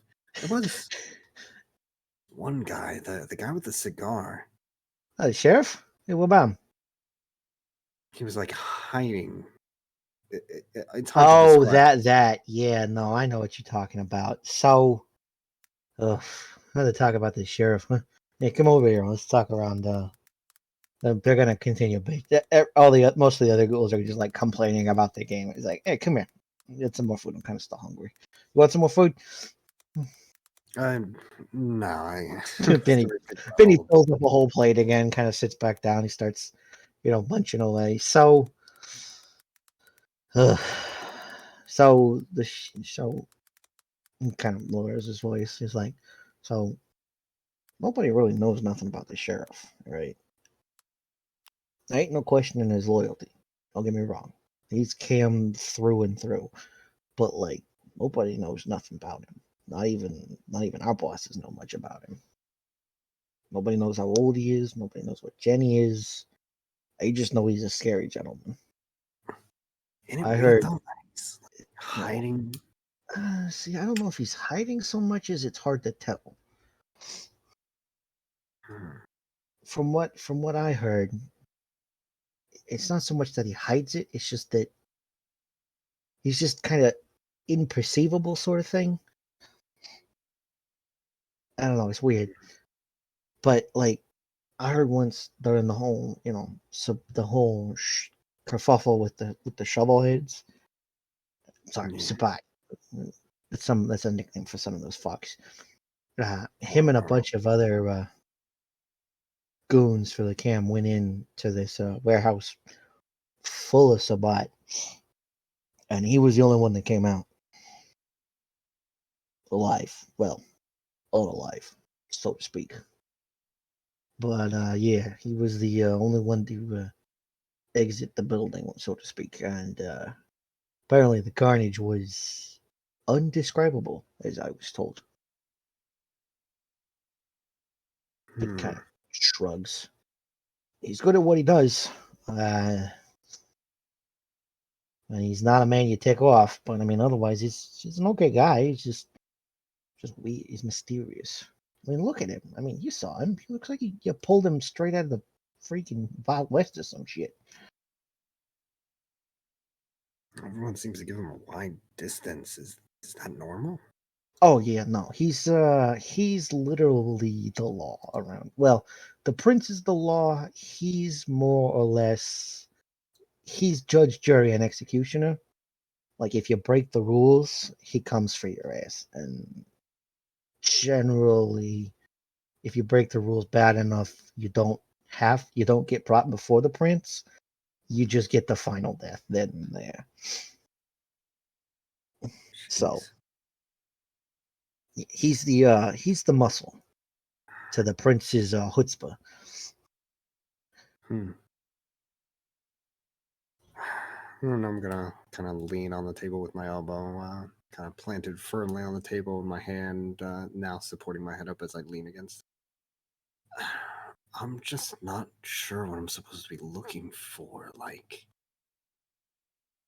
there's a lot going on in that room, and the only one who is out of the ordinary, I would say, is the sheriff. I don't know, kid.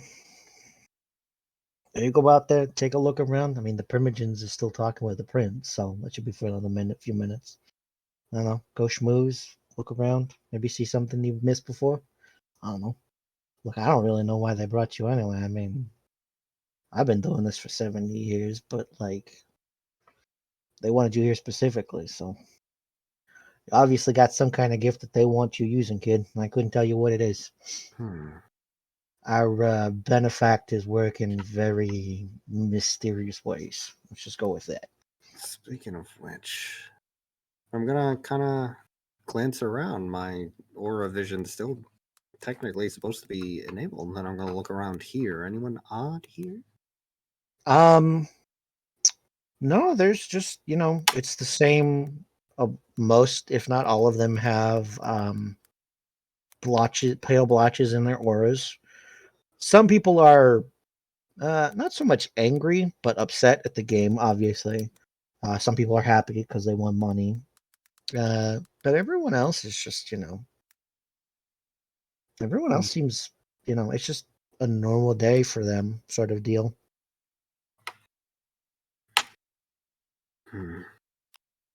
Maybe it's.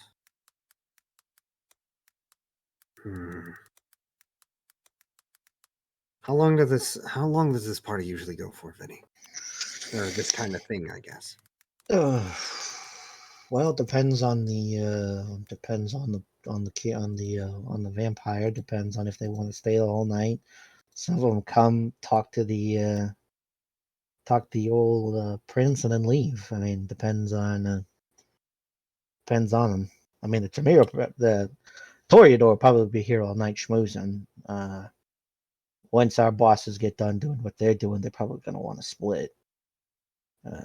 That's when they'll be taking us with them, right? You and me, yeah. The other one we brought with, well, I know as soon as Master Facetti's done, he's going to go. We might stay with Alexander, but he usually leaves when Master Facetti goes too. I mean, you can ask to stay, but like I said, I really don't know why they wanted you here, kid. I mean, I don't want to put a damper on your parade or nothing, but I got no clue. I'll be frank with you, kid. As he kind of leans in, speaking low. They don't tell us much. They tell us what to do, where to go, and what to do, and when to do it. And that's about all we need sometimes. He kind of sits back up and shrugs. I don't even know how exactly to put my finger on it. Just thinking about it, there's a lot of big names here, and I imagine that has a lot to do with this prince. Yeah, he's the one in charge. He's the one that rules. He's the queen bee of this little beehive of undead bees, as it were. That's how the can works. They like to form little groups and come together for security and safety sort of thing. They mentioned, celebrating the victory against the Sabbat and all that. It's been a year or so. Is there any chance the Sabbat would be coming back, let alone infiltrating? I mean, what's Sabat? There's probably still some in the city. I would be surprised if there were no Sabat whatsoever. But there ain't enough of them around. Well, at least I don't think there are any big kahunas are walking around that are still able to. All right, so think of our little clubhouse here as high society. Think of it as it's got its tiers. It's like how shit melds together. People have their place, and they try to move in out of it and that sort of thing. But think of it like snaps his finger. Think of it like a royal court. Like from medieval times, that sort of thing. Sure. Then you can think of the Sabbat as a bunch of crackhead brigands that do what the hell they want, but the biggest guy is usually the one in charge. Might makes right sort of thing. And if there ain't enough might to make right, they kind of just wander around and just cause problems, but not concerted problems, so to speak. It's like a roach infestation where there's only a couple, but they ain't breeding. It's a problem, but it's something you can kind of just like gloss over, sort of thing. If that makes any sense for you. Yeah, it does. Wouldn't gatherings of this amount be dangerous, even if they did get rid of them, I guess? Oh, yeah, absolutely. But I'm not. He like points over into a corner, like to the corner of the room. You see that? As you look, you see a security camera. This whole building's full of security, like mortals, other ghouls. I mean, you probably didn't detect it, but they checked everybody for weapons when they were coming through. There's no weapons in here now, mind you. Some of these Kindred in here can do some gnarly shit with themselves, but no, security's tight on these things. Is it perfect? Probably not. But it's high enough that no random Sabat's gonna find his way in here. Hopefully. Yeah, hopefully.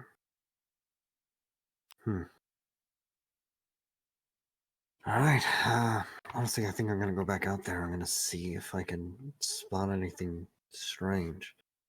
Yeah. No, I'll be here, kid. I mean, you don't gotta hang out there too often, but go make your face seen, go, I guess, ask Alexander and Mr. Alexander if he needs anything, but other than that.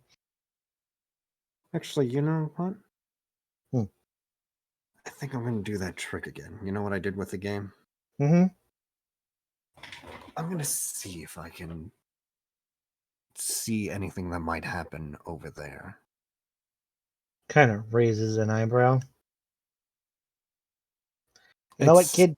Go in the bathroom and do your thing. I don't need to see you doing no fancy magic tricks in front of me. It's well, I mean, I study in forensic evidence. It's just you get an eye for this sort of thing. Maybe I can see the sign. What? I'm fucking with you. Kind of like punches you in the shoulder lightly. I'm messing with you. Ow! My one string. That didn't even hit you that hard, you little pansy. I'm sorry. That's not correct terminology anymore. You wuss. There you go. That's the better terminology. I gotta be politically correct now. They get mad at me if I'm not. God, you really are from the 60s. No, I'm from the 50s, bud. 50s? Yeah, I was born in the. Never mind. I'll tell you my story later. I'll tell you the whole sad spiel of old Vinny later. Huh? Just get back out there. Yeah, and he's gonna just kind of nod and head over towards the front, or I guess the main room. Okay. Yeah, you pass back out. People are most of the kindred are still mingling about here and there. You see the two other vampires from before, Valeria and Odette, speaking now.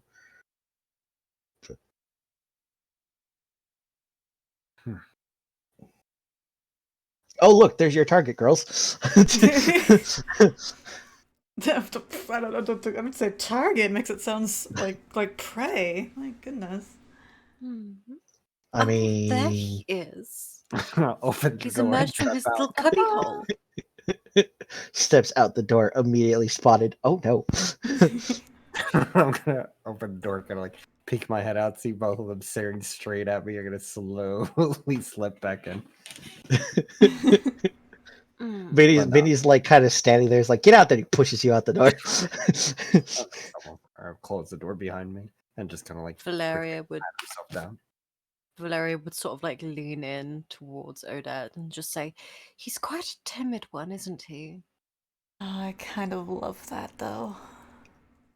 She almost kind of licks a yes. little, like her right fang a little bit before her. Easy, dear.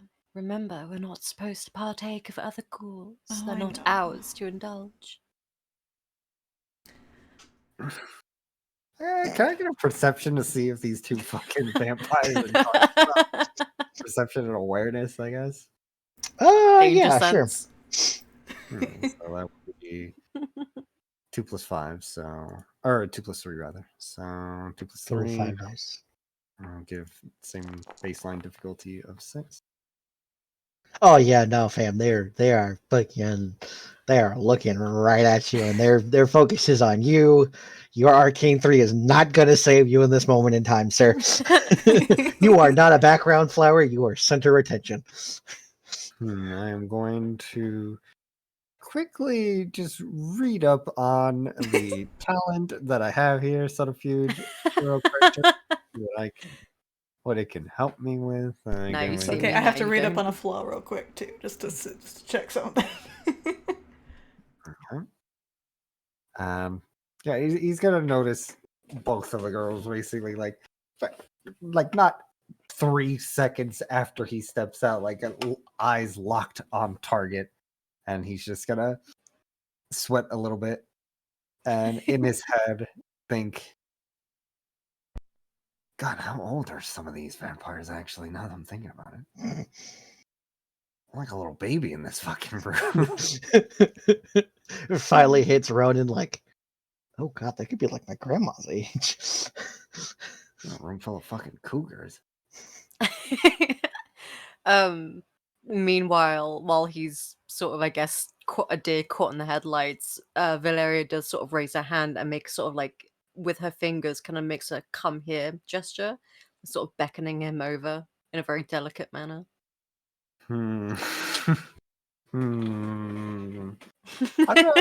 With my fucking wizard eyes, I'm gonna look at her. What aura am I getting from her? Let me scroll up and see. Okay, let's Oh. see. Hmm. Hmm.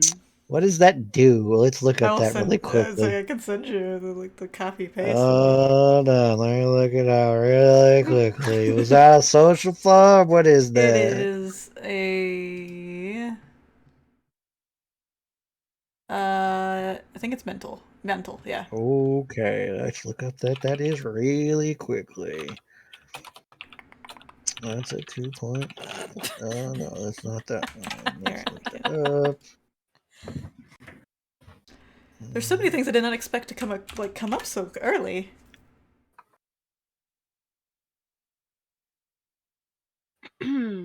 Oh, no, not in this instance. Okay, Not I yet. was like on the fence about it. I was like, I don't know if this counts. I also just fucking realized when you described the prince coming down, you said he was a very brilliant blue before you've changed it to light blue. It's like, oh my god, he found love. How nice. no, because on the vampire one, blue is happy, but on the mage one, light blue is happy. Light blue is calm. Calm, yeah, that's what I meant. You said like just straight up blue, which is love struck on mages. Like, aw. Oh, Oh, who'd you find, Quincy boy? No, But, blue is yeah, it was different. I was using the vampire one when you were looking at him. Yeah, sure. No, calm devotion is blue. Or colors and textures. Luna, is the one that you linked? The one I linked is vampire one. Oh, yeah. That's the one Light I blue have is access calm as well. The mage one is blue. That's the one I went off of, but he's technically light blue. Oh, okay. But go on, Lilith. So the aura that he would perceive is this. Well, he evidently noticed the pale of her vampiric state, but it would be a mixture of violet and white. Violet. Well, again, it's a different table, so you probably have to go off of what her actual emotions are. No, telling me. No, let me do it. I can do it for Nicky. Yours is. It would be red. And hold on, maybe not red. Let me see. What did you say? Violet. Violet, so excited and innocent.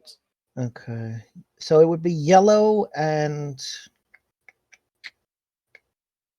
blue for you, Nicky. I'm gonna kind of glance both ways. What is Alexander doing right now? He is currently calling HR, talking with the other Tremere, Marcus. Okay. And what about Odette? What do I read from her? Oh boy. give me your colors, hon. Deep red, huh? Let me look at the list real quick. It's going to be, I'd say, vermilion and dark green. Okay, so vermilion and dark green.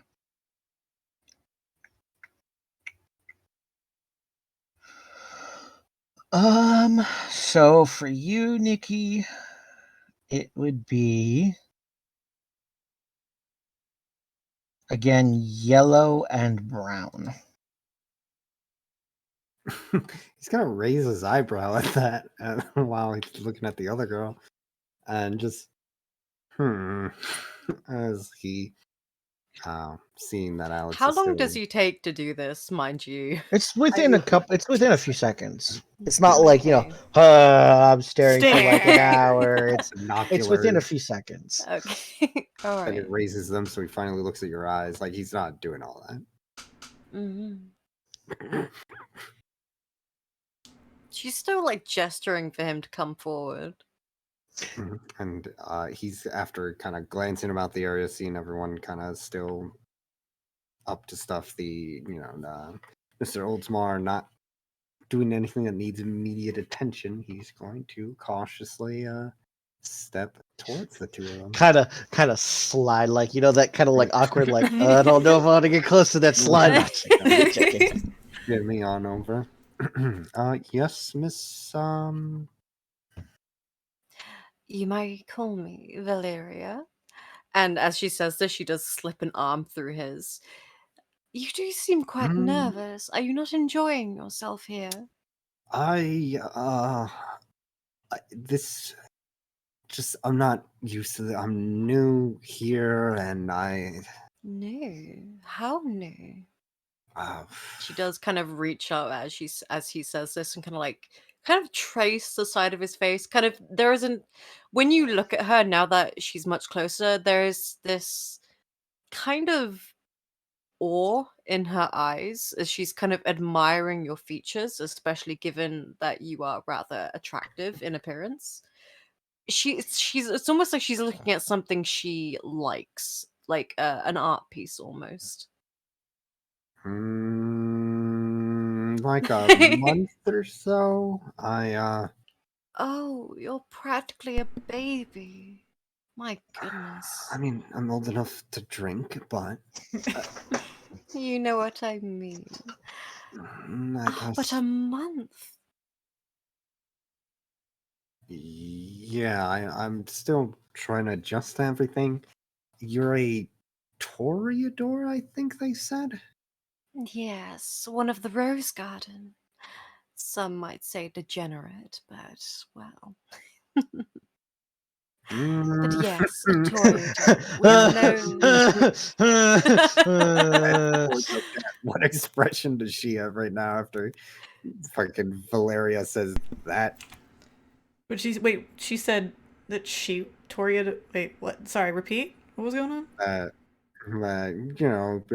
Ronan is asking, it's like, oh, you're a Toreador, and she's like, oh yeah, we're like, what did you say? Rose Garden. She said like she basically said like she basically said we're like essentially known as the Rose Garden, but some might call us degenerates. Oh, okay. Odette would give like a little bit of a giggle, not too much into it, but just like, yes, I've heard that as well. Yes, well, but I don't put much stock into that. Passing around names, and yes, best not to. But I mean, what do they call the Tremere? I think I've heard something along the line of witches or warlocks and stuff like that. Yeah. It's not everybody. Yes, well, people will give names to other clans and whatnot, but a month? Oh, goodness. This all must be quite jarring for you, then. He's gonna kind of glance down at her arm through his arm and be like, a little. It's, again, just a month ago, I was just some normal kid studying essentially law at my college. Still am, I guess, in the morning, but. And now here you are, a ghoul, under the servitude of, well, a kindred. Do you feel safe in a place like this? I would say, Valeria, as you have your arm through his, you would probably feel the bracelet through his sleeve. Obviously underneath his outfit, but you would feel the metal kind of like rubbing against if you're interlocking. Yeah. She'll sort of take note of that, but she is almost awaiting an answer. She, inquires into whether you feel safe or not. Although the part of her arm that is over the bracelet does sort of tense slightly, as if just kind of pressing a little bit more. You feel the then you explode. nudge into your skin somewhat. Oh, and then unfortunately poor Roden's head explodes. Defense mechanism activated. Showering the room in viscera and gore. No, I'm joking. Everyone cheers. End of campaign. That was quick for you, Lilith. It's 12, but I'm fine. It's Okay. Saturday. No, Is everybody so- still okay? I realized we've been going since 12. I just want to make sure everyone's I'm okay. good. Sure, good. We're all good. Mhm. Ronan. It's hard to say I feel safe, Lady Toreador, when I'm surrounded, but by, as far as I can tell, some of the strongest people I've never heard of in Chicago. And I'm kind of like an entry level. I'm not even entry level, actually. I'm kind of like a spectator to all of this. Yes. If I any see. two of you get into a fight, I'm probably the actual squishiest one in this room. Well, firstly, the thing about Kindred is that you probably have heard of us. Our names, our influence throughout the city, the positions of power are often held by those of the underworld, if you will. It is just Yeah. the way of things. And secondly, you speak as if you'd be the one to throw yourself into the fray. We do not bother if such things happen. I mean, in all fairness, Elysium is neutral ground. No violence happens in these halls, lest the sheriff enact immediate retribution upon those causing disruption on the prince's domain. The only So, issue I would say with that, Valeria, is that this exact party is celebrating the, I guess you could say, the demise of people who wouldn't care about anything you just said. well, There yes. supposedly exists an entire faction of people who would see this entire party harmed. The Sabbat, yes. Cruel, misguided individuals who do not see the sense in order and maintaining tradition. Lost souls, if you will, but they've chosen their path. It is just a pity. It is true. They would see harm upon us, but like I said, this is a place of neutrality, and we have the sheriff to keep us safe.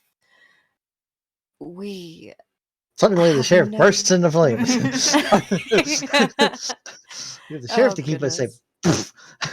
I'm fine. I said the trigger word. I'm fine.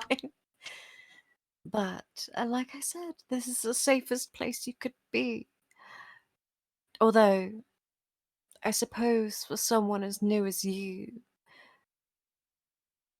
probably see yourself as a small fish in a tank full of sharks. Something like that. And he's going to carefully, like, kind of unlink his arms with hers. But at the very least, go on. He would struggle to pull away as she sort of Quit it. kind of tenses her arm slightly, keeping his arm linked with hers. I am under direct servitude of Mr. Alexander Oldsmar, Lady Toreador. Yes. Whatever do you mean by that? I just want to indulge your company a little more. At the mention of his name, Nicky, or Ronan, you see Alexander kind of look over to you and like motion you over with a couple of fingers. My master calls for me, Lady Toreador, if you'll excuse me. With her free hand, she'll sort of turn his head as he's glancing away so that he looks directly at her and just kind of lean in very close. You call me Lady Toreador. Please, call me Valeria. And before you go, why don't you indulge me with your name, Ghoul?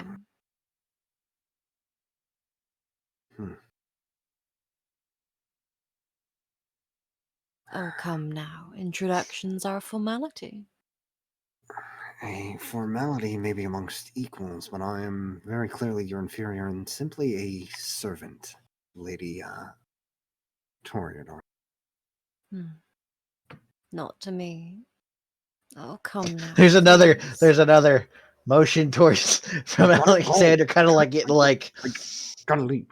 I'm gonna like motion towards Valeria, kind of like kind of lift his arm up to show the fucking arm. And like, just come on, just fucking stop on me. I can't go. Well, if you give us your The- name, I'm sure this. The faint sound of shoes coming over as Alexander appears, kind of like walks over, kind of staring between you, Odette, and you, Valeria. I do apologize, but I need to speak with my associate here for a moment. Of course. My With me, apologies. young Mr. Galvic, with me, please. As he turns and walks back towards the other Tremere. As she releases his arm, she sort of does it loosely so that her hand kind of brushes down the length of it, and she does briefly wrap her hands around the area of his sleeve where the bracelet would be, giving it a slight press before letting go. He's gonna almost like jerk his arm away as she does that. Until next time, Mr. Galvic.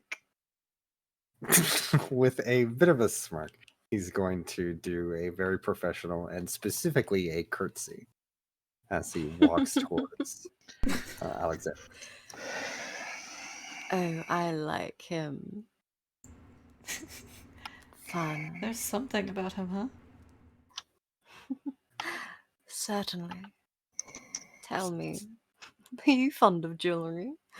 And she's going to sort of turn, give a slight wink to Odette, and kind of blend back into the group of kindred, and probably pick up a glass of, well, anything nearby, even if she's not thirsty. She just wants to have something to hold, as she once again makes good use of her presence, just kind of catching the attention of those nearby and mingling.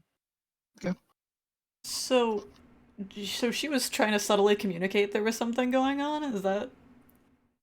Kind of, Give yeah. me wits and empathy. Empathy? Ampathatha. It wouldn't be subterfuge? No, because you're not trying to be. Oh, she's trying. You're not trying to. She's You're being trying to subtle about read. Okay. You're trying to read what she's talking about. Okay. Okay. It's 4. Ugh, my dice rolls on that. Huh? That's weird. Yeah. She's hinting at something. I mean, you're not positive. You're Something in jewelry. Something to deal with jewelry and probably involving Ronan. You're not. She didn't give much, but that's probably what she was speaking about.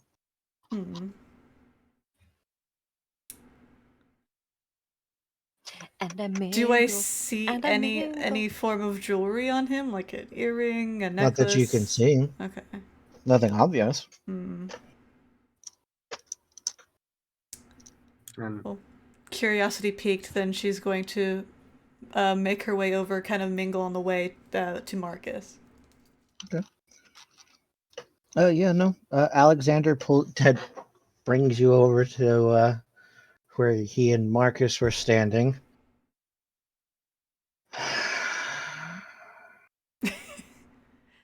You don't look happy to see me. No. That was Alexander sighing at Ronan. Oh.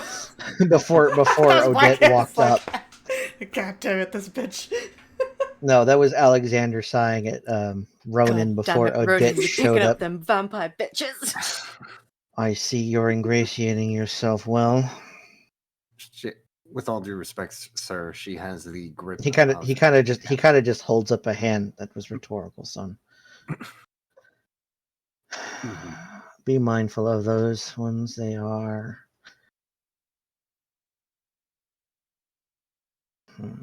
What's the polite word to use in this company, Marcus?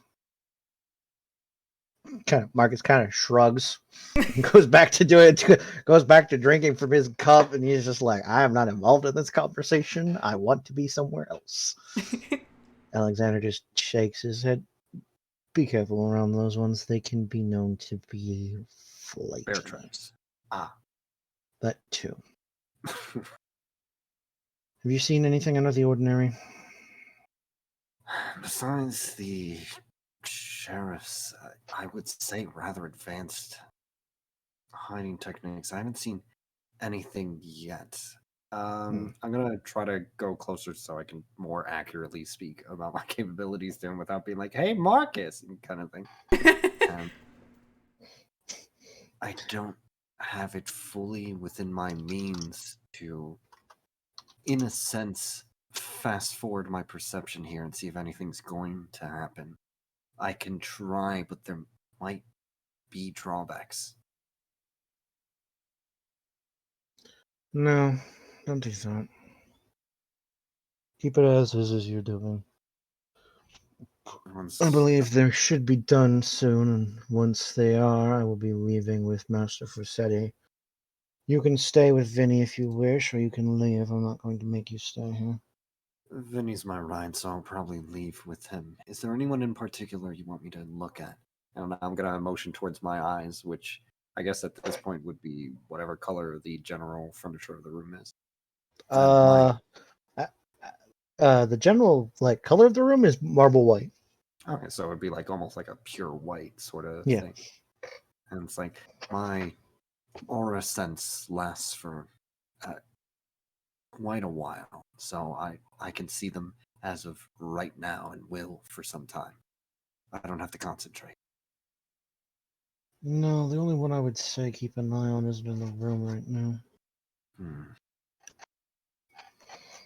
Just if you see anything strange after we leave, just let me know.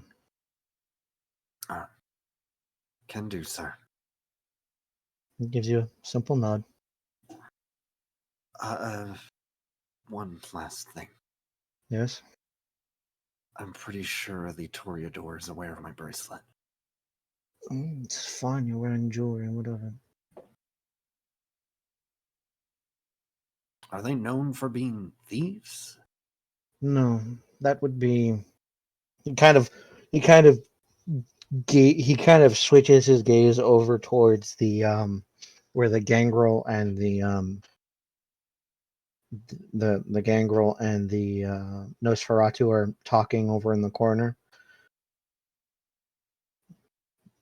They can be good at it, but they're not known for it. Anyone stupid enough to do anything here will face the sheriff's wrath. Alright, well. But be mindful. Yeah, definitely. Kind of a big price if I'm not, so. You have no idea. At that, after he finishes saying that, Odette, you walk up. Sorry if Marcus. that was too much attention earlier. Apparently, Ronan just shrieks out of his clothes for a second before rematerializing inside of them.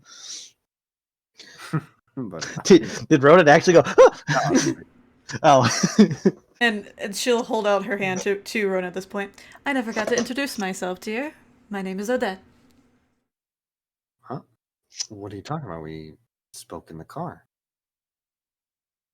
Oh, no, dear. No. Oh, I'm positive we did. Remi, right? Alexander,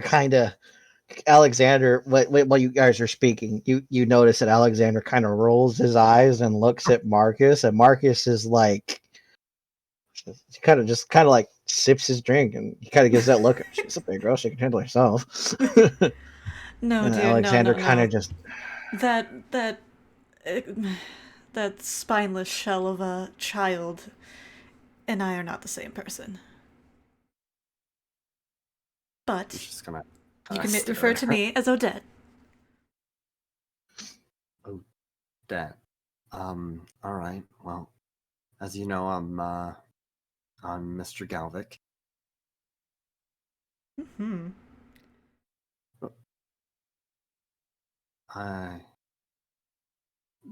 I'm sorry. Maybe this is something about the whole society that I don't understand. Odette? Yes, dear. That's my name. Don't wear it up. You were so shy before. What happened? Nicky, give me Ronan, give me an intelligence on a medicine roll for me really quickly. Sure, that is a 6 then. Wow, okay.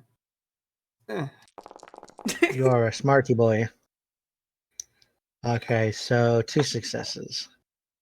I gotta roll 1d10. No. Nope. The Oh. 1 cancels out the 10 Oh. immediately. Okay. So when you get a 1, if you get a 10, those 2 cancel out each other first. Oh, okay. And then 1s cancel out any other successes after that. Okay. Yeah, so you got 2.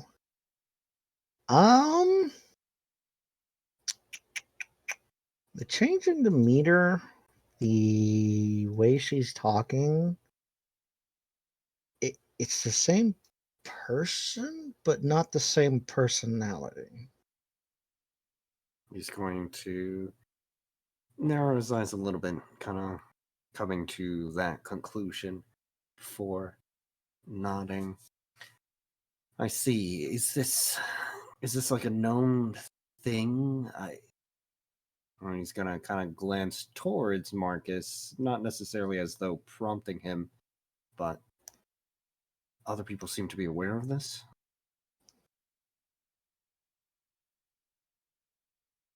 Odette will kind of look at you like a little bit, not necessarily surprised or anything, but she's kind of like feigning like, I don't know what you're talking about, dear. I just finally get to come to a party. It's been forever. Well, I guess if you are Tremere, if there's anything you need, well, within reason, I guess. Just let me know. I don't really know how much else I can help. Oh, I'll be sure to remember that. Especially next time I need some clothes. And she kind of like pouts over at Marcus and looks at her, like gestures to her outfit. Marcus is admiring the decor. No, he turns towards you, Det, and he was like, she was offered the option. It's not my No, choice if she I takes it or not. wasn't. I had to make this work. Yes, well.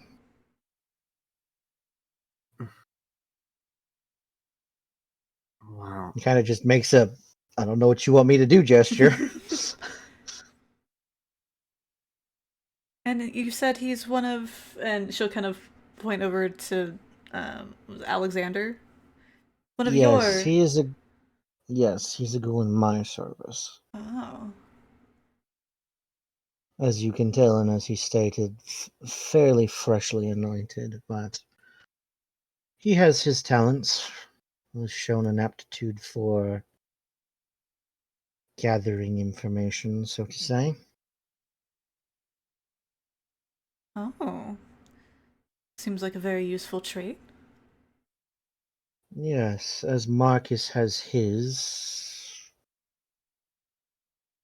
As he kind of stops and stares at Marcus, and Marcus stares at him. Marcus has his. Well, let's say. Assets as well as I have my own. Oh, well, knowing how to use one's assets is a very admirable quality. Yes. As Alexander power walks away. Not joking. Tightens his glutes, power walks away. Shows off his assets. Them glutes. Well, if you don't mind, maybe I could hang around you this evening, at least for the rest of our time here. I think I've talked to everybody I need to. At least everybody that would be appropriate for me to talk to. Yes, well, and as he's about to finish his sentence, the doors at the top of the stairs open up, and the primogen that had gone up come down. Some of them returning to their little cliques of followers. Master Forsetti with his gargoyle begin to leave the building, along with the Nosferatu and the other gangrel. They start to leave as well. Well, it seems Master Forsetti will be returning to the Chantry, and I will along with him. Oh, so soon. Marcus, are you coming? He looks like he wants to, but then he stops himself. I'll be staying for a little longer, I believe. There's some people I wish to speak with before I wish to speak with the prince privately before I depart. Alexander simply nods at him and gives a small nod to you, Odette. I hope you have a wonderful rest of your evening then. Thank you. You too. He looks at you, Ronan. Just keep in mind what I told you, young man. My young assistant. I will speak with you later. And he turns and he starts to walk out. I guess I'm here for a bit longer, at the very least. He's gonna come out. I can reestablish eye contact with Odette.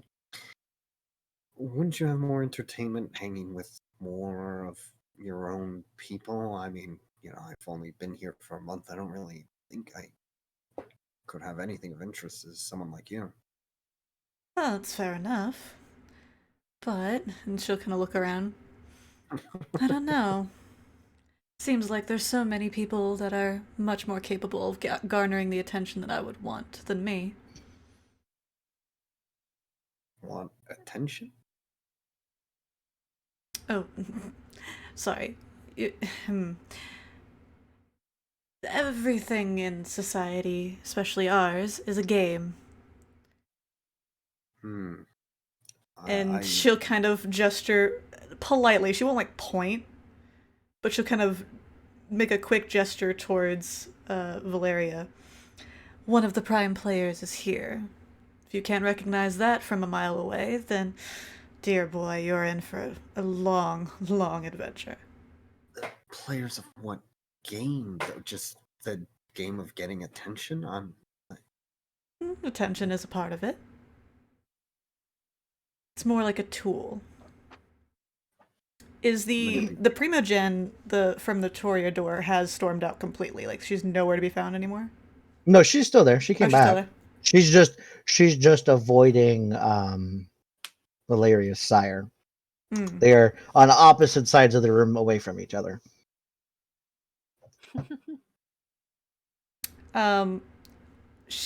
Odette's gonna activate her aura perception and look at the Primogen. The Primogen? Okay. Roll me the thingamajigger you need to roll. Yes. I'm gonna go back to aspects. Perception give me plus empathy? Yeah, perception plus empathy.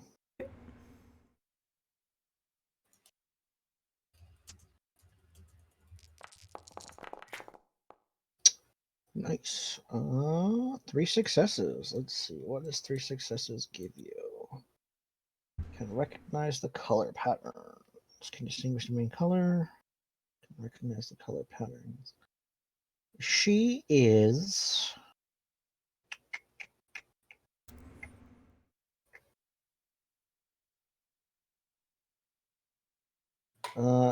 showing signs of envy. She is showing signs of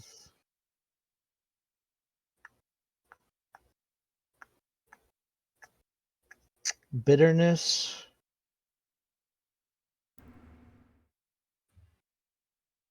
And she is showing signs of distrust. Okay. What's her actual facial expression, though? It's a mask of just, politeness. Okay. Party politeness sort of thing. She'll kind of, again, not like directly pointing, but kind of turn his attention, like kind of in a more explanatory manner. You see that woman over there? Yeah. See that pretty face she puts on? When inside, if you know what to look for, you can see she is seething with envy. She's bitter, and she doesn't exactly trust people around her. But she would never show it. At least as much as she can help it. Because that would give credence to her enemies. Would reveal her hand, so to speak. Mm-hmm.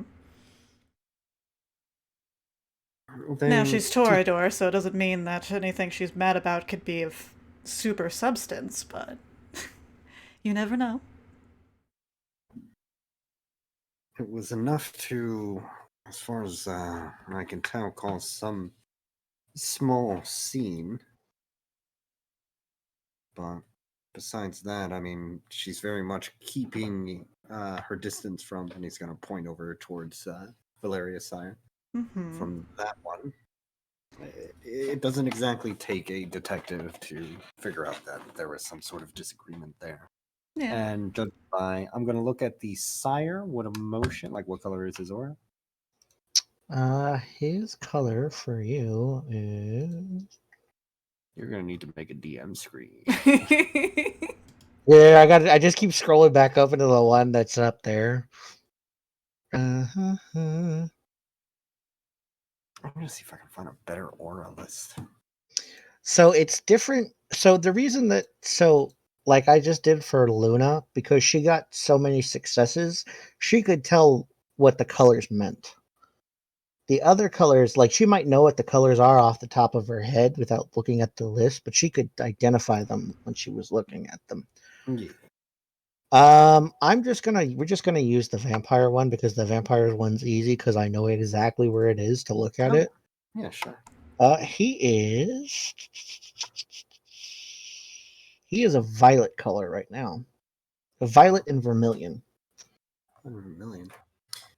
So, meanwhile, while she's fuming, he's going to point toward, or like kind of like motion his head, not outright point and draw attention, but towards the sire. He's thrilled. He's not affected in the slightest. So, clearly, whatever social battle there was, he won it. At this mention, she's gonna give you a curious little stare. Can she try to figure out if he's using some kind of aura detection? You don't have to. You don't have to try to roll it. You know off the top of your head that ghouls get some of the powers from their those that give them blood. Yeah. And Tremere get auspice. Okay. So he's clearly using the gift from his, he's probably like a really gifted ghoul because for the fact that he would, well, yeah, it was mentioned he that would he be had using certain auspice things. too. Yeah. So obviously he's getting he's really gifted in vision, which is probably what Alexander was getting at. Yeah. Okay. So you don't have to roll for that. You can figure that out yourself. Like that's just knowledge that you understand. Mm-hmm. Currently as a dead. If it was Remi would be like, what the fuck? See, now you're getting it. And sometimes there's just more things to do, just for fun in the game, or whether you're trying to accomplish something specific. But there's so many bigwigs here tonight. I don't know what my chances would be of playing with many of them. And what is the objective? What do you win for whatever this game is? Everybody's got their own objective. Just like that Frenchman over there, he completed his objective. I'm dead. That was a sidestep. That was a sidestep. You didn't answer my question. It's not really a sidestep. Are you asking my specific goal, or the general goal is always different for everybody? I asked, what do you win? A new car! Yeah, right? Can you drive that? A trip to Hawaii. No, it's very hot there. There's a lot of sun. Burns instantly. Immediately takes aggravated damage from sunlight. Oh, God, no. I can do that too. I'm prime too. Pulls out holy sword. No, put your penis away, Ronan. She'll look at him. This isn't a something for nothing game, dear. What do I get for telling you? You're playing the game with me, even though I'm just trying to understand your society. It's more of a force of habit and fun. What could you possibly want from a ghoul? I don't know. Let's come to think of it, I've never even thought of the idea. You're such a pretty young thing, it's hard to imagine you being a ghoul. So I've been told.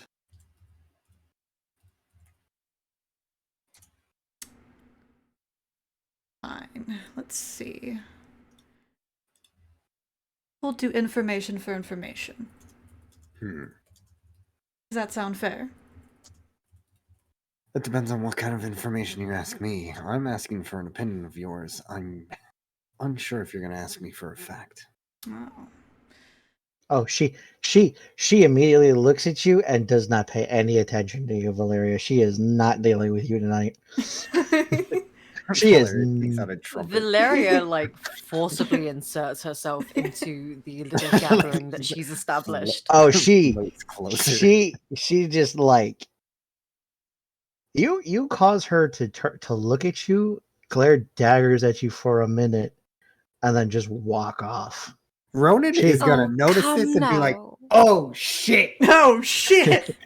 Oh, She takes I her. got some information for you right now." She takes her ball and she does not want to play anymore, and she leaves. Oh, come now. That is hardly becoming of such a infamous She's primogen gone. such as yourself. She's just going. All right, She is walking. She is taking her ball and she is going home. Now, meanwhile, Jean-Pierre has come back and is watching this, and he has the biggest shitty. He is the cat that ate the canary. He is happy beyond belief. Like it's very rarely you see your sire this happy unless he finds something that he enjoys. But like this, in this moment, he is like smiling from cheek to cheek.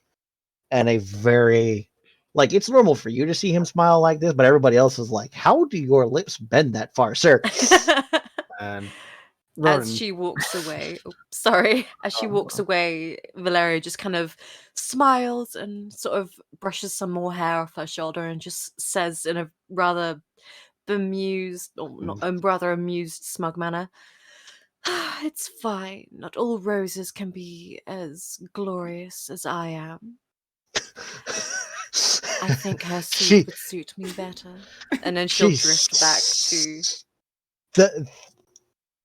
the if you could hear you ever hear a pair of air brakes, like Yes. metaphorical air brakes? You ever picture someone just putting those on for a second? Yeah.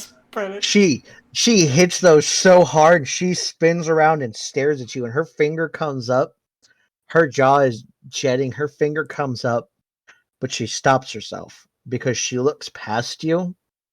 And you can clearly see her looking past you because her focus is on you for a second, but then her eyes drift to the right over your shoulder, and you can clearly see she's not looking at you anymore.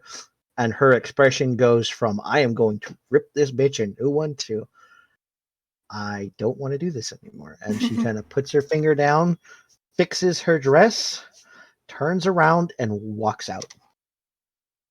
Valeria will sort of like glance to her right to see the you see the sheriff. The sheriff has kind of put his hand on his hip. He's still smoking his cigar. Like he was looking, and that the roach on the end is red hot, and he's kind of puffing out, and his hand comes off of his hip as soon as she turns and leaves. And he goes back to standing there. Thank you kindly for keeping the peace, Sheriff. It doesn't even. In this instance, you probably just want to just let it go because she was about to make an oopsie, and the sheriff was about to put her in her place. Valeria will offer the sheriff a wonderfully beautiful smile before bowing He simply her just head kind of politely. does a little bit of the tip of the hat, but then he just goes back to standing there watching everybody. Yeah. She'll then drift towards her sire's side and just kind of gently caress his cheek, seeing his smile, and say, he is the cat that ate the canary. He is just beyond himself, and he just is. He's at a loss for words, but he is obviously happy with that outcome. And she becomes his little outfit ornament once more, clinging to his arm, smiling pleasantly. Oh yeah, now he is showing you off to everybody. Even though you've made your rounds, he is making his rounds, and he is making it known that you are the bee's knees. You are his bee's knees. mind you. She has her presence up the entire time. Anybody who could have seen that exchange most certainly saw that exchange. Everybody saw that. Every kindred in the room saw that. Wonderful. Oh, that's So just you want chuckling. information? You want some information? Sorry, that was From what I can tell, that sire of Valeria's used to have some sort of relationship, more than likely something marital, with that woman who seems to be causing an issue or a fuss, causing that mistake, as it were. And it appears Valeria is playing the game and the part of a trophy wife that the sire is using almost to manipulate and cause distress, anger, otherwise regain some measure of revenge or just delight in torturing someone he was spurned by. It's become a game of almost relationship politics. They seem to be quite the. They seem to have quite the theatrics. Now, Odette doesn't know anything about the Valeria or her sire. Like, she has no information on that, right? Or would she have any kind of dirt or anything to add to this guy? Not really. I mean, Okay. to you, it's just Tories being Tories. Yeah, it's just Tories being Tories. Because you can clearly see that the way he is showing off Valeria is not as a person. Yeah. She is an object. Mm-hmm. That's clear to you. Yeah, that's very Tory. That's just Tories being Tories. Yeah. The question is that the game you want to play? You want to be someone else's trophy? Oh no, dear. I am not like the Toreador. The game for me is a matter of power. It's not a matter of beauty. Yes, beauty can get you a lot of things, but it will always fall short when it's gone. Yet still you say that she was the top contender in this room. Oh, I said she was one of the players. One of the experienced players in the room. You feel threatened by her? Oh, no. It's not that I have a threat threshold or anything like that. It's more a matter of etiquette. We're at different stations. As much as I want power, I don't assume I have it. I mean, look at me. And she kind of like looks, like she gestures like into her outfit. Like, I cannot even begin to approach that level of... No, it doesn't. No. Sorry. I was answering Lala's question. No. Sorry, I didn't realize you whispered that to me. My bad. I was not paying attention. No I was listening to the conversation going on, and I look, and you're like, "Does this thing do that?" And It's I'm like, well, thanks for "No." confirming to understand. And then I realized, I'm like, no worries. "Oh, you whispered me that." Sorry, I was. Y'all good. But that's what she's gonna say. She's just like, it's not the same. I don't have the same racket.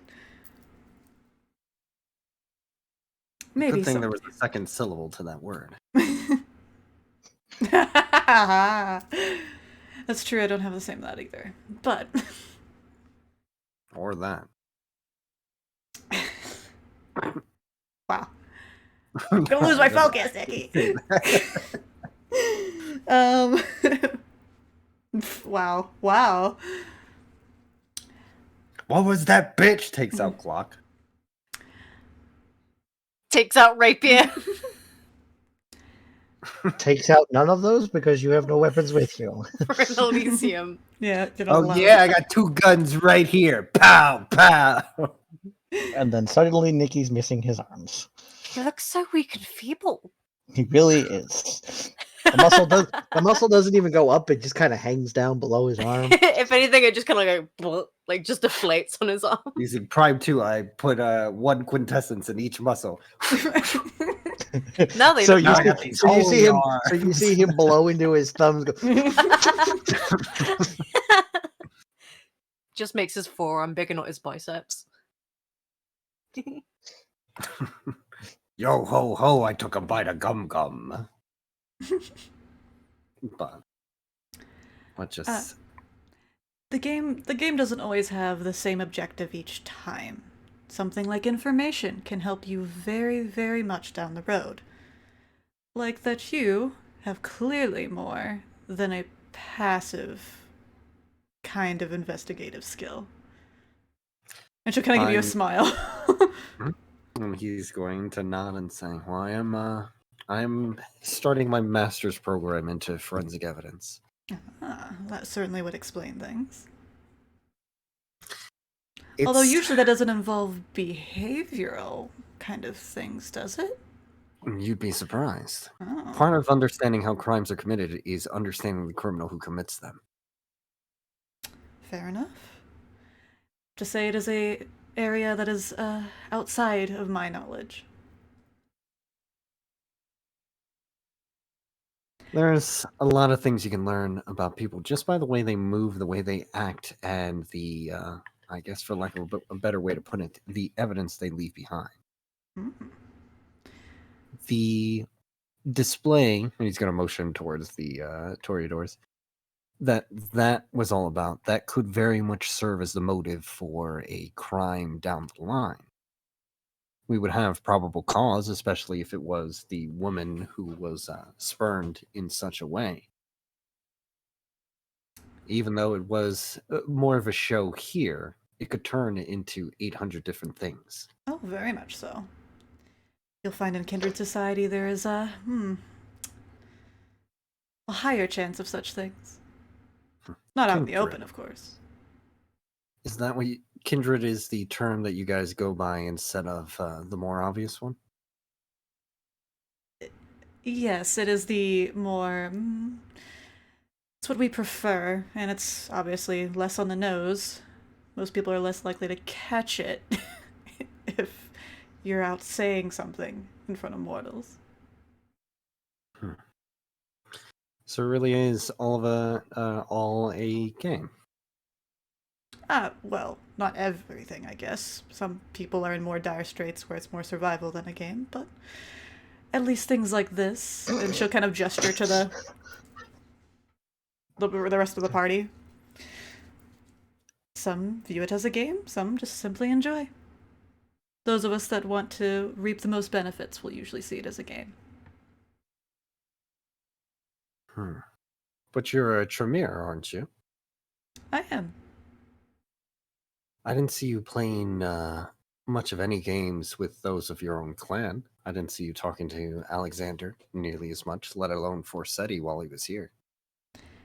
Well, for one, I don't have a reason to, I guess, try to extract things from my already benefactors.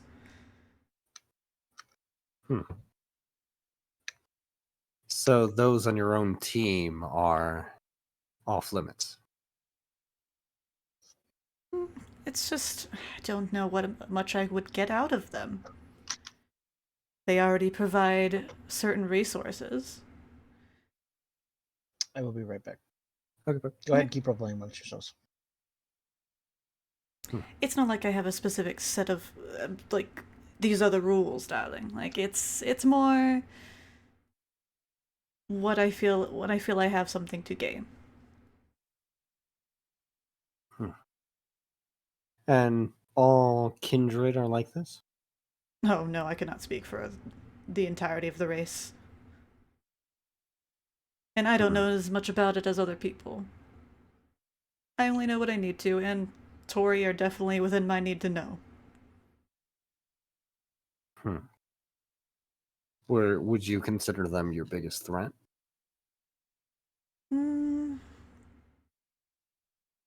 Threat? Again, harsh word. They hold very high positions in a lot of places. But they also tend to be gossipers and all kinds of other things. So, it is definitely beneficial for me to rub elbows with them.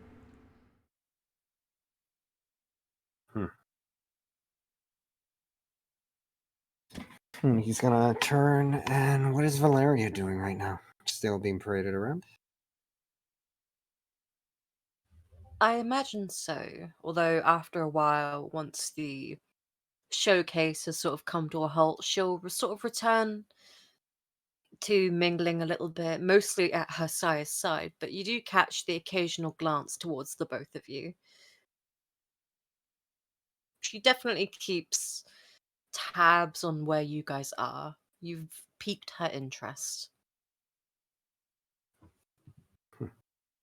Even now, she's watching us. Mm-hmm. I mean, now that her primary target is out of the way. And Toreador, and she'll kind of... She won't touch you, but she'll kind of outline, like, gesture around her cheeks toward you. Toreador have a love of beautiful things. He's gonna raise his eyebrow, kind of like... You start getting the idea that while he's aware that he has, some attractive traits, he clearly doesn't see himself as anywhere near on the same level as Valeria. He just raises an eyebrow and just... I'm not saying that's an equal thing, dear, but they can appreciate any of those traits that they see in other people, so don't expect us to escape her gaze for the rest of the evening. Won't that cause problems with Alexander? Oh, she's not gonna do anything. I mean, I don't think she would. At least from our previous conversations. But she did almost, It's taboo. fight. A fight that would have made the other one look way worse than she. If she were to do anything with you, that would be taboo on her and against her sire. Big no-no for them.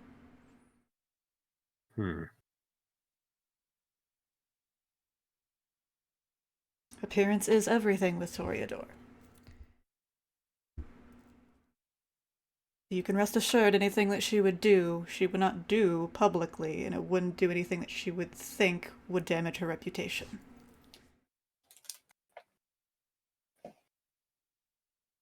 The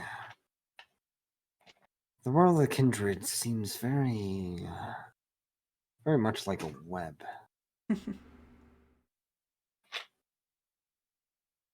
Yeah. It's one metaphor I've heard that I agree with.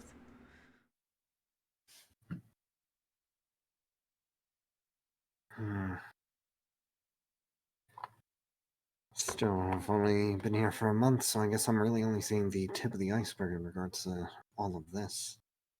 But even so, even through all these games of politics, you're all able to band together in some way to deal with the, what were they, Sabat? Matter of survival. I mean, it doesn't take a genius to weigh the odds of pure population numbers.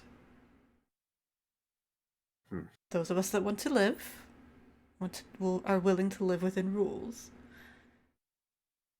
The Sabat, we're making things messy for everyone.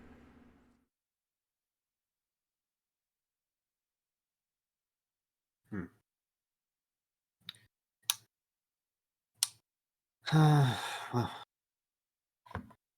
that's a relief. I'm assuming Dersh is still AFK? Yeah. I'm back. Okay. Welcome I was back. actually going to ask Dersh. I didn't know the length this would last, as far as her. Oh no, we're gonna. No. I'm not talking about this. I'm talking about Odette. Oh, that's up until a point where you feel that. I mean, I was figuring that a change would last for probably the entire chapter. Is a well, okay.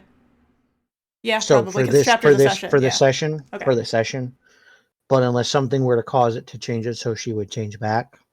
No, I don't think so. I was just double checking with you. Well, I'm just saying that's how I would do it. Yeah. Is that's what we'll do is if something causes a change, like personality change, like it has, then it'll probably last for chapter. But then if something causes her to change back, like those feelings go away, then she would probably revert, sort of deal. Though I am going to say we should start wrapping it up. I know we're all having fun. It's just it's 5 o'clock my time. I haven't eaten yet today. I've Shit. been up since like 9. Yeah, no, that's fair. We can start wrapping And things Yeah. up and closing yeah. the session off. yeah. So what did you guys talk about? Just to catch me up. That it was mostly just small talk about like just The game. Kindred Society, yeah. Yeah. Okay. So as you guys have been, chatting amongst one another, and there's just been there hasn't been really anything happening other than small talk here and there. People the room begins to empty as people begin to leave for the night. Valeria, you and your sire leave about a couple hours after you stayed for a good while, and then Yes. you both left. And I was as going to you say before yeah departing officially, she would drift over to the pair and sort of once again she'd lace her arms through Ronan's and just kind of lean in and say, even though you didn't give me your name, I still have to say meeting you was quite a pleasure. I do hope your name shall meet my lips at some point, Mr. Galverick. Again, with a smirk. He's just going to give a light shrug and say, haven't you been saying it ever since you heard it? Well, your first name. You can surely indulge me on a first name basis. You know mine, after all. But I don't know your last name. Fine. Valeria Serenova. A pleasure, little ghoul. Truly a pleasure. And I'm going to give a quick look around of the area just to make sure nothing fucky's going on. Mm-hmm. Any crazy auras? Other than the demon sitting in the corner, no. I mean, nothing's out of the ordinary. Though I need you to roll me.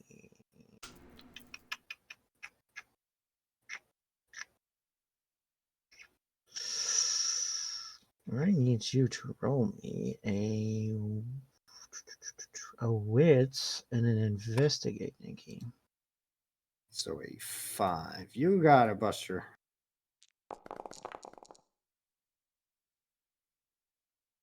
Okay. Let me whisper you something really quickly. Okay. Oh my.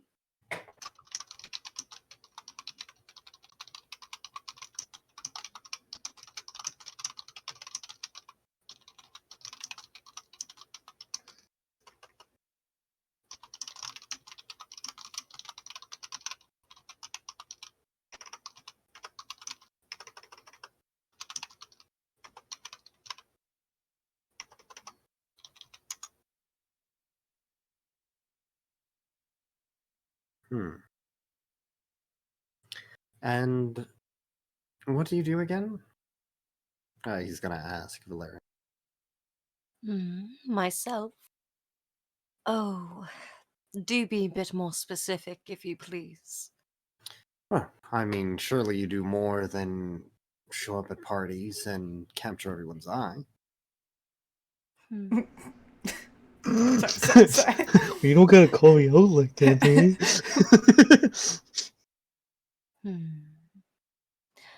Well, I attend various galas and social events. I suppose that is what I am meant for. As far as I recall, that is what my sire usually expects of me. No, your sire doesn't expect you. Anything you do, Valeria, is of your own volition. He doesn't care what you do, as long as you're there Yeah. when he needs you.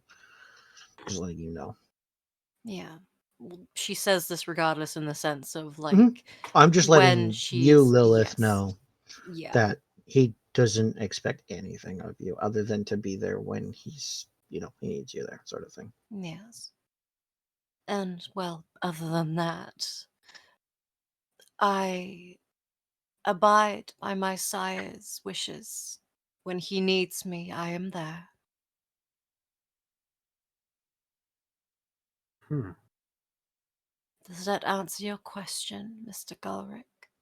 It does, but I feel like I've heard your name before. Have you now? Where from? Well, that's why I'm asking you. What else do you do? My, you are quite inquisitive. And she leans in very close, practically an inch from your face. I like that.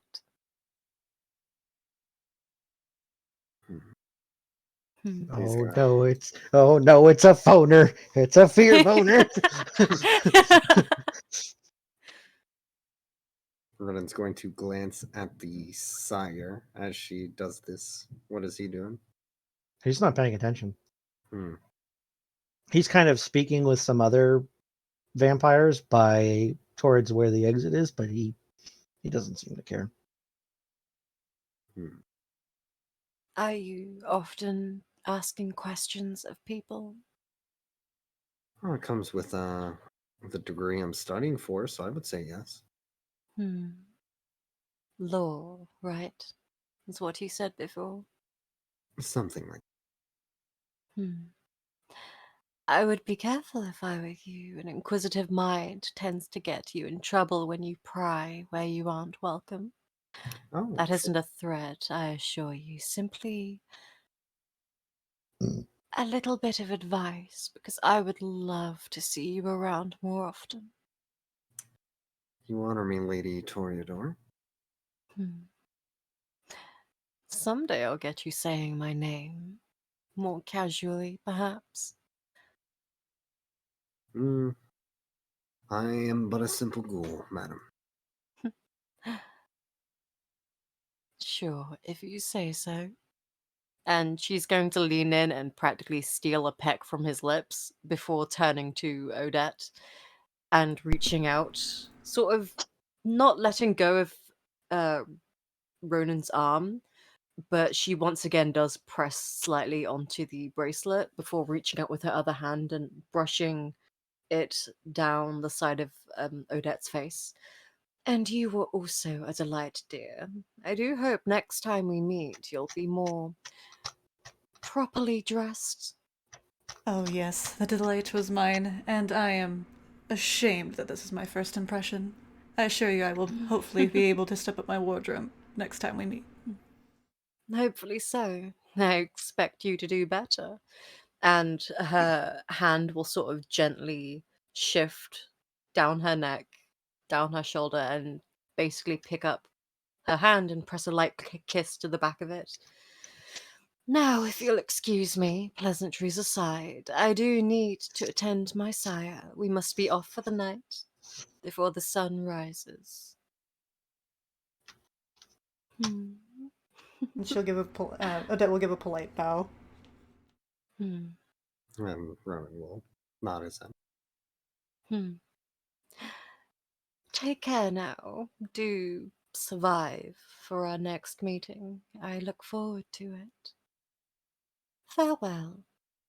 And she'll drift away to rejoin her sire's side and depart. I'm sailing away. Oh, sorry. Was it? Oh, you okay? Gotcha. Bye. Have fun. Toodles. Bye. Bye, Turns Felicia. as she turns away, Ronan will run his hand across his lips, just kind of like wiping it off. My, a newbie and getting such attention right out the gate. Well, it's like you said, I seem to be more of an art piece. I don't really know why. It's just how Tories are.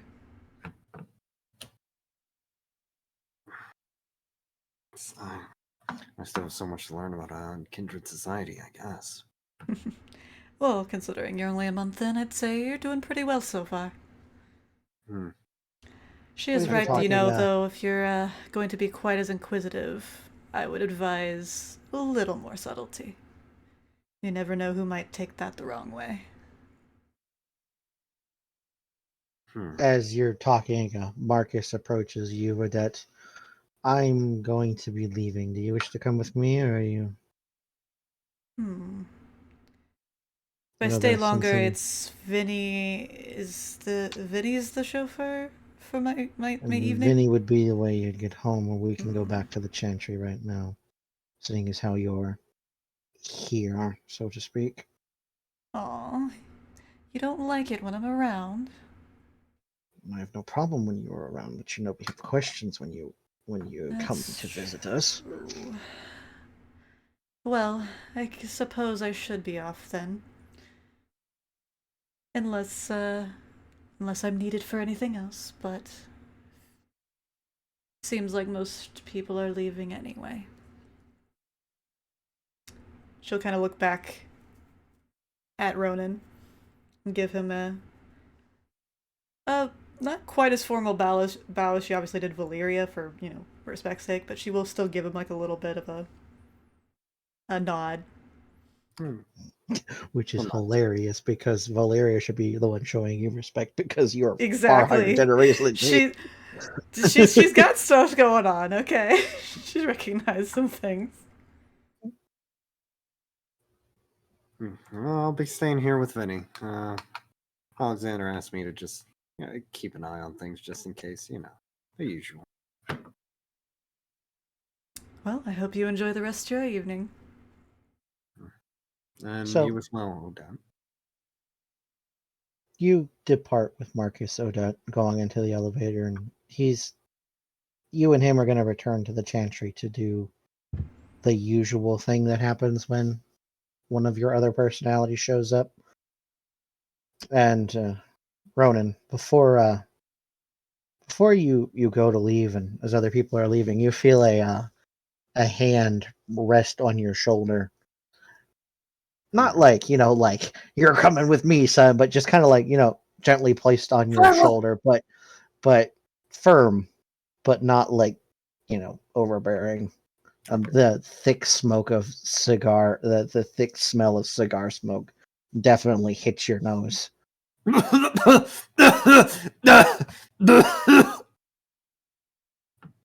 Is that actually how you react? No. Okay. I had to know because I was about to say something. He's gonna turn and just And standing there next to you with his hand on your shoulders, the sheriff kind of just watching people as they go. You got an inquisitive personality, son. I'm starting to be a detective, so I hope so. He's not blowing the smoke at you. He's blowing it away from you. It just kind of turns into your fit. Not joking. Someone Huh? else coughs. Well, What the say fuck? for your first time here, you garnered a bit more attention than you probably wanted. I'd say just from two people in particular, but Two very, very interesting individuals, if you ask me. just eyeballing me like I'm a piece of meat, I'm pretty sure. One of them was. Not certain what the other one was doing. Kind of reaches into his pocket and he pulls out something and hands it to you after taking his hand. He hasn't looked at you the whole time he's been talking because he's just been watching everybody else, but he passes you like a small card. I'm gonna take a look at the card. It's a business card. What? To what? No, it says Jack Cobb on it. Private detective. What? I'm gonna immediately look at him and be like, "Wait, hold on. Yeah. Wait a second. Kind of side eyes you. He's like, what? Can't give a fellow investigative type the card? Wait, you're a detective too. Private detective. When thought I'm you not busy doing sheriff shit. When are you not busy doing? Isn't protecting the what was it, Prince? Was it a full-time job?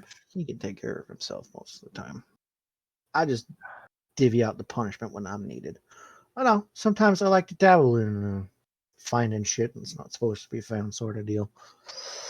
I'm not he's going to be looking over the business card, but like he's going to say, "How long have you been doing this?"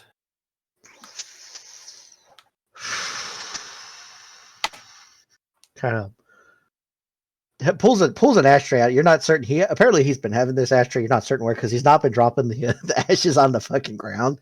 Kind of puts it out. Oh, let's see. Fuck. Got in the business in the 70s. Sorry, 1870s to be precise. 1870s. Yeah. You gotta remember, young boy, young blood, as he kind of taps you on the chest. Some of us have been around for a very long time. I was born in 2000. I know. I can tell.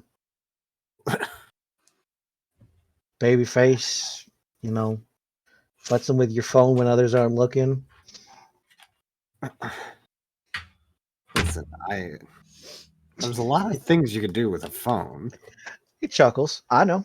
Trust me. I try to keep up with that stuff. Well, where, and I'm going to look at the business card, obviously, like half stammering, as I'm going to look for an address on it. No, it's the actual address for this building. Oh. And you're a private investigator. You have an office. What kind of clients do you usually take? Kind of waves a hand at the other kindred walking that are starting to leave.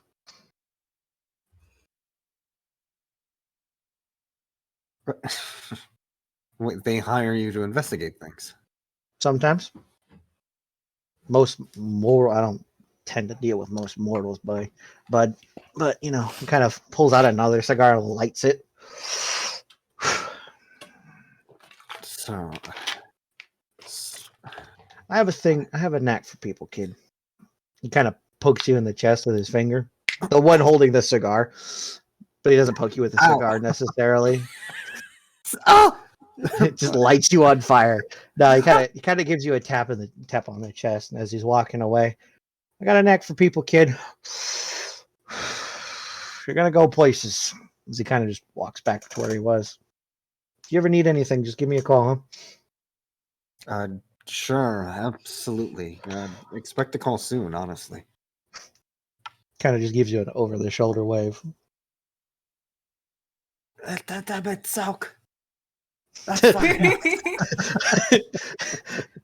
Yeah, no, I mean, Emmett Silk kind of does the over-the-shoulder. He kind of does. He is the dismissive like wave. Yeah. No, it's the whole two-finger, over-the-shoulder salute, kind of just saying like, take care of yourself, sort of thing. And at that, Vinny kind of comes over to you and he's like, holy shit, the sheriff was talking to you, kid? What'd you do? I'm trouble? I'm going to show him the business card. No, he gave me this. I had no idea. Holy fuck. So he kind of takes it from you, looks at it. He gives it back. He's like looking at it like, damn, if that were a baseball card, you'd be rich, son. Come on, let's get out of here, kid. Let me get you back home. Yeah, Ronan's night. It's not my fault the man has destiny for. Fucking two hot bitches all over him all night. Yeah, fuck you. Well, I mean, one's a pair of stairs. She's okay. Yeah, this is one super hot bitch and one kind of she's okay. But she counts as like fucking 5 bitches all at once. I'm not gonna. I'm just laughing so hard because I did not expect that to come into play yet. It's a possibility. And with that, Vinny takes you back. He takes you downstairs. And then he actually does take you out drinking first. But with that, I'm the fucking sheriff. I'm at the sheriff. I Vinny. smooshed both of them. Vinny, I met the sheriff. Yeah, kid, I know. And with that, where's the business card? Oh, there it is. It's in your pocket. And with that, we will cut to black for our characters as we pull to a scene in another place, in an office building.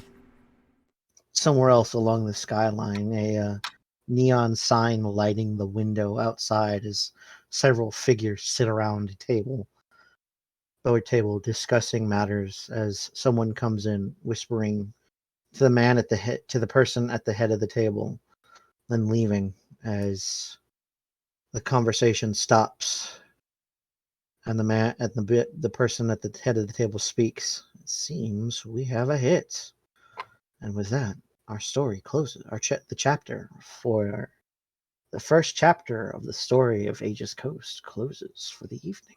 Woo! Ooh. That was fun.